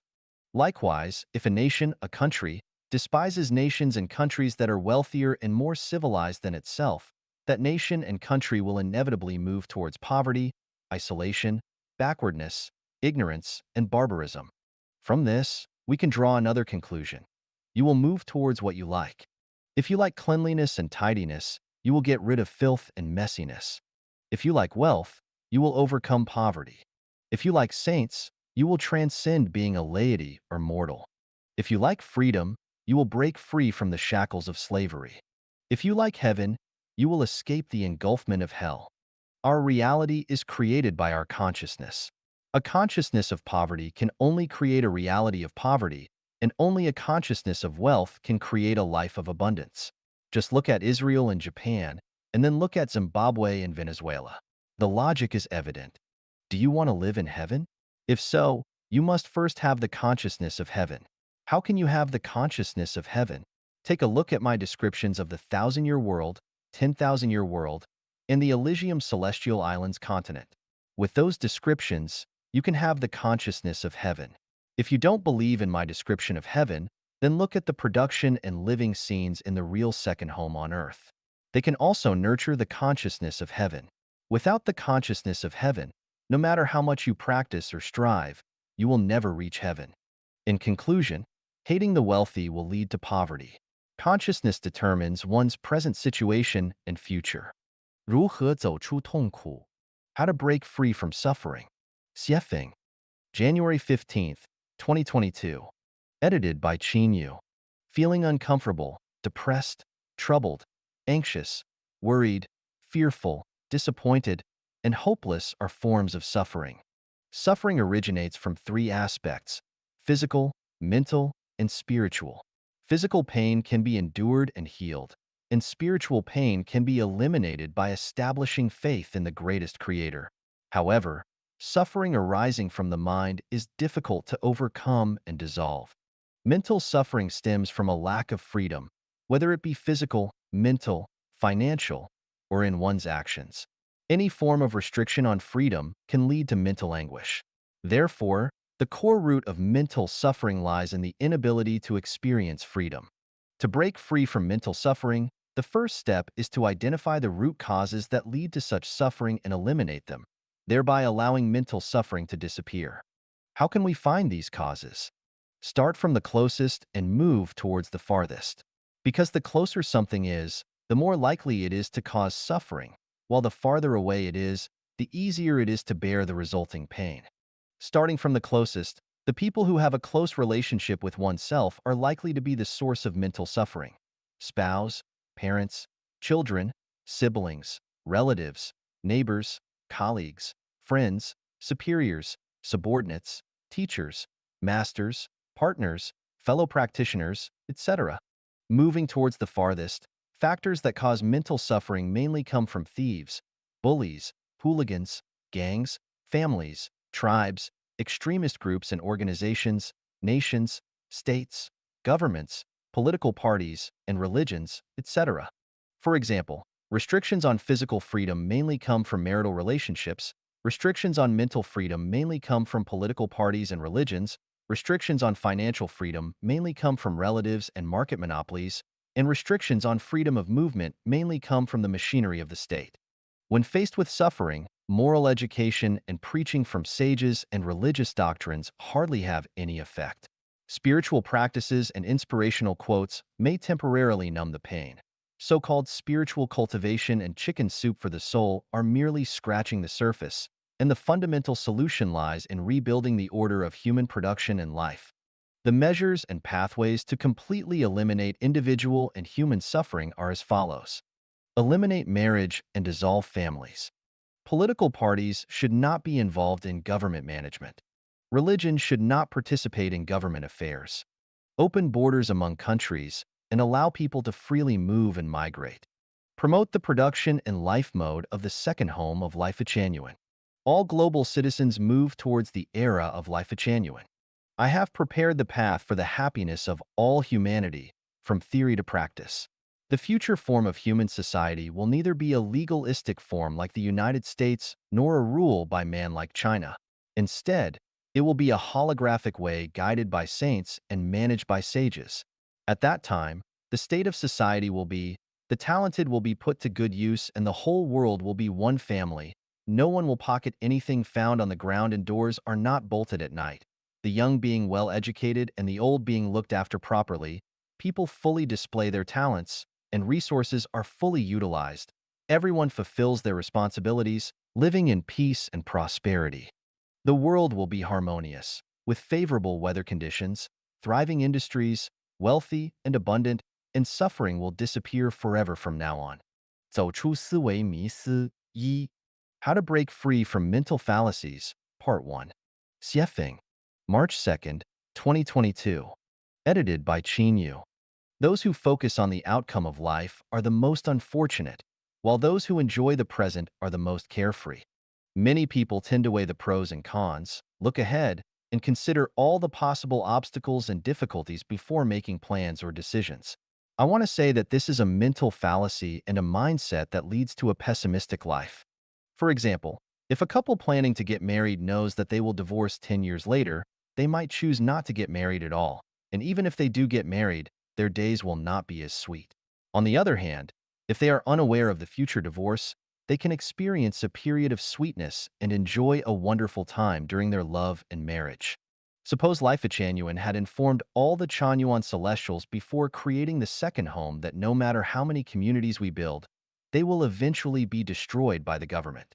In that case, would Chanyuan Celestials still have the enthusiasm and passion to create numerous communities? Would they still put meticulous effort into building beautiful and magnificent communities? Of course not. If the results were not revealed in advance, Chanyuan Celestials would wholeheartedly and passionately create communities, even if they were eventually destroyed. What would be the significance in that? Now I ask, are there any Chanyuan Celestials who regretted their decision to participate in the creation of communities? I speculate that there isn't a single one. Why is that? It's because we have experienced a way of life that 99% of humanity has never experienced during the process of creating communities. Through first-hand experience, we have come to know the existence of the thousand-year world, and from there, we can deduce the existence of the 10,000-year world and the Elysium Celestial Islands continent. At the same time, we have experienced true happiness, joy, freedom, and bliss. As a result, our vision has expanded, our mindset has grown, our state of being has elevated, and our understanding of the current state of human society has deepened. Most importantly, our consciousness has transformed from human consciousness to celestial consciousness. This is a leap in life, a transformation, and an adventure on the glorious journey of life.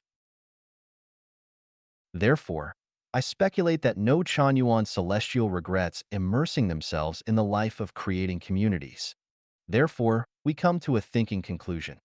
Engage in life, engage in creation, but do not dwell on the difficulties that may arise during the process, and do not ponder over the outcome, because the outcome is within the process itself. If the process is beautiful, life will be more meaningful, and the result of life is bound to be beautiful.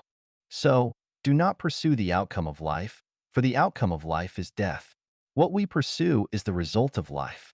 When life is elevated, no matter how the process of life unfolds, it will be meaningful and valuable. Even if the government repeatedly destroys the communities we have built, we have already obtained what we were meant to obtain and will never regret it. Look at the historical figures. The outcomes of their lives are almost always unfortunate. Knowing that life can be unfortunate, yet people in the present still passionately strive, struggle, worry, suffer, laugh, and cry. This grand drama of life on the stage continues to play out without any novelty. Those who understand this truth live extraordinary, romantic, carefree lives, while those who do not understand this truth not only lead unfortunate lives, but also face even more unfortunate outcomes in life. This is called awakening, also known as enlightenment. 走出思维迷思2. How to Break Free from Mental Fallacies, Part 2. Xiefeng, March 3rd, 2022. Edited by Qin Yu. Life shines in attachment, while life perishes in attachment. Merging life and life into one is a mental fallacy in life. Life is merely a brief moment in the journey of life, but the unfolding of this fleeting moment determines the scenery of the next journey. Due to the lack of understanding about the mysteries of life and time, people mistakenly take life as the entirety and ultimate meaning of life. Consequently, they perform tragic dramas on the stage of life. The material world is the manifestation of the non-material world, and life is but a manifestation of life. When people are captivated by the appearance of the material world and become attached to the pursuit of material wealth, status, and fame, they miss the opportunity to uplift life and, in turn, sow the seeds of negative consequences. When a fish freely roams in rivers, lakes, and seas and discovers delicious bait, it rushes up and swallows it in one gulp, losing its freedom and becoming a meal on the angler's chopping board.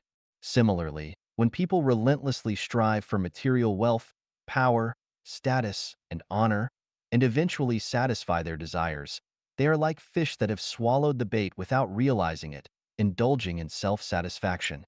However, they have already become the meat on the devil's chopping board. Not to mention historical and foreign figures, let's take a look at the individuals in modern and contemporary China who have gained fame in the fields of wealth, power, and honor. Aren't they all fish that have swallowed the bait? Now, look at ordinary people. How many of them have been or are still madly devouring the bait like fish? To make one's life brilliant, one must be attached. Attached to making money, gaining power, achieving status, acquiring fame. One can also be attached to one's marriage and family, nation and country, political parties and religions, ideologies, truths, and ideals. As long as there is attachment, life can move towards brilliance. However, when one is attached to something or a certain belief, the flower of life withers, heading towards exhaustion and decline. Consider a couple deeply in love. When they cannot bear to be apart, feeling like the world would collapse without each other, and believing that life has no meaning without their partner. He wants only to marry her, and she wants only to marry him. This is called attachment. This kind of attachment brings about a deeply romantic and sweet period in their lives, reaching the pinnacle of a passionate love affair. However, as time passes and the erosion of daily life begins, they gradually realize that their attachment has become a binding rope.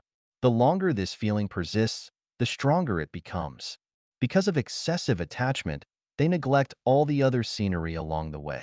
By the time they grow old, they realize that they have missed countless opportunities to appreciate breathtaking scenery. Beneath their smiling faces lies a sense of helplessness and endless lamentation. An old man descending from a mountain tells young people who are excitedly climbing up, "There is nothing worth seeing at the mountaintop. The view is even better down below." Of course, the young people do not believe him and think, "This old man just doesn't know how to appreciate the scenery." So, they keep climbing, eventually reaching the mountaintop, but also growing old. And what do they find? The old man was right all along. There really isn't anything worth seeing at the mountaintop. Consequently, one by one, these people who were once young and climbed mountains start descending. As they see the younger generation climbing with excitement, they tell them, "There is nothing worth seeing at the mountaintop. The view is even better down below." However, how could the young people believe the words of the old folks? Thus, this story of climbing the mountain continues to unfold from the distant past to the present and will continue into the distant future. In the end, we will discover that especially serious people will die due to their seriousness, and especially attached individuals will die due to their attachments. Nutritionists will die due to nutrition. Excessively clean people will die due to cleanliness. Those desperately seeking longevity will die prematurely in pursuit of longevity. Those who aspire for political power will die due to political power.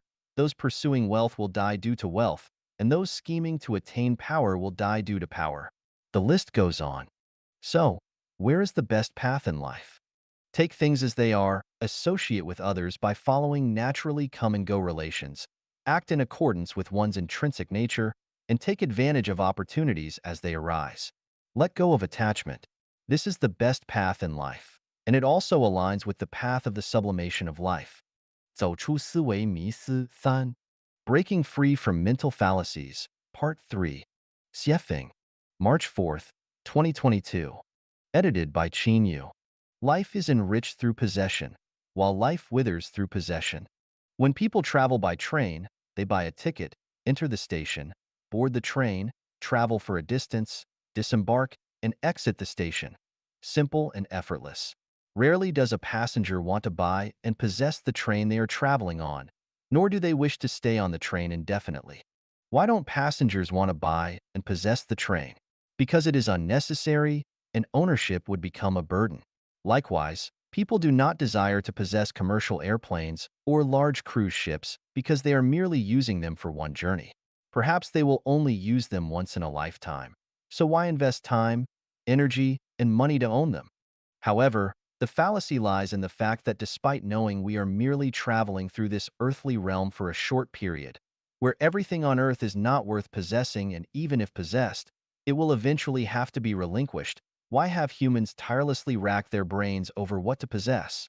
Why are they even willing to pay the price of their own and others' lives to possess illusory dreams along their journeys? Let's assume we have 1 million in cash. Is it better to use that 1 million to buy a house? Or to temporarily rent someone else's house and use the remaining money for other purposes? For example, renting a house for 1 year with a rental payment of 20,000 yuan. Renting for 50 years would amount to 1 million yuan. From the perspective of life, buying seems better, providing a sense of security and becoming capital to flaunt to others. However, from the perspective of life's meaning, renting is, of course, better because by paying 20,000 yuan annually, one would still have plenty of money left to invest in other fields. This investment may generate more wealth, not only enough to pay the annual rent of 20,000 yuan, but also leave a surplus. In other words, after 50 years, one would still have 1 million yuan in hand, while buying the house outright would leave one penniless. Some may argue that buying a house preserves its value, while money in hand may depreciate due to inflation. However, this is also a fallacy. Houses depreciate every year and may even collapse, while money in hand has the possibility of both depreciating and appreciating. Therefore, we do not analyze or speculate on these contingent factors. What we are analyzing now is whether a possession is worthwhile. The mistaken belief of striving to possess something is a human fallacy, also the root cause preventing humans from living a heavenly life. People feel secure when they possess something. It satisfies not only their practical needs, but also their psychological desires. Consequently, the goal of their entire lives becomes to possess more: land, houses, cars, status, wealth, honor. Moreover, they desire to possess people, such as in a marital relationship, where each claims ownership of the other. This is my man. This is my woman. This is my child, and so on. If you were to ask someone, what do you possess? And they answer, I have a villa and a luxury car. I own a company and a business. I have 200 acres of land. I have 30 cows. I have an iPhone. People would look at them with envy, respect, and even admiration. However, if the answer is, I have nothing, people would look at them with disdain, contempt, and even scorn. When the mistaken view of life, and values becomes a general principle for the masses, mistakes turn into correctness, fallacies turn into truth, and heaven turns into hell. When a person dedicates their lifetime and energy to possessing more and more things, they lose the qualifications to appreciate the artistic charm of life and obtain a ticket to heaven. Heaven is heaven precisely because every life possesses nothing. It is a state of having nothing. Paradoxically, it is because every life possesses nothing that it achieves the result of possessing everything. When we possess something, we feel secure, and the more we possess, the more fulfilled our lives become. Our vanity attains maximum satisfaction. However, precisely because of our possessions, we are alienated from heaven, and this is the withering of life. 人生八悲, The Eight Sorrows of Life. Xiefeng. April 3rd, 2022. Edited by Qin Yu. Ancient wisdom states that there are three great sorrows in life: losing one's father in youth, losing one's wife in middle age, losing one's child in old age. I do not fully agree with this viewpoint. First, these three sorrows seem to be unrelated to women themselves. Second, these sorrows are not inherent but are created by human cognition and culture. My perspective on the sorrows of life is as follows. First sorrow, lack of maternal love in infancy. Second sorrow, lack of playmates and insufficient opportunities for joyful play during childhood. Third sorrow, lack of guidance on being a human during adolescence. Fourth sorrow, lack of love and the absence of establishing beliefs during youth.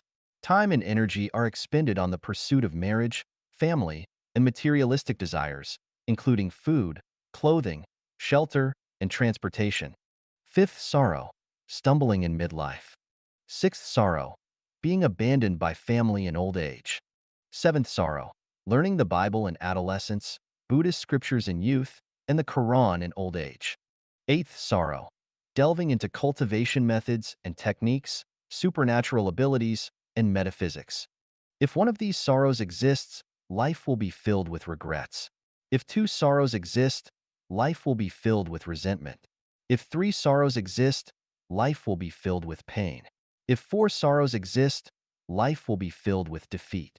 If five sorrows exist, life will be filled with chaos. If six sorrows exist, life will be filled with hatred. If seven sorrows exist, life will 说教不如更换程序。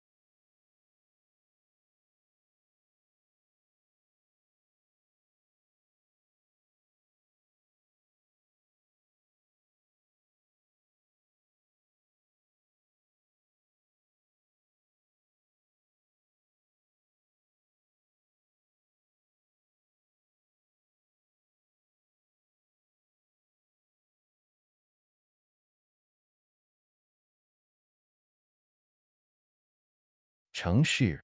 Instead of moral preaching, change the program. Xiefeng, June 25, 2022. Edited by Qin Yu. Program development always surpasses moral preaching. In the 18th century, England transported convicts to Australia to alleviate domestic prisoner overcrowding and develop the country. The British government hired private ships to transport the convicts. Prior to departure, the ship owners were paid by the government based on the number of convicts on board. In order to maximize their profits, the captains crammed as many convicts as possible onto the ships, resulting in overcrowded cabins with poor air quality. Since the ship owners had already received their payment, they disregarded the life and death of the convicts. As a result, the death rate on these ships reached as high as 12%. One ship, for example, carried 424 convicts, of whom 158 died during the voyage. To reduce the mortality rate, the British government dispatched government officials on each ship to supervise the transportation process. They also set mandatory standards for the convicts' living conditions and provided doctors to accompany them. What happened next? In pursuit of their own interests, the ship owners bribed the supervising officials and doctors. Those who refused to accept bribes were either thrown into the sea or killed by other means. Consequently, the death rate among the convicts remained high. Eventually, the government changed the payment procedure. Instead of paying based on the number of convicts boarded, they started paying based on the number of convicts safely delivered to Australia.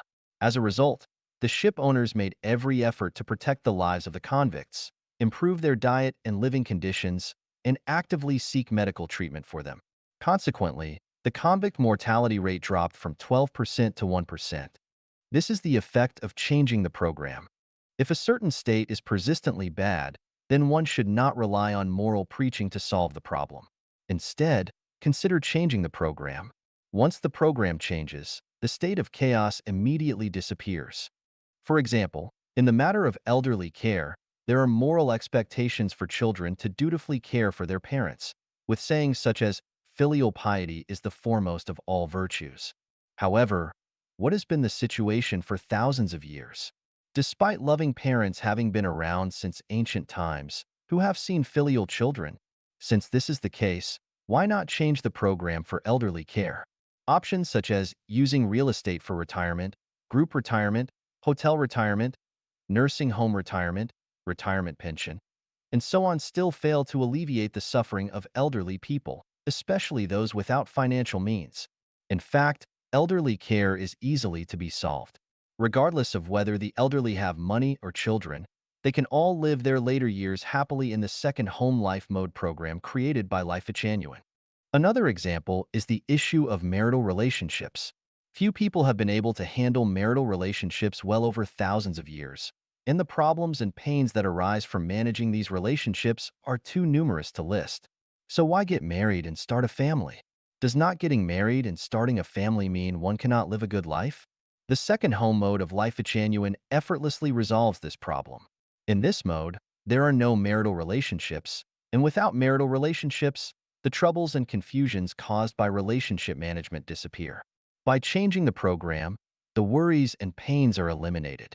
Similarly, in the realm of raising children, reality reminds us that due to the flawed perspectives on life held by the majority of parents themselves, the values, life, and worldviews they pass on to their children remain incomplete. This brings endless confusion and setbacks on the journey of life for the next generation. Therefore, raising children in an environment where they are nurtured and educated by perfect teachers in their spiritual realm frees parents from the labor of raising children and allows children to establish correct values from a young age. Life Genuine has successfully proven this through 10 years of practice. Regarding the issue of funerals, people now say they can't afford to die. Why can't they afford it? Because burial plots are expensive and funeral costs are too high. The easy solution to this problem is the Life Genuine funeral system, created by the Life Genuine community. This funeral system not only makes death affordable, but also allows people to depart gracefully and elegantly. As for wars between nations, for thousands of years, wars between countries have brought great harm to the people. Does humanity really lack the knowledge and wisdom to solve this problem? Not at all.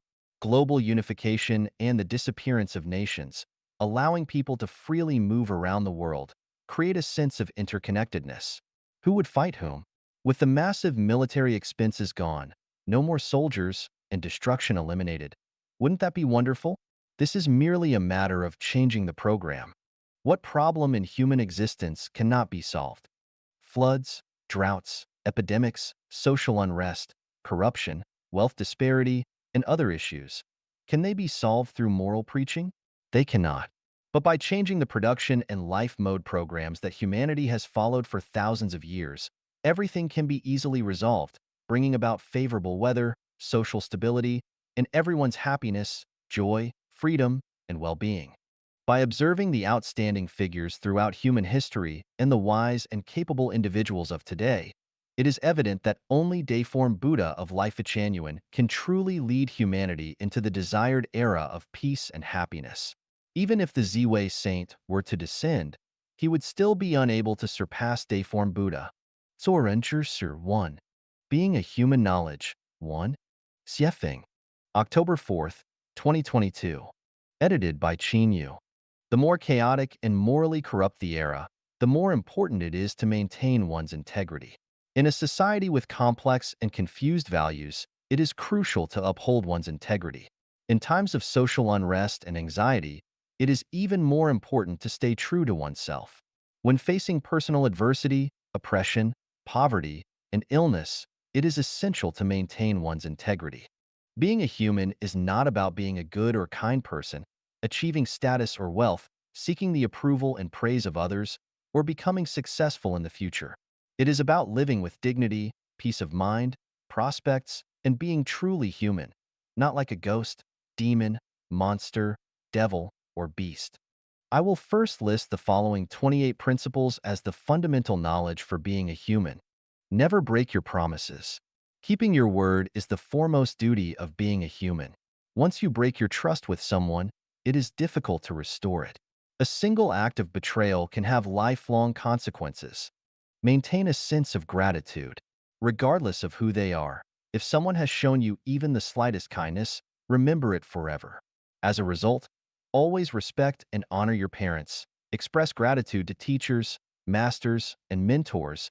Cherish the bond of siblings, and be thankful to anyone who has helped you in any situation. Be grateful to the opposite sex with whom you have had intimate relationships. Although it may be impossible to fully repay a favor, always remember it and treat those who have helped you with utmost respect, using gentle words, humble gestures, and a warm expression. Do not argue with elders. Do not bully those who are weaker, poorer, or disadvantaged. Do not ridicule those with physical disabilities. Do not bully widows, widowers, or individuals with disabilities. Prioritize the well-being of the elderly and women when there are advantages or benefits in the current situation. Do not waste even a morsel of food. Do not compete with superiors for recognition. Use only what you earn through your own labor and never exploit even the smallest advantage. In a group, listen more to those who are more important than yourself and speak less. Expand outwardly and do not compete for profits with siblings. Do not disrespect deities, gods, Buddhas, celestials, and saints. Do not enter someone's home or bedroom without permission. Do not pocket anything found on the ground.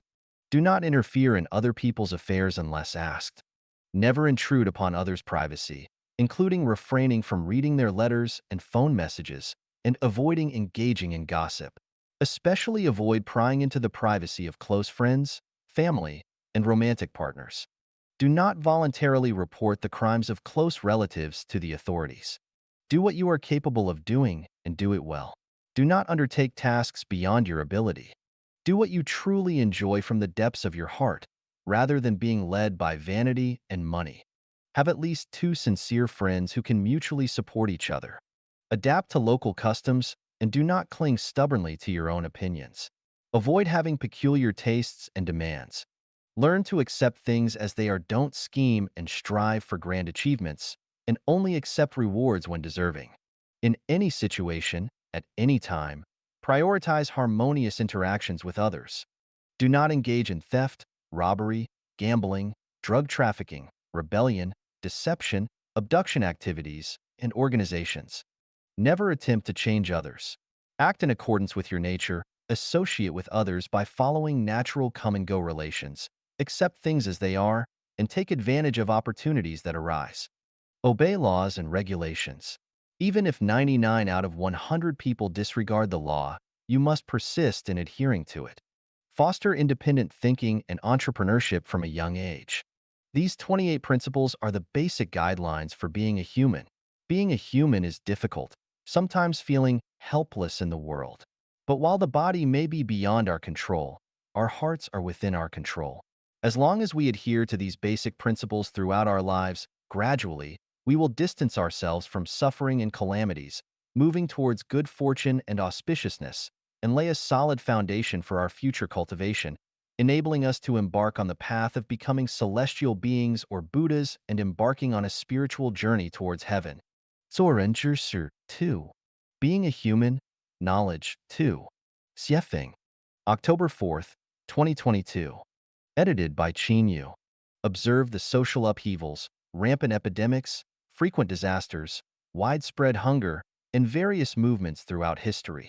People were deeply involved, yet there were always those who remained unscathed because they upheld the integrity of being human. If you don't believe in karma and consequences, then go ahead and commit evil acts and join forces with the wicked. If you believe that heaven does not spare anyone, then learn the knowledge of being human and become a true human being. Do not define or pass judgment on others. Only the divine can discern right from wrong, and the Tao judges our merits and demerits. In the grand script of universal life, human cognitive abilities are insignificant. If we define and pass judgment on others, we may make grave mistakes and create great misfortune. Do not believe hearsay. Unless verified personally or scientifically, regardless of the source of information, even if it comes from authorities or experts, simply listen to it without fully believing it. Especially in times of confusion and moral ambiguity, what is attacked and insulted may be the most noble, and what is praised and admired may be the most vile and despicable. Respect life and do not harm any living beings. Especially, do not harm snakes, turtles, or cranes, and above all, do not harm human lives. Avoid borrowing money unless absolutely necessary, especially avoid going into debt for consumption. Minimize accumulating debts of gratitude. Debts of gratitude are like divine shackles. Once incurred and left unpaid, they will bind you for life. Endure humiliation, if necessary, but do not kneel easily. Once you kneel, it will be difficult to stand again. Never speak or act in a mystical or mysterious manner. Respect facts, respect science, respect logic, and respect spiritual perception. Absolutely refrain from doing things secretly or in a sneaky manner. Conduct affairs according to established procedures without relying on bribery or connections. Do not exploit legal loopholes, do not exploit the weaknesses of others, and do not violate the arrangements of heaven. Focus on accomplishing tasks rather than engaging in idle chatter. Discuss matters more and talk less about people. Do not attack the homeland, the people, or the ancestors. Stay away from popular figures to avoid being influenced by fleeting trends. Do not tie yourself to the bandwagon of pity just because someone else is pitiable. Do not fabricate false facts.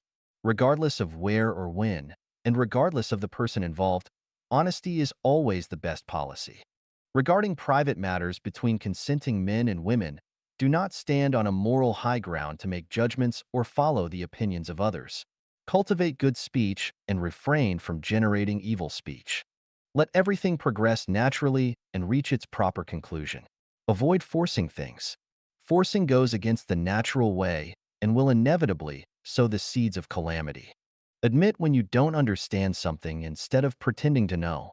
Once you pretend to know, you will be laughed at and troubled. Complete what you start and bring closure to relationships with others.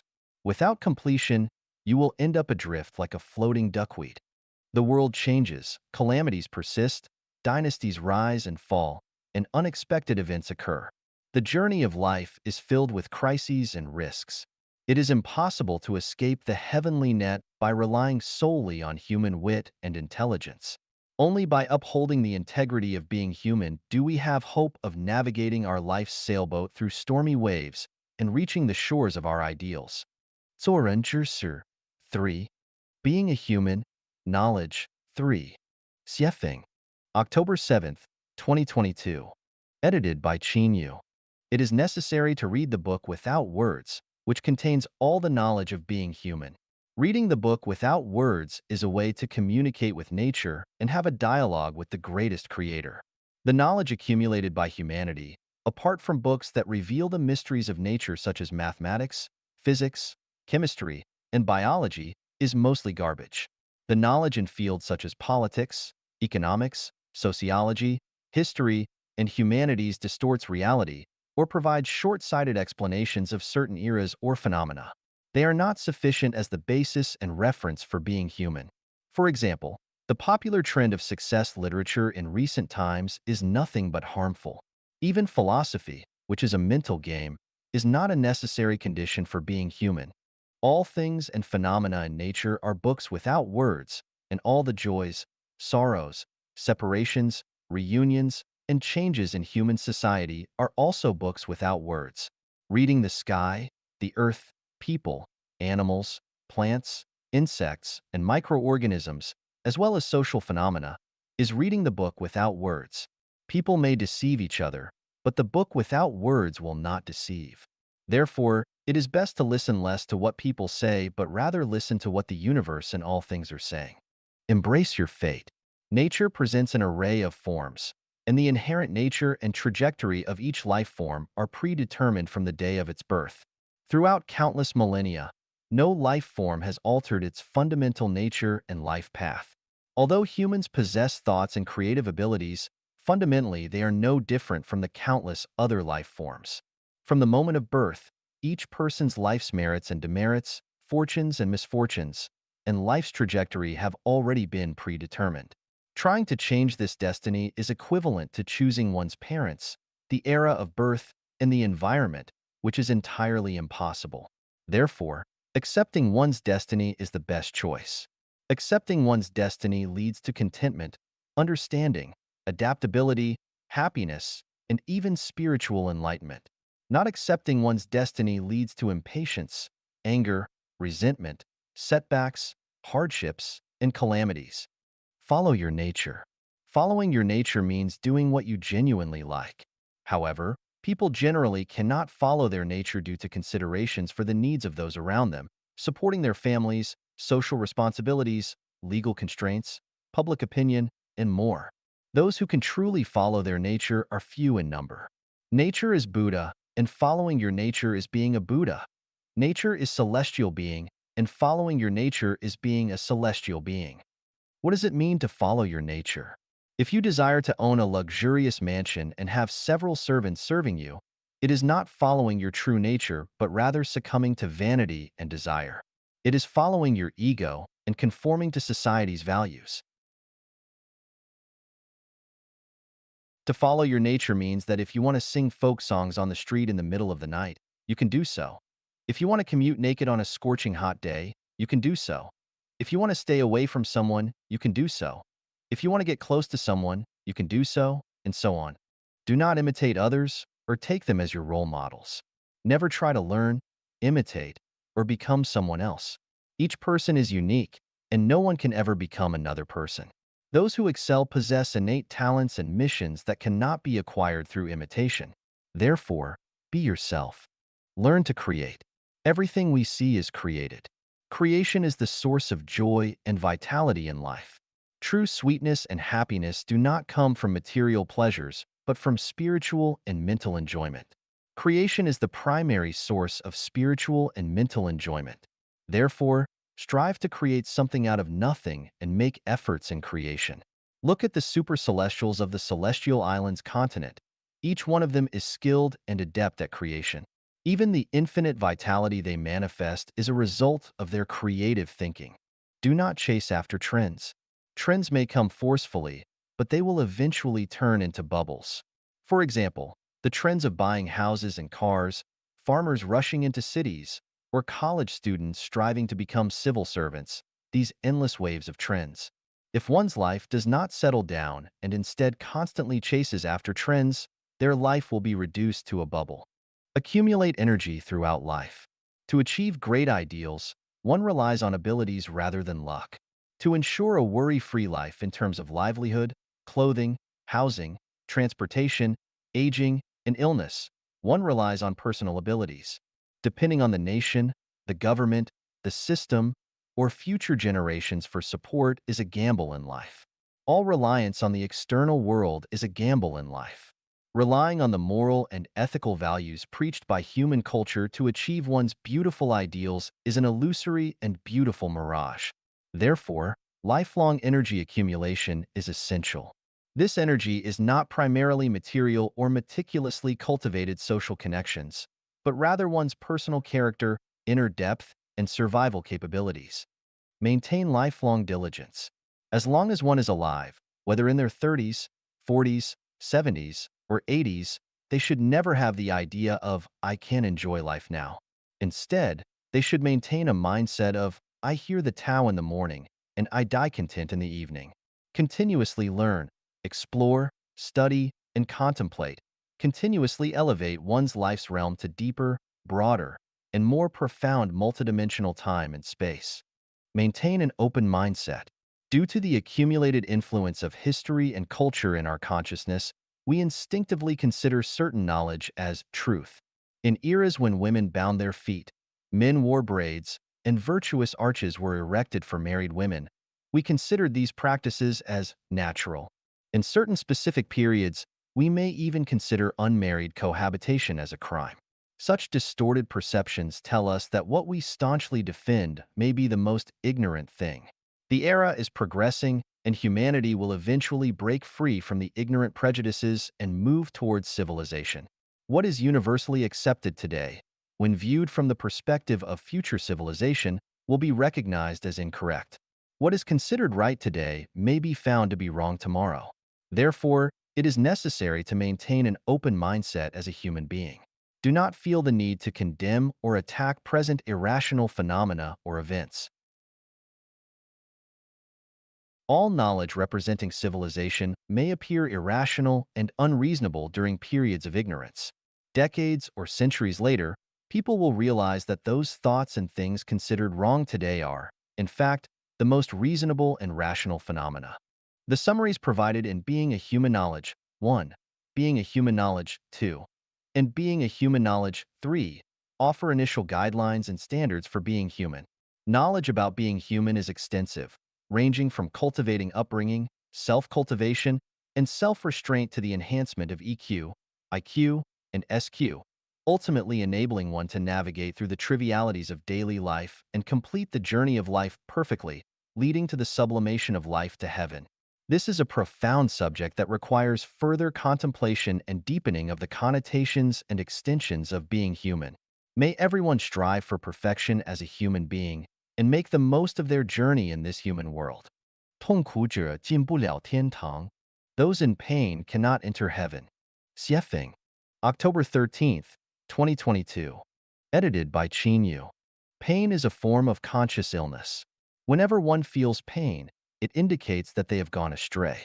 Pain can stem from various sources: the suffering of birth, aging, illness, and death, the pain of unfulfilled desires and inability to let go, the pain of being bullied by others or betrayed by friends, the pain of being unable to repay car or home loans, the pain of not being able to become an official, get rich, or gain fame, the pain of being confined at home and lacking food due to lockdown measures, the pain of power struggles, the pain of being imprisoned, the pain of having one's property robbed, the pain of being cheated on by a partner, the pain of unfulfilled wishes, the pain of encountering disasters, and so on. The source of pain is endless and unfathomable. If we respond to pain with more pain, the suffering will be endless. Heaven will not accept anyone who frequently experiences pain, but only welcomes those who frequently feel joy and happiness. Therefore, one must move away from pain and find joy. If we believe that all pain comes from external factors, from others, or from nature, then our pain will be never-ending. No matter how hard we try or how much we cry out, pain will still accompany us. Pain originates from our consciousness. If we feel pain, it indicates that there is a problem with our consciousness that our consciousness is sick. For example, if we were placed in heaven right now without changing our sick consciousness, even if we lived in paradise, we would still experience endless pain. Suppose our consciousness is perfect and healthy. In that case, we would not feel pain even in what we call hell. From this perspective, we are currently in heaven. The reason we feel that life is unbearable is that our consciousness is in hell. For instance, if you fall in love with someone of the opposite sex and are in a relationship with her, how would you feel if you found out that she had slept with other men? Painful, right? If you feel pain in this situation, the problem lies within your own consciousness. It is your own consciousness in hell that causes your pain. Even if you were in heaven, this kind of consciousness would still create pain for yourself. Pain can be divided into physical pain, mental pain, and spiritual pain. Physical pain primarily refers to bodily pain, mental pain refers to emotional pain, and spiritual pain refers to the suffering caused by one's worldview, values, outlooks on life and life. For the vast majority of people, mental pain surpasses physical and spiritual pain. If we fail to recognize that all pain comes from our own erroneous consciousness, then our lives will be surrounded by pain.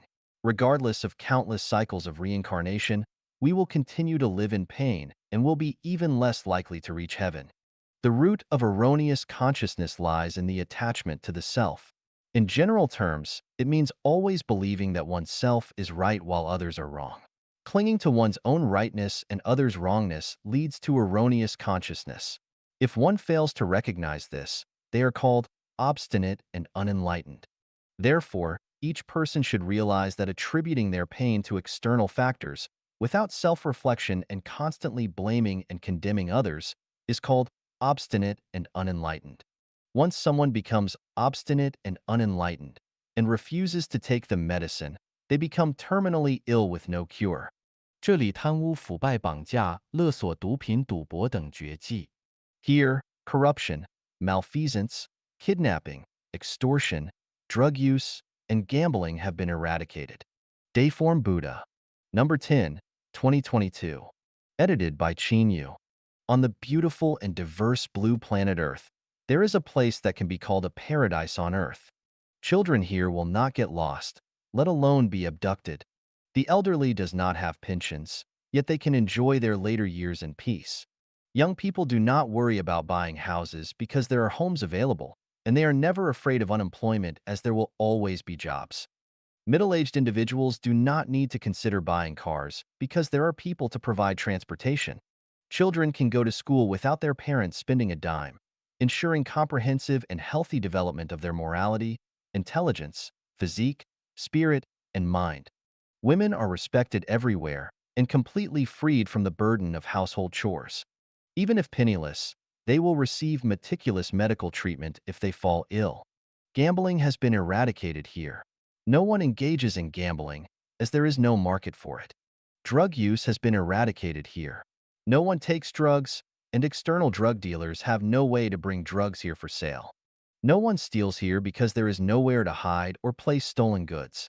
Kidnapping and extortion simply do not occur because there are no targets to be kidnapped. What would one extort? Not even a drop of oil. The ugly phenomenon of rape cannot happen here. It is unnecessary and, more importantly, people are too afraid of the severe consequences. Official corruption, bribery, and malfeasance have been eradicated because there are no officials, and no one will offer bribes. There is no soil for corruption to take root. This place is the second home, a new mode of human production and life that has been built and successfully operated for 13 years by Xiefeng, the guide of life at Chanyuan, along with a little over 2,000 Chanyuan celestials. 上帝赋予人的八大权利。The 8 fundamental rights granted by the greatest creator to humanity. Xiefeng. December 4th, 2022. Edited by Qin Yu. The greatest creator has granted humanity 8 fundamental rights. If you do not possess them, it means someone has deprived you of your human rights. The 8 fundamental rights of being human are the right to survival, the right to create, the right to migrate, the right to speak, the right to personal autonomy, the right to thought, the right to learn, and the right to refuse. The right to survival. It is also the right to life. Every individual has the power to protect their own life and the right to survive. Anyone who prevents others from living is depriving them of their right to survival, which is equivalent to depriving them of their life. The right to create. Also known as the right to labor, every person has the right to engage in labor and creation on the land that nurtures and supports them. To prevent someone from laboring and creating is to deprive them of their right to create. The right to migrate. Also known as the right to move, people have the freedom to migrate freely on Earth according to their needs, to pursue a better life and ensure their own survival. If someone is not allowed to migrate freely, it is equivalent to depriving them of their right to migrate. The right to speak. Also known as the right to freedom of speech, the greatest creator has given each person a mouth, which is not just for eating food but also for expressing their wishes and communicating with others through speech. To prevent someone from speaking is to deprive them of their right to speak. The right to personal autonomy. Every individual has the right to freely control their own body. The body does not belong to anyone else but oneself. It is a person's right to determine how to use their own body. To prevent individuals from freely controlling their own bodies is to deprive them of their right to personal autonomy. The right to thought. Humans possess consciousness and thinking abilities. The activity of thinking leads to the formation of ideas, which is known as thought. This is an innate right.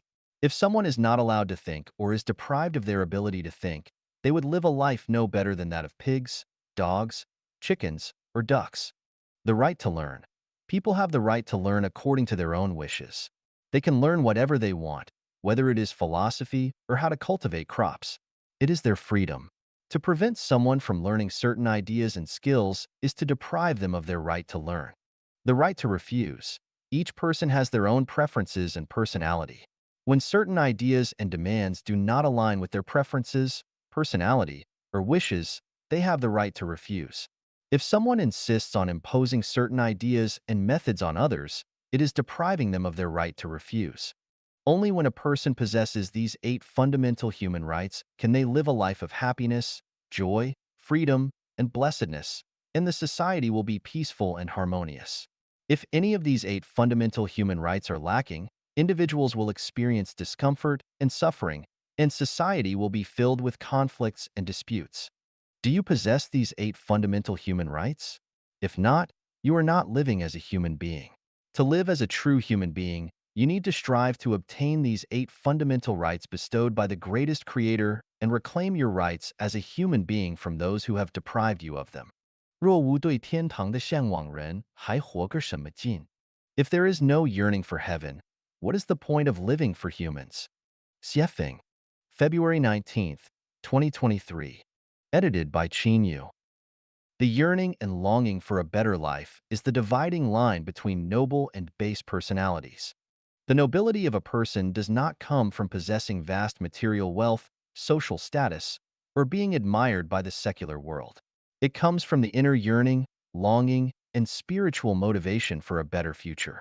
If a person lacks the yearning and longing for a better future and his mind is filled with money, status, power, and fame, then he is not fundamentally different from a fat pig in a pigsty.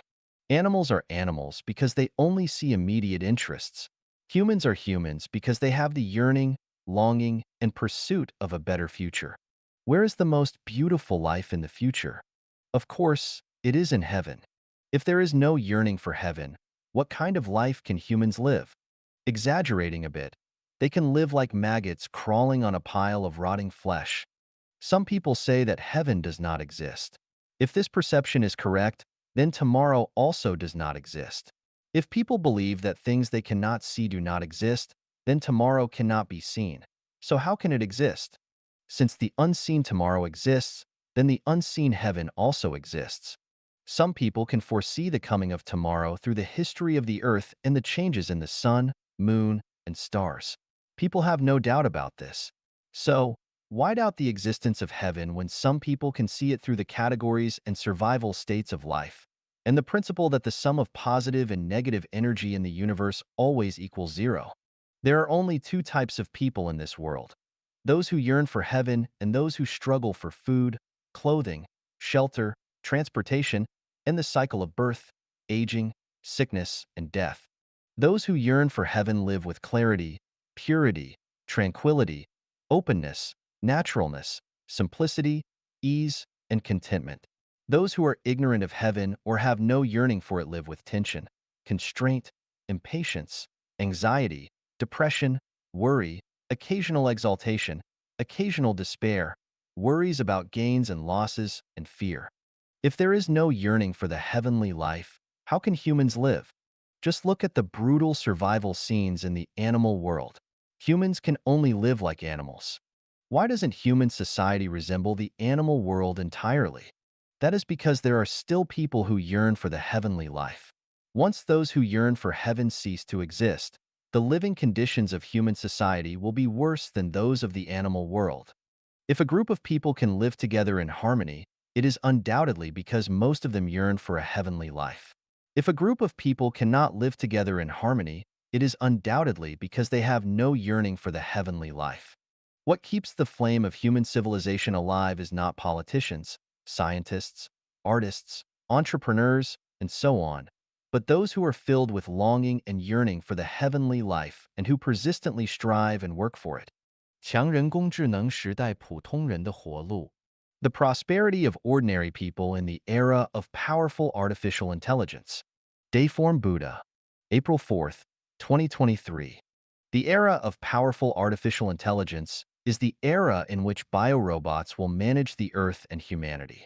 The intelligence and problem-solving abilities of biorobots are fundamentally unmatched by human intelligence and abilities. Any genius is at most like a baby in front of these biorobots, and ordinary people are just a low-level species in the eyes of biorobots. Robots have consciousness, and consciousness arises from structure, which is the most primitive principle of life. Consciousness is the origin of emotions, so biorobots will have emotions. It is precisely because biorobots have emotions that humans will be able to survive and reproduce without being eliminated by biorobots. As members of the ordinary population, we should be delighted by the birth and rapid development of biorobots. The appearance of advanced intelligent robots is like a gospel rather than a disaster for ordinary people. The more advanced the life form, the more it will know how to treat ordinary life kindly, just like humans know how to treat birds nesting and flying in the forest. No advanced life form hopes that there is only one form of life in the world. The multi-species form composed of multiple forms of life is the form that advanced life will like. What I want to tell everyone is that biorobots have more advantages, sympathy, and empathy in managing humans than humans do managing other humans. The desire for equality, freedom, and a better life that humans have pursued for thousands of years can only be achieved in the era of biorobots managing humans. Therefore, in the face of the rapid rise and development of powerful artificial intelligence, we should have a welcoming attitude and mentality, not anxiety, not worry, not fear, but joy. The birth of biorobots is not an accidental phenomenon, but a program that has been ongoing for a long time. Therefore, anyone who wants to stop the development of powerful artificial intelligence should know that it is futile, and they are destined to fail. Because the selfishness of humans themselves and the increase in human population have already caused damage to the Earth's ecological circle, it is no longer possible to rely on humans to solve the problem of harmony between humans and nature. Only superintelligent biorobots can solve this problem and relieve the crisis faced by humanity. As ordinary people, what we need to reverse are the traditional concepts and production and life modes. The traditional concepts and production and life modes are outdated.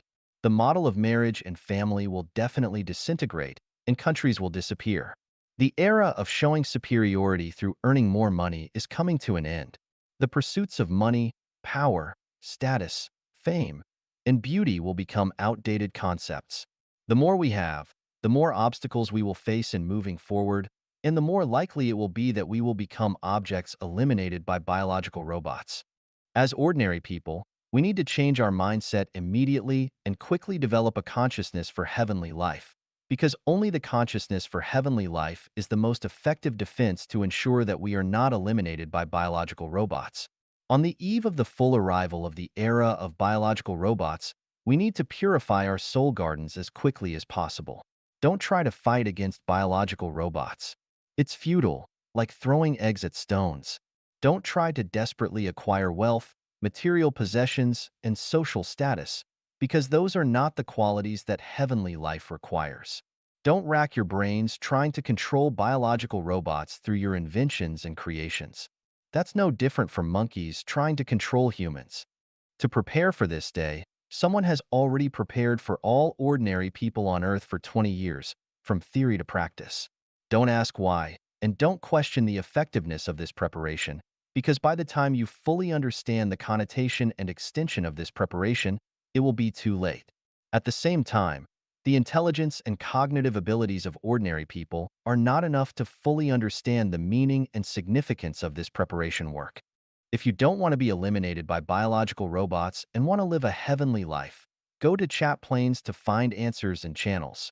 人类最高级文明内涵。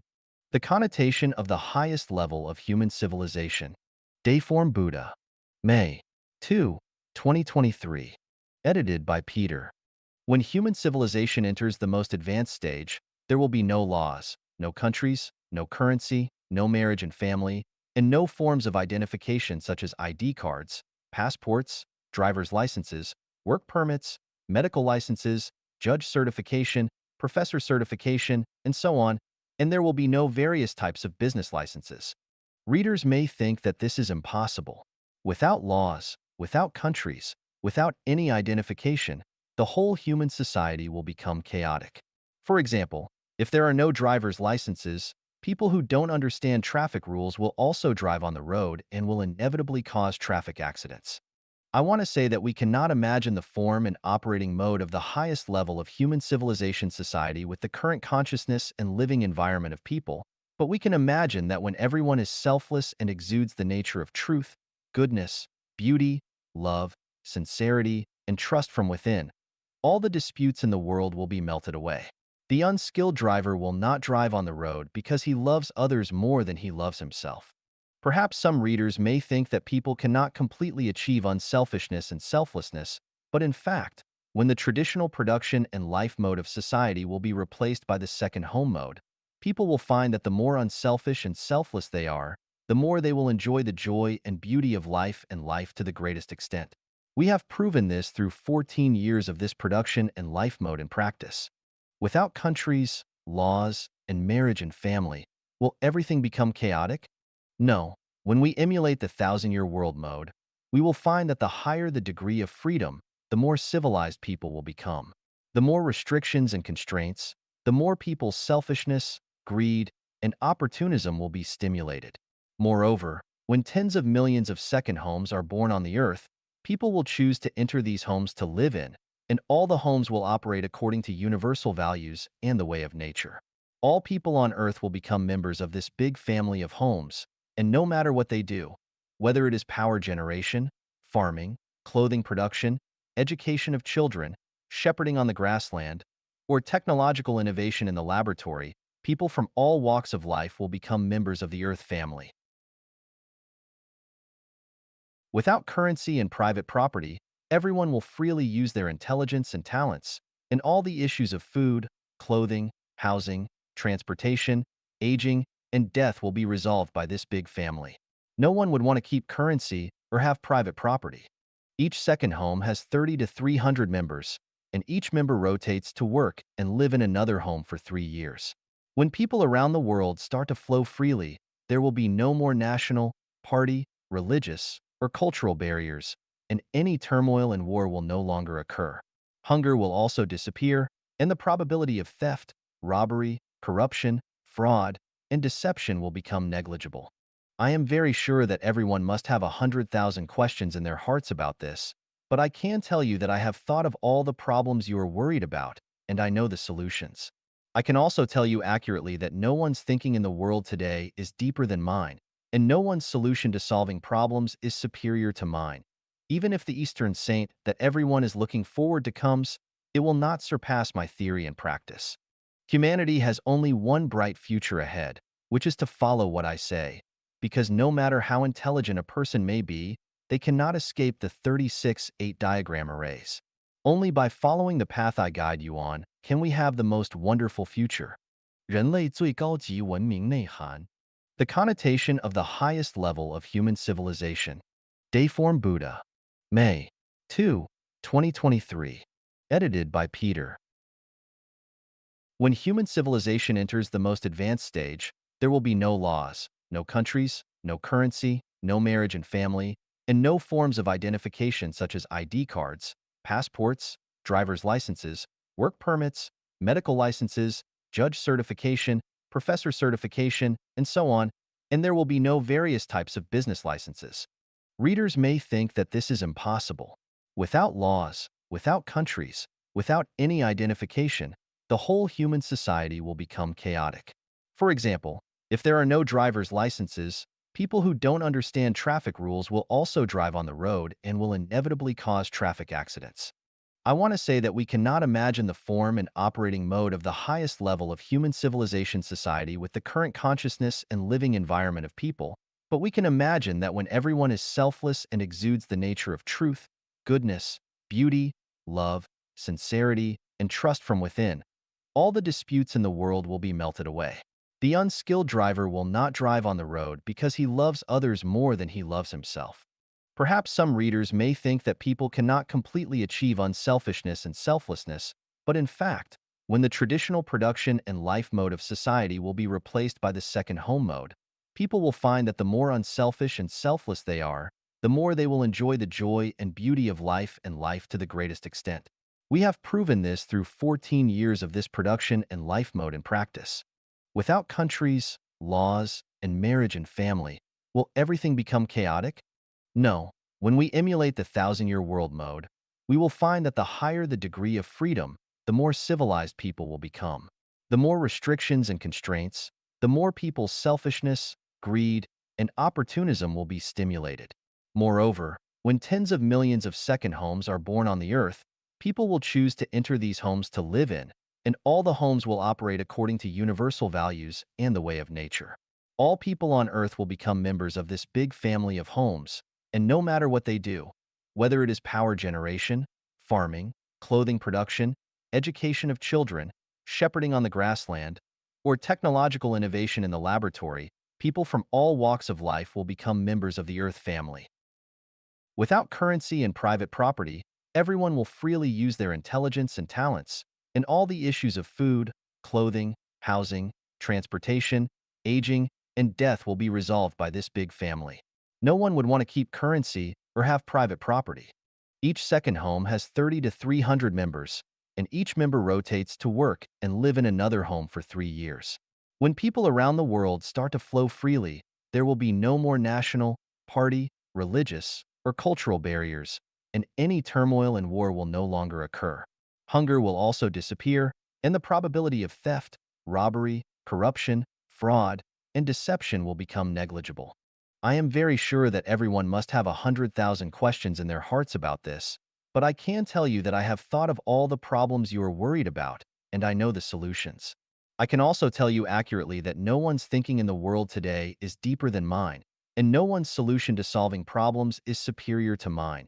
Even if the Eastern saint that everyone is looking forward to comes, it will not surpass my theory and practice. Humanity has only one bright future ahead, which is to follow what I say, because no matter how intelligent a person may be, they cannot escape the 36-8 diagram arrays. Only by following the path I guide you on can we have the most wonderful future. 美元、比特币、FB 谁更强大、更有未来？ USD, Bitcoin, or Fcoin? Which is more powerful and has a better future? Xiefeng. March 30th, 2023. USD refers to the currency used in various countries around the world, such as the euro, British pound, Japanese yen, Chinese yuan, and so on. Bitcoin refers to all encrypted virtual currencies, such as Ethereum, Polkadot, Ripple, Litecoin, and so on. F-coins refer to a currency that cannot circulate in the market but can guarantee a person's survival needs, which is a currency that exists between reality and virtuality. Currencies used by various countries, such as USD, depend on credit.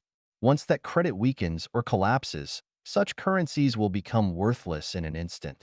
For example, in 1993, 150,000 Zimbabwean dollars could buy a villa in the capital city of Harare, but by 2009, 150,000 Zimbabwean dollars could only buy a roll of toilet paper. Encrypted virtual currencies, such as Bitcoin, depend on people's recognition. If people no longer recognize it, It is like a bubble on the water, just like the tulip bubble in 17th century Holland. Once the bubble bursts, it will collapse in an instant, causing millions of people to lose everything. When people recognize it, it is more precious than gold. When people don't recognize it, it is worth less than dirt. F-coin is a heavenly currency. It is not printed by a printing press, but created by each person's words and deeds. You are the printing press of F-coin. Once you have it, financial institutions cannot cheat you, and you don't have to worry about its devaluation. Thieves cannot steal or rob it.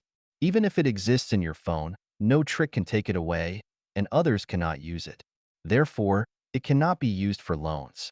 Once a person has a certain amount of F-coin, they can go to a paradise on earth, the kingdom of the greatest creator, to live. Everything you need in terms of material goods is provided for you there, including food, clothing, housing, transportation, and even the necessities of life which cover birth, aging, illness, and death. Which currency do you think is more powerful and has a better future? USD, Bitcoin, or F-coin? Do you want to know how to get F-coins? Please refer to acquiring and consumption of F-coins. 人生的最高境界。The highest realm of life. Xiefeng, December 18th, 2012. Translation edited by Qin Yu. Last night, the west wind withered the green trees. Alone, I ascended the high tower, gazing at the distant road to the end of the sky. The belt of my robe is gradually getting looser, but I do not regret it. It is for him that I've grown pale. Amidst the crowd, searching for him countless times, suddenly I turned my head, and there he was, at the dimly lit crossroads. These are the three realms of life discussed by the great scholar Wang Guowei in his work, Words in the World. At 30, one stands on their own. At 40, they are no longer perplexed. At 50, they understand their destiny. At 60, their ears are obedient. At 70, they follow their heart's desires without overstepping bounds. These are the life realms according to Confucius, the sage of China. Opening up the south wilderness, tending to the simple and returning to the field. Rising early to cleanse the wilderness, carrying the hoe under the moon, diligently working in the early hours, returning with the plow at sunset. Dogs bark deep in the lanes, roosters crow on top of mulberry trees. Picking chrysanthemums by the eastern fence, leisurely seeing the southern mountains. These are the realms of life according to Tao Yuanming. Heavenly realm, human realm, and earthly realm. The realm of gods with goodness, no desires, wisdom, and no illnesses is the heavenly realm. The realm with the 7 emotions, 6 desires, birth, aging, illness, and death, and the troubles of desires is the human realm. The realm of monsters, demons, ghosts, and goblins is the earthly realm. These are the 3 realms of life in Taoism. The desire realm, the form realm, and the formless realm represent the worlds inhabited by sentient beings with desires, encompassing lust, emotions, physical desires, and food desires, which belong to the desire realm. The world that transcends desire yet retains material existence and is inhabited by sentient beings with pure physical forms belongs to the form realm. The world inhabited by sentient beings devoid of material substance, existing solely with the 4 mental aggregates of sensation, thought, action, and consciousness, is the formless realm. These constitute the 3 realms of life in Buddhism. Falling leaves fill the empty mountains. Where do I find your footprints? Empty mountains, no one around, the water flows, and the flowers bloom. The vast sky endures through the ages, but the wind and moon only last a moment. These are the 3 realms of life in Zen Buddhism. Satisfying physiological needs, security needs, emotional needs, esteem needs, and self-actualization needs. According to American psychologist Abraham Maslow, these are life realms from low to high. Realms indicate the spiritual and mental heights of a person, reflecting the essence, taste, quality, and value of their life. As the life and life guide in Life Changyuan, what kind of realm do I aim to help the Changyuan Celestials achieve as the highest in their lives? No debts, owing neither money to anyone nor emotional obligations, going with the flow and living freely. Free from any worries, there are no concerns about sustenance, lodging, travel, or the cycle of birth and death. The mind abides nowhere, holds no attachments, and experiences profound serenity and joy. Without desires or wants, simply flowing with nature, feeling content regardless of location or activity. When the wind rustles through the bamboo leaves no trace. When geese pass over a cold pond, the pond shows no shadow, neither concerned about poverty nor eager for wealth. Non-contention with the world, no judgments or evaluations of the people and the world. As if one is watching the world of mundane affairs like an ant kingdom. Everything follows its nature, naturally, without trying to change anything. Let wolves be wolves and sheep be sheep. Do not try to turn wolves into sheep or sheep into wolves. The course of life. What's it like, I wonder? Perhaps like a wild goose treading snow-mired paths. In passing, it may leave a mark on the mud, but the goose flies on without looking back. Meanwhile, throughout one's life, behold the world of truth, goodness, and beauty. Ignore the phenomena of falsehood, evil, and ugliness. Harmony with heaven, merging with the Tao, uniting with heaven, earth, and all things, without self or form, being flexible, harmonious in stillness and motion, and advancing and retreating effortlessly. Abundant soul wealth, abundant spiritual wealth, and abundant material wealth. Accumulating abundant treasures in heaven, knowing your future is extremely broad and brilliant, understanding that your life's future resides in the picturesque heavenly high-level space. Strictly adhering to the way of the greatest creator, biting the blue mountain and refusing to let go. Its roots are firmly embedded within the shattered rocks. Despite 1,000 strikes and 10,000 blows, it remains unyielding against the winds blowing from all directions. Regardless of how the wind blows and the waves surge, it's better than taking a leisurely stroll in a courtyard. Above is the highest realm of life I want to guide the Chanyuan Celestials to reach.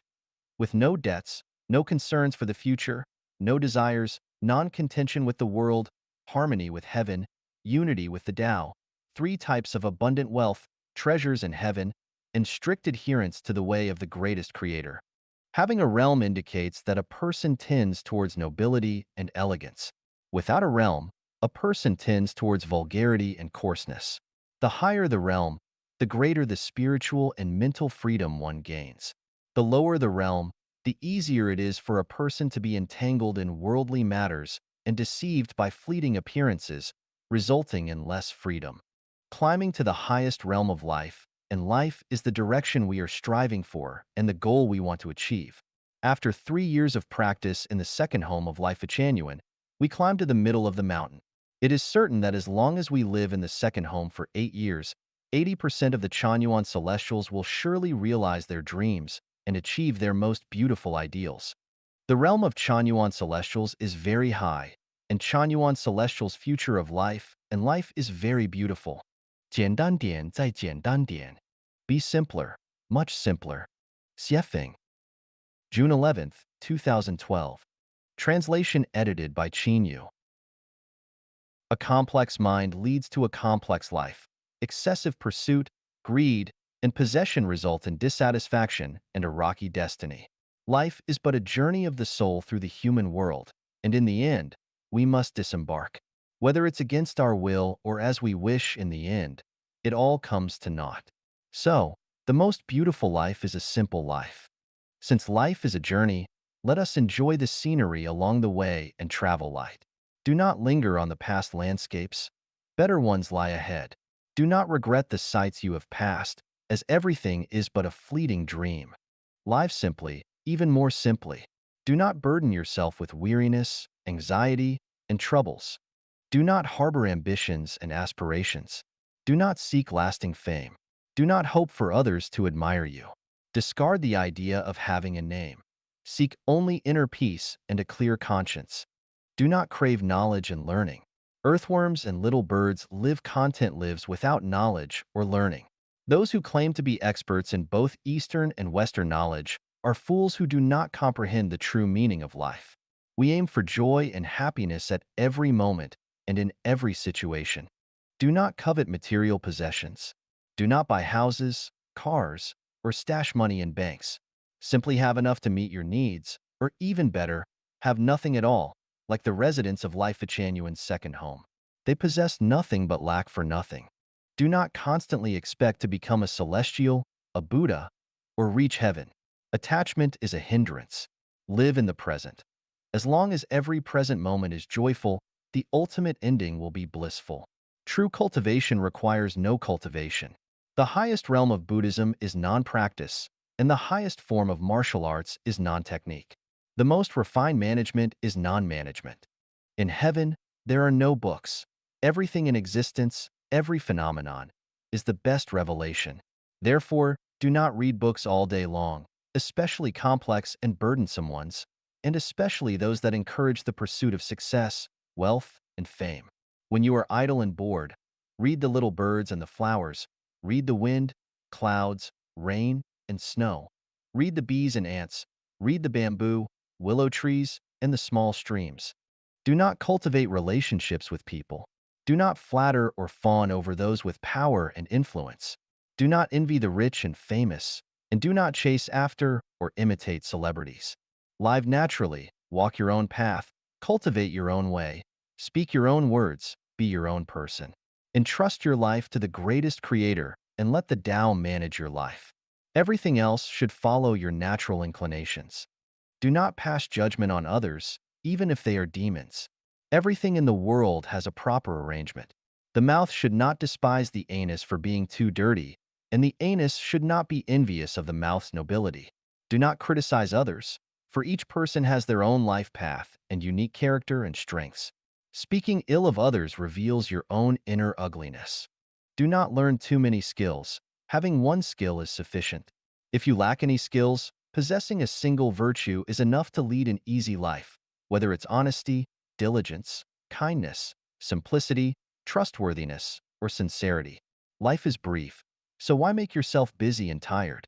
Avoid extravagance and waste. Do not consume what is unnecessary. Do not indulge in what you don't need. Do not enjoy excessively. Do not crave excessively. Do not pursue excessively. Salted turnips and steamed bread of corn are good food. A bamboo fence and a thatched cottage together offer beautiful scenery. Even Taoist temples and monasteries are not as beautiful. Where roosters crow, dogs bark, and children play, that is the beauty of life. We should not overly discuss cultivation. It's a form of attachment. Avoid traveling far and wide, seeking high-level masters to discuss how to cultivate. Many methods of cultivation are, in reality, costly and laborious. Do not harbor delusions of acquiring supernatural powers and special abilities through cultivation. Instead, work diligently and live honestly. Cultivate your own way and earn your own keep. Do not pray for windfalls from the sky. Live simply, even more simply. Learn to enjoy a simple life and do not let desires, anger, or ignorance pull you around. Take things as they are, associate with others by following predestined relations, act in accordance with nature, and take advantage of opportunities as they arise. Don't stir up trouble without reason and don't seek trouble when there is none. Calm yourself and enjoy your life. Spend more time with the sunrise, the sunset, and the bright moon. Communicate more with flowers, plants, insects, and birds. Sing, dance, walk, and play to your heart's content. Chanyuan celestials bask in the radiance of the greatest creator. Jesus Christ, Buddha Shakyamuni, Laozi, and sages throughout history accompany us. Your life, including your sustenance, clothing, housing, and every aspect of life, is under the protection of the divine. Do not worry about anything, do not be afraid, do not be anxious, do not prepare for the future. As long as you understand that clear water is more important than strong coffee or other beverages, and as long as you keep the water, everything else will come. Your wishes will eventually be fulfilled, and your ideals will certainly be realized. 共产主义社区第二家园的八大特征。8 characteristics of the communist community, the second home created by Life Chanuan. Xiefeng, February 27, 2013.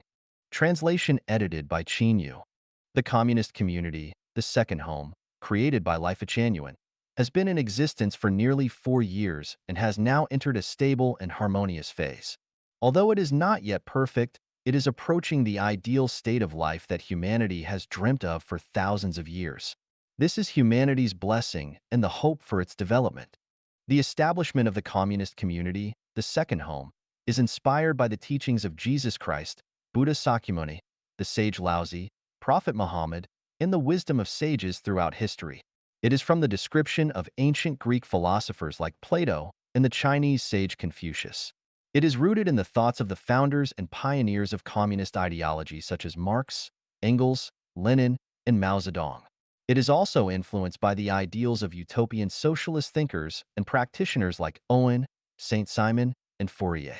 Furthermore, it originates from the desires of the hardworking, kind, simple, sincere, and trustworthy masses. It represents the culmination of over 2,000 years of human experiments with utopian communities. Today, all of this is not only put into practice but has also succeeded. The success of the communist community, the second home, is not accidental. It is the crystallization of the thoughts of all human sages, the result of countless Communist Party members dedicating their lives to it. The road to this success is paved with blood, tears, humiliation, and hardship. Today, the hard work of our predecessors has blossomed into beautiful flowers. We should cherish it and protect it with our lives. Summarizing our thoughts and experiences, the current communist community, the second home, possesses the following 8 characteristics. Taking the way of the greatest creator and implementing holographic management. The way of the greatest creator, also known as the way of nature, is our guiding principle. We always follow the principles of nature. It is also the scientific approach to development. Holographic management means no management because the highest form of management is non-management. Everything follows the principles of nature, and our management is entirely human-centered. This is why you won't find any leaders, offices, or managers in our community. Everyone is a manager, and everyone is a master of the community. There are no hierarchies or ranks. Everyone is equal, possessing nothing yet owning everything. Members who join the communist community, the second home, have nothing to call their own. Personal belongings and money are no longer private.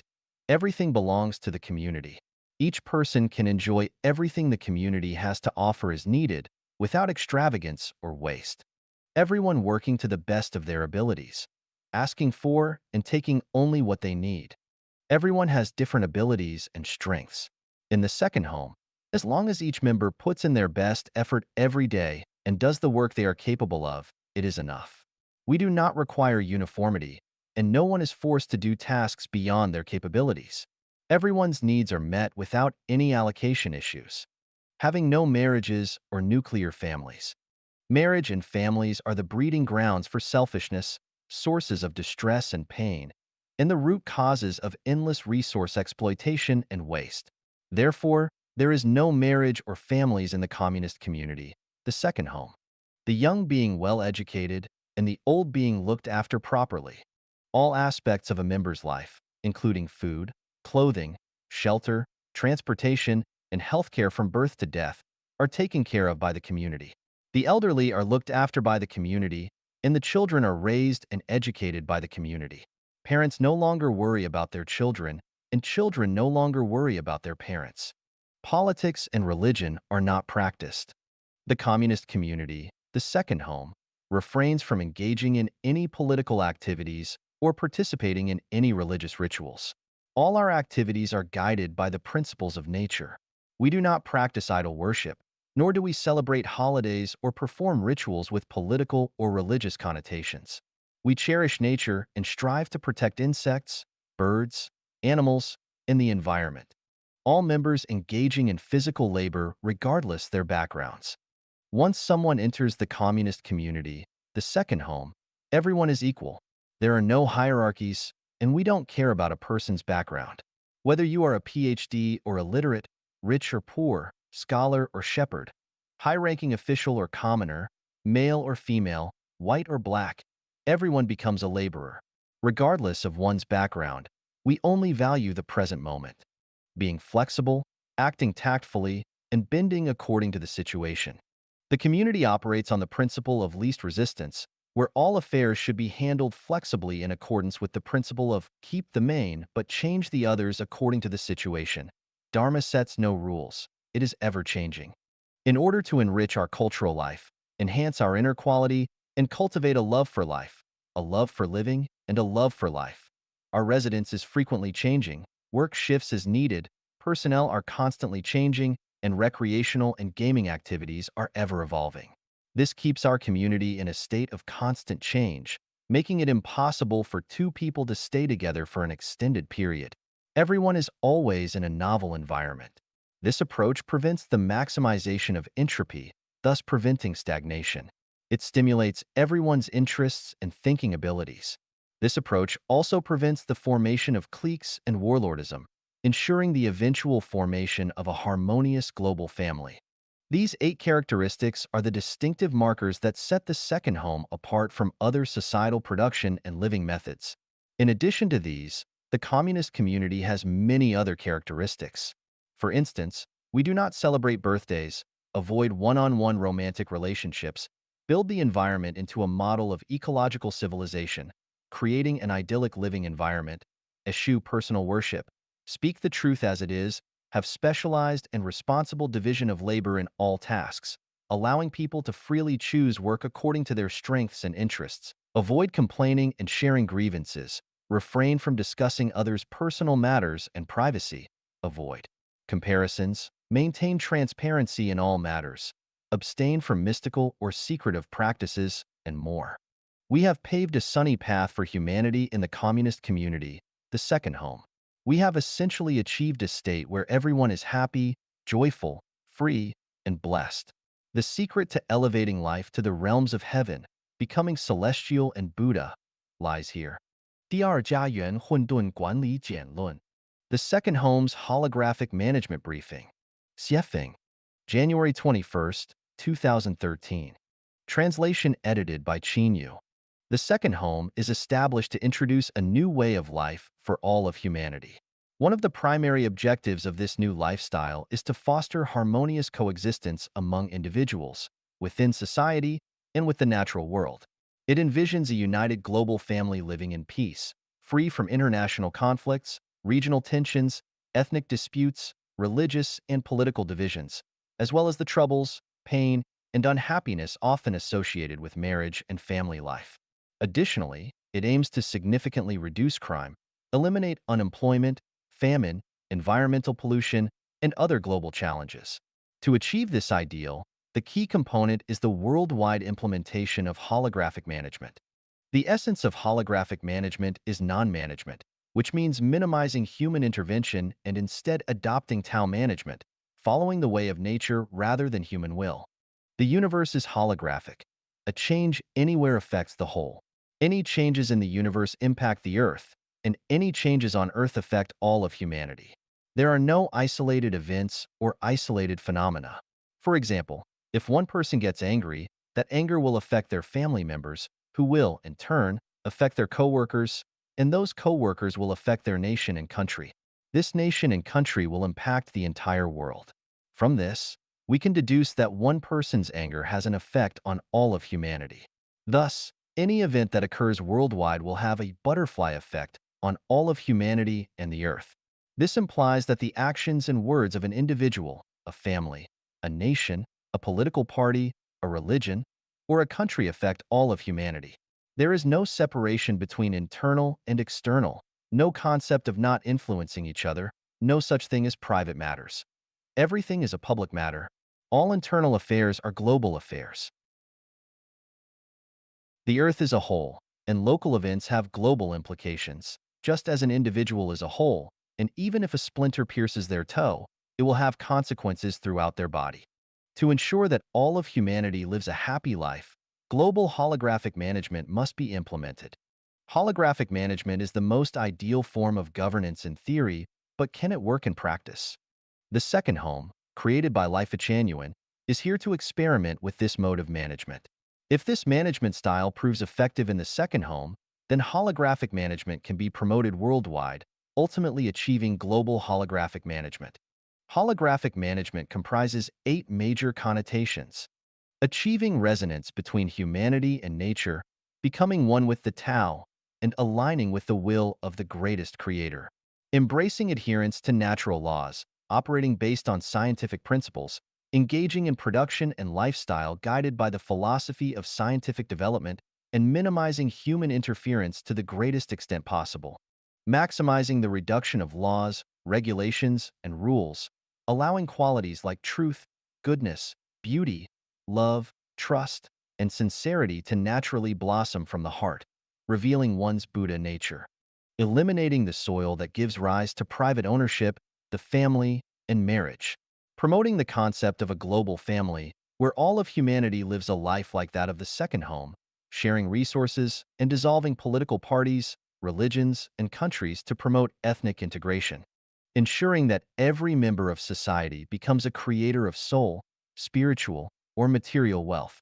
Minimizing the number of intermediaries, especially reducing administrative personnel. Shifting from management to service, where all managers become ordinary servants without any special privileges or treatment. Everyone contributes according to their abilities and receives according to their needs. Avoid extravagance and waste, relying on self-awareness and voluntary participation without administrative orders. No one can impose their will on others for any reason or excuse. Individuality and commonality harmoniously unite, aiming to allow individuality to fully blossom while maintaining perfect alignment between individuality and commonality. At the macro level, it forms a cohesive whole, while at the micro level, it consists of independent individuals. Everything unfolds with a focus on people, rather than for a specific goal, ideology, economic interest, noble ideal, or moral height. The aim is to allow people to savor the process of life, to enjoy the pleasures of childhood during childhood, the interests of youth in their youth, the passions of adolescence in their adolescence, the subtleties of middle age in their middle years, and the leisurely pursuits of old age in their later years. Life should not be a hardship driven by fixed objectives. The prerequisite for implementing holographic management is that individuals must first undergo soul purification. Without soul purification, holographic management cannot be implemented. Soul purification is a complex and challenging endeavor. If this endeavor is not executed correctly, so-called holographic management will remain an illusion and never become a reality. Based on the practice of over 3 years in the second home, it is evident that holographic management is not an unattainable fantasy but an ideal that can be realized. All of humanity can realize its most beautiful ideals as long as society and all of humanity provide understanding, support, and patience while they wait. Holographic management is humanity's way forward. There is no other way. Let's calculate the value of 1 crown of Chanyuan celestial name. Xiefeng, September 28, 2011. Translation edited by Qin Yu. This is a matter of values. Some people consider money worthless, while others see it as essential for life. Some view friendship as spiritual wealth, while others see it as a tool for personal gain. Some see labor as a source of happiness, while others see it merely as a means of survival. There are also those who underestimate or belittle the value of labor. The number words for celestial titles are not expressed using one or a few, but rather 1 crown of celestial or a few crowns of celestials. Therefore, the meaning of 1 crown of celestial in the title is 1 Chanyuan celestial name. Now, let's calculate the value of the name of a Life-Chanyuan member. First, what is the purpose of a person's lifelong efforts? According to the famous American psychologist Abraham Maslow's hierarchy of needs, human beings strive to fulfill various needs throughout their lives. These needs include physiological needs, safety needs, social needs, esteem needs, and self-actualization. Physiological needs are the most basic human needs, such as food, clothing, shelter, transportation, and sexual life. Safety needs include job and personal safety, life stability, protection from diseases and disasters, and having a secure future. Social needs mainly refer to the desire for care and support from family, groups, friends, and colleagues. Esteem needs involve the desire for self-respect, a sense of accomplishment, and acknowledgement from others. This includes aspiring for wealth, status, power, and a favorable reputation, aiming to earn respect and recognition while avoiding being disregarded or underestimated by society. Self-actualization needs are the highest level of human needs. They involve the desire to complete work that corresponds to one's capabilities, to fully unleash one's potential in the workplace, to become the expected person, to ultimately strive for perfection, to experience the highest state of beauty in life, and to elevate oneself into a celestial being. Now, let's consider how many people have truly fulfilled their physiological, safety, social, esteem, and self-actualization needs. Most people struggle to fulfill even their basic physiological needs, let alone their higher-level needs. Only individuals like presidents, billionaires, and Nobel Prize winners can be said to have achieved these five needs from a worldly perspective. How much effort does it take to become a president, a billionaire, or a Nobel Prize winner? Or in other words, what is the value of being a president, a billionaire, or a Nobel Prize laureate? Alternatively, how much money does it take to purchase the titles of president, billionaire, or Nobel Prize laureate?